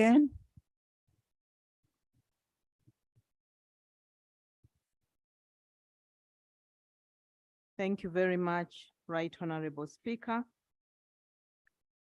Right Honorable Speaker, I pay tribute to our fallen brother, Honorable Charles Engola Macodwogo, a painful death that we cannot change, a death that has robbed us and the people of Lango and Uganda of a very gallant son. Right Honorable Speaker, on the 2nd of May, when I was called by the brother, Honorable Sam Engola, and his wife to rush to Chanja with an ambulance that Honorable Macodwogo had been shot. I thought I was rushing to save life. Indeed, I rushed with an ambulance. When I got there, Honorable Engola no life to save. I looked at my brother lying on the ground in a pool of blood, an image that will never leave my eyes and my heart as long as I live. Honorable Macodwogo was a very loving man, very kind, very humble. As everybody else has said, he served his country honestly in different ministries and diligently, without any word of corruption tainting his name.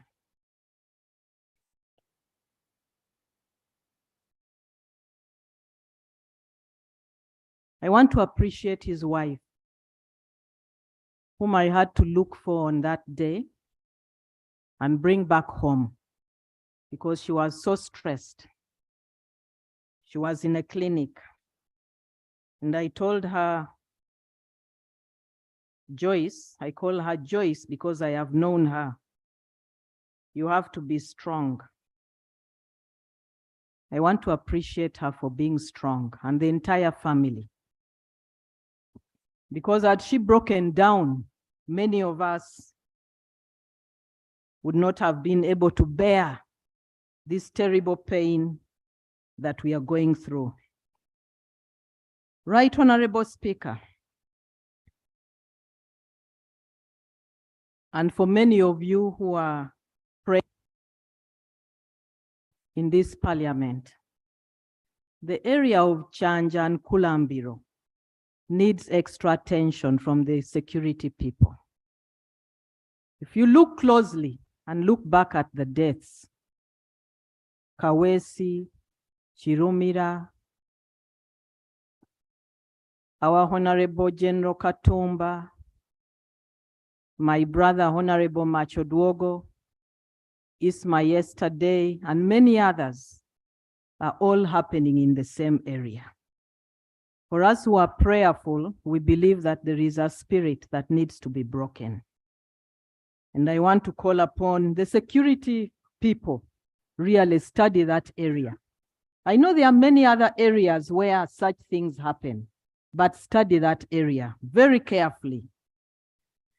Right Honorable Speaker, for us, the people of Lango, we know the entire parliament and the entire Uganda is in pain, but we are in great pain. We want questions answered. We want something said to us to relieve us of this pain. We want to understand why somebody wakes up early in the morning to go to work, to go to cabinet, and is shot in cold blood. We don't understand. Our people don't understand. The people of Lango don't understand. We are in pain. And that pain can only be relieved by the investigators. Right Honorable Speaker, not even the post-mortem report can relieve our pain. But I believe that with all your support, the spirit of love and togetherness, we shall overcome. My condolences to you, to His Excellency the President, and to the entire Parliament. And on behalf of the people of Lira City, allow me also to bring their condolences. Many of Honorable Charles Engola's relatives reside in Lira City. I bring their condolences. May his soul rest in eternal peace. Thank you. You speak first, then Government Chief Whip.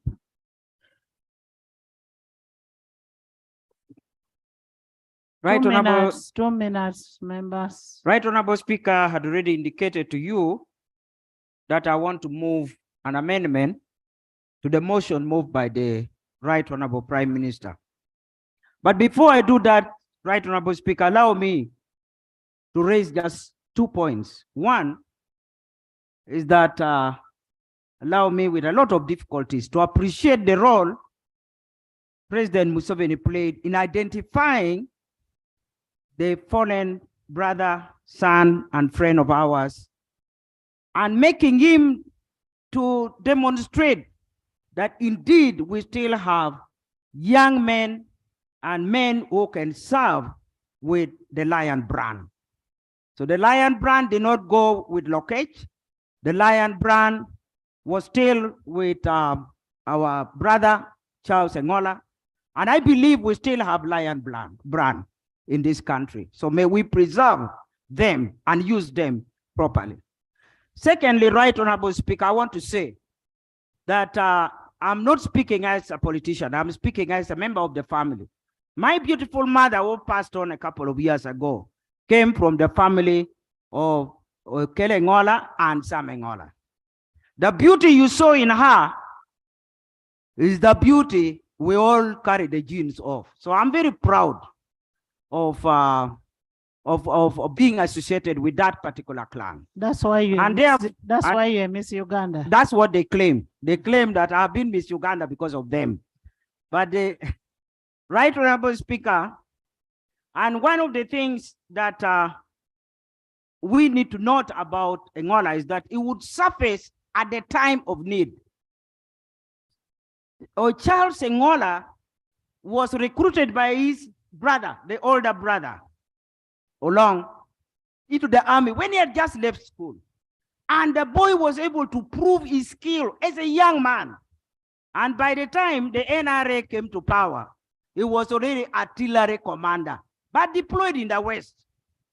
And what we all wondered, as people who are in government, were wondering what could have happened to Charles Engola when he quickly moved to the other side, to the LRA. But now I know what might have happened, because the president said he caught up with Charles on the artillery.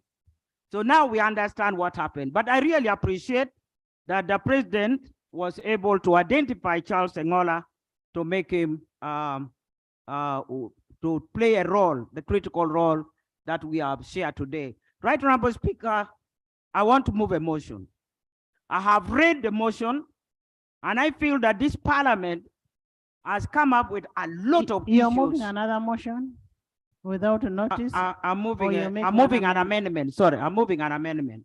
I'm moving an amendment that, mindful of the fearless and dedicated service Colonel Sir Engola Macodwogo rendered to the country, culminating into normalization and stability of security situation in Lango sub-region and beyond, and aware of the brutal manner in which his life was taken by a soldier deployed to protect his life.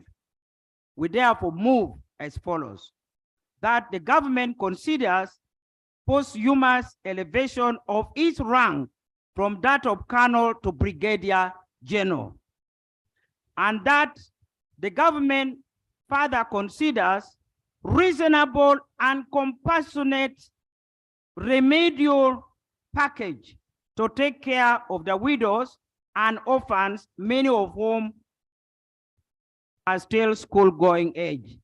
Finally, government pays more attention to the recruitment, training, vetting, and deployment processes of armed forces. I beg to amend. Of course, you can't amend on something. I beg to move. You can't make an amendment on what affects Article 93.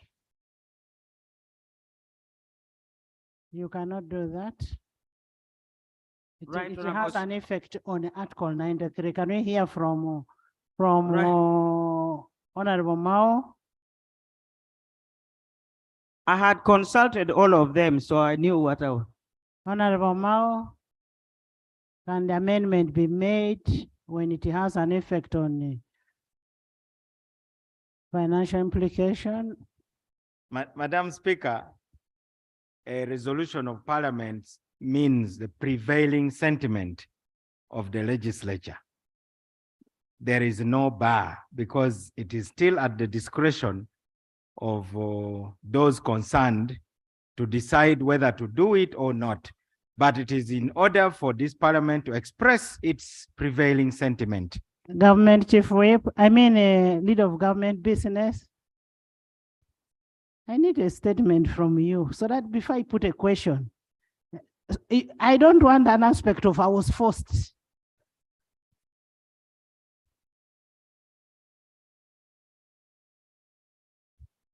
Right Honorable Speaker,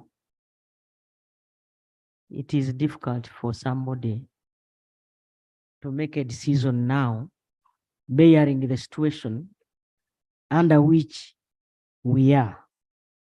I request that you allow me consult government, consult the president, consult cabinet. We shall come up with an answer and inform this August House. Madam Speaker, these are our recommendations as Parliament. It is the desire of Parliament. And if you read the mood of the House, including that coming from the ministers, is that these concerns are the main concerns. And Right Honorable Speaker, we cannot eulogize this man for 4 hours and then leave as if we just came for a cup of tea.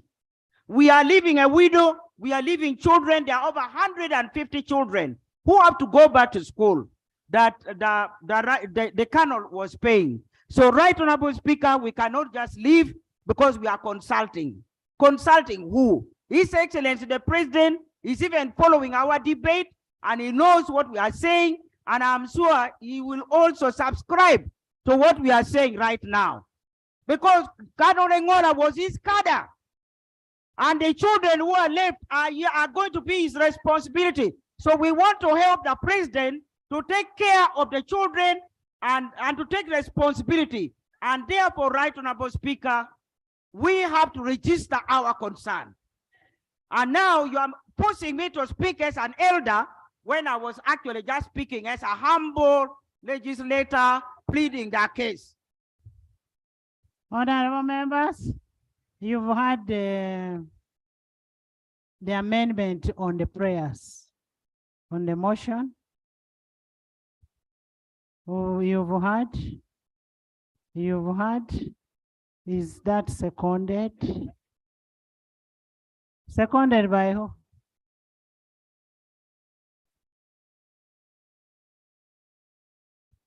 The amendment is seconded.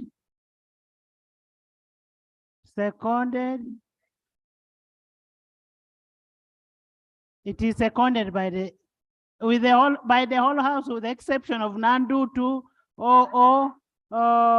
Harriet, Amongi, and the Prime Minister. Honorable members, we will make the amendment.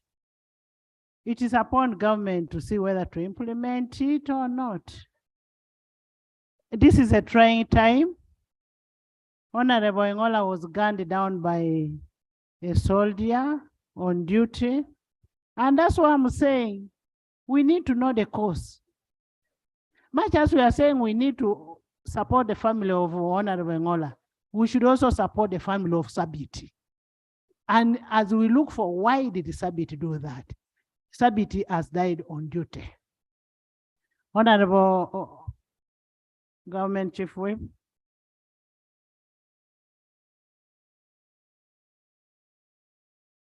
Right Honorable Speaker, from the time the Honorable Colonel retired Charles Okello, Macodwogo passed on, up to now, it is befitting to say thank you to the many key stakeholders who have so far made it possible. I want to thank, on behalf of the political family where the late belonged, where he was a member, he served with loyalty, he served with conviction, and that is the National Resistance Movement Party. I wish to thank His Excellency the President and Cabinet for granting him an official burial. Right Honorable Speaker, I wish to also thank you, the Deputy Speaker of Parliament, and all of you colleagues. We have demonstrated through this tribute motion, we have generated consensus on the various contributions, on the various submissions, especially on the role played by the late Honorable Colonel, retired Charles Okello Engola Macodwogo, as a father, as a soldier, as a politician, and as a leader. I pay tribute and thank you, honorable colleagues. This is probably the first where Parliament has sat, and it is coming to almost 7 in the year 2023, unprecedented. And Right Honorable Speaker, we want to thank you, even for personally paying homage to the deceased in Chanja, including the Deputy Speaker.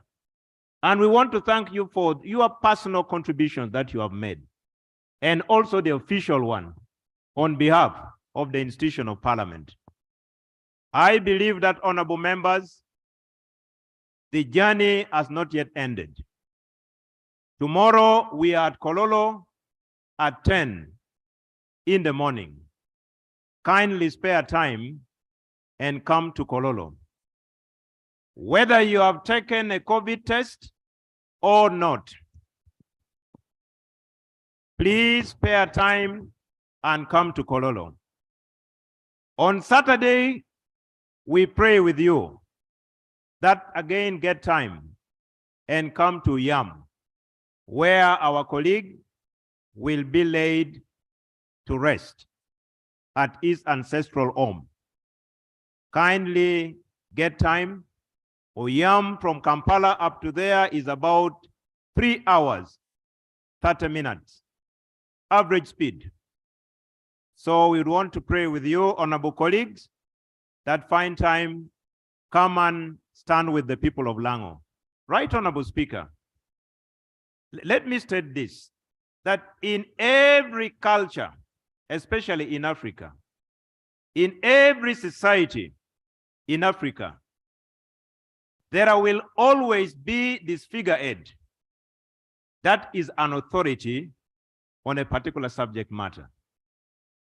When it comes to the issue of peace and security, from the perspective of the people of Lango, we would heavily rely on the late. His knowledge in the military, the fact that he is a military man, at the same time a politician, whenever Colonel Okello sneezes on matters of peace and security, Lango definitely would see some signs and symptoms of peace. And today we are here. We have a number of our sons and daughters. Do we know whether they have his courage? The answer is definitely no. The raiders from Karamoja came about 2-3 weeks ago. He had already demonstrated commitment to move to the field because he is that commander we rely on matters of peace and security. He is no more. Just like stated here, we are human. Whatever statements we make must be taken in good faith at this point in time. That the death of Honorable Colonel retired Charles Okello Engola Macodwogo leaves more questions than answers. He leaves more questions than answers. But we want to thank him for his contribution. He sacrificed his life for the peace of his people, sacrificed his life for the peace of his country. He was a loyal and a committed member of his party. Honorable Charles Okello Engola would only contribute in meetings of the NRM if he must. He had that discipline from the military. But if he must contribute, you would see a giant rising up with humility, and he makes his contribution direct and straight to the point. We will miss him, but to the family, we want to say, may you find comfort in the risen Lord. To the children, you are not alone. You are not alone. There are a number of orphans in this house, including the Right Honorable Speaker. But God lifted her. The Right Honorable Prime Minister is here. A number of orphans are here. Including The yourself. God of Abraham, Isaac, and Jacob is the God of orphans, is the God of widows. The late Kano left a mark. And we hope and pray that that mark will not be removed. A number of you have his names, Engola, Okello, Engola, Okello. We hope and pray that the God of Abraham, Isaac, and Jacob will guide the people of Yam North. And we hope and pray that may the legacy of Honorable Kano, retired, Charles Okello Engola, live forever and ever. And may the angels of the Lord receive him in heaven. I say all this, Right Honorable Speaker, with humility, and I beg to submit. Thank you. Thank you so much, Honorable Government Chief Whip. Honorable members, having heard from all of you, and as we conclude today's sitting in memory of our dear brother, colleague, mentor, peacemaker, peace lover, a great son of this country, we should come up with a law that reduces easy access to firearms and ammunition. Before issuing the firearms, we should look into the mental health and well-being of the recipient. Because if you are to ask yourself, was Sabit in his normal health? We should be able to see, to know whether that person should be tested for you to know whether that person is okay for you to issue the firearm. And I think police and UPDF should look at this, because we cannot continue losing our gallant sons like that. As leaders, we need to deliberately preach unity, cohesion, and nationalism, so that we, each of us, become each other's keeper. Let's preach forgiveness. Let's preach togetherness, and let's preach fairness. Let's instill issues of being together. We need to coexist. We may be here and you may not like me in any way, but we have to coexist. We need also to appreciate the people who have worked for this country. We need leader of government business. We need to know the intention. You've been told this person was guarding Honorable Mukula for 3 weeks. He was with the Honorable Charles. And the due diligence that we need to do on these people who are guarding, leave alone VIPs only, everybody, whoever is guarding everybody, we need to do a due diligence on these people. Mental checkups. When we are talking about people are running in mad frustration, we need, like you send these people to Somalia, wherever, when they come back, you need to do counseling. You need to do rehabilitation on these people. The stress they go through from there cannot be something that you can just push, go and guard better among. These people have frustrations. When you hear the story that Honorable Mukula was talking about, this young man had a loan and what and that kind of thing, had 2 women, that kind of thing. The stress these people go through, we need to see how best we can handle this. Honorable members,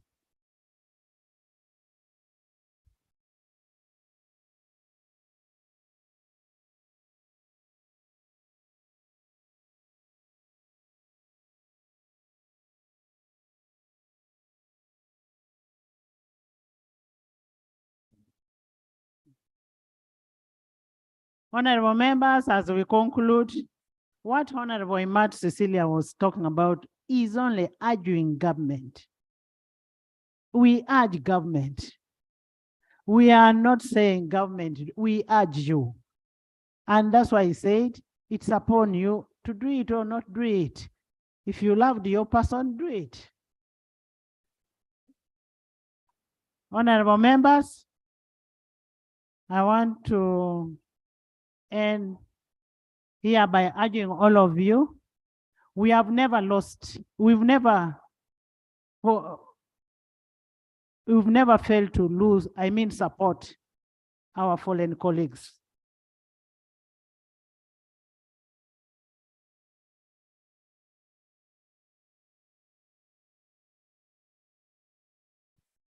We have lost a number of colleagues in this house, and we have continuously supported the families of those colleagues. We lost Right Honorable Lanya. We continue supporting the family. We lost the Honorable Kabe. We continue supporting the family. I am also asking this parliament continue supporting the family of Honorable Charles Engola. Continue supporting, continue standing by the family, and us as leadership of the institution will continue standing by our fallen colleagues. To the family, God gives and God takes. Charles has fought a good fight and won. And he will always be remembered for all that he has done in Ilango and in Uganda as in general. Be strong. He has left a legacy. Take on the mantle. We'll continue praying for you. Where we can support you, we'll support you. May the good Lord continue comforting you during this painful time. And God will see you through. There's so many of us you see here are total orphans, but we've been able to make it. The God we serve is a God of orphans and widows, and he will see you through. I now put the question that the parliament pays a glowing tribute in honor of the late Okello, the late Honorable Okello, Charles Patrick Engola Macodwogo, a former Minister of State for Gender, Labor and Social Development, that is Labor, Employment and Industrial Relations, and a member of Parliament for Yam County, North Oyam District. With the amendment brought by Honorable Cecilia, those in favor say and the contrary nay. The ayes have it. Remember to go for prayers tomorrow at Kololo at 10. You don't need a COVID test, and the house will be sitting at 2. I now adjourn the house to 2 tomorrow. The anthems.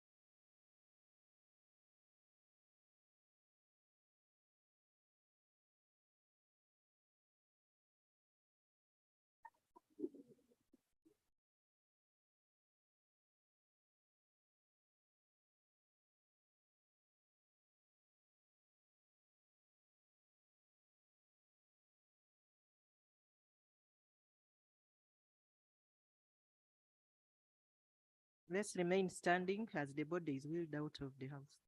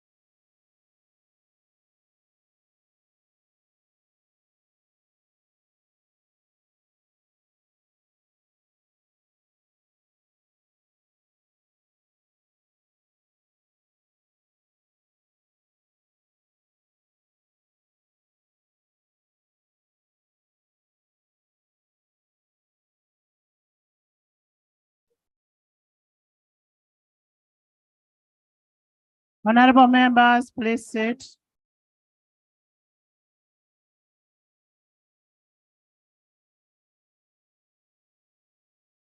A kind reminder, prayers tomorrow at 10 at Kololo. Let's join our colleagues to go and pray for the departed. And then at 2, we'll have a house. Remember, we have deadlines. We'll receive the corrigenda tomorrow. And then on Tuesday, we shall pass the budget. I now adjourn the house to 2 tomorrow.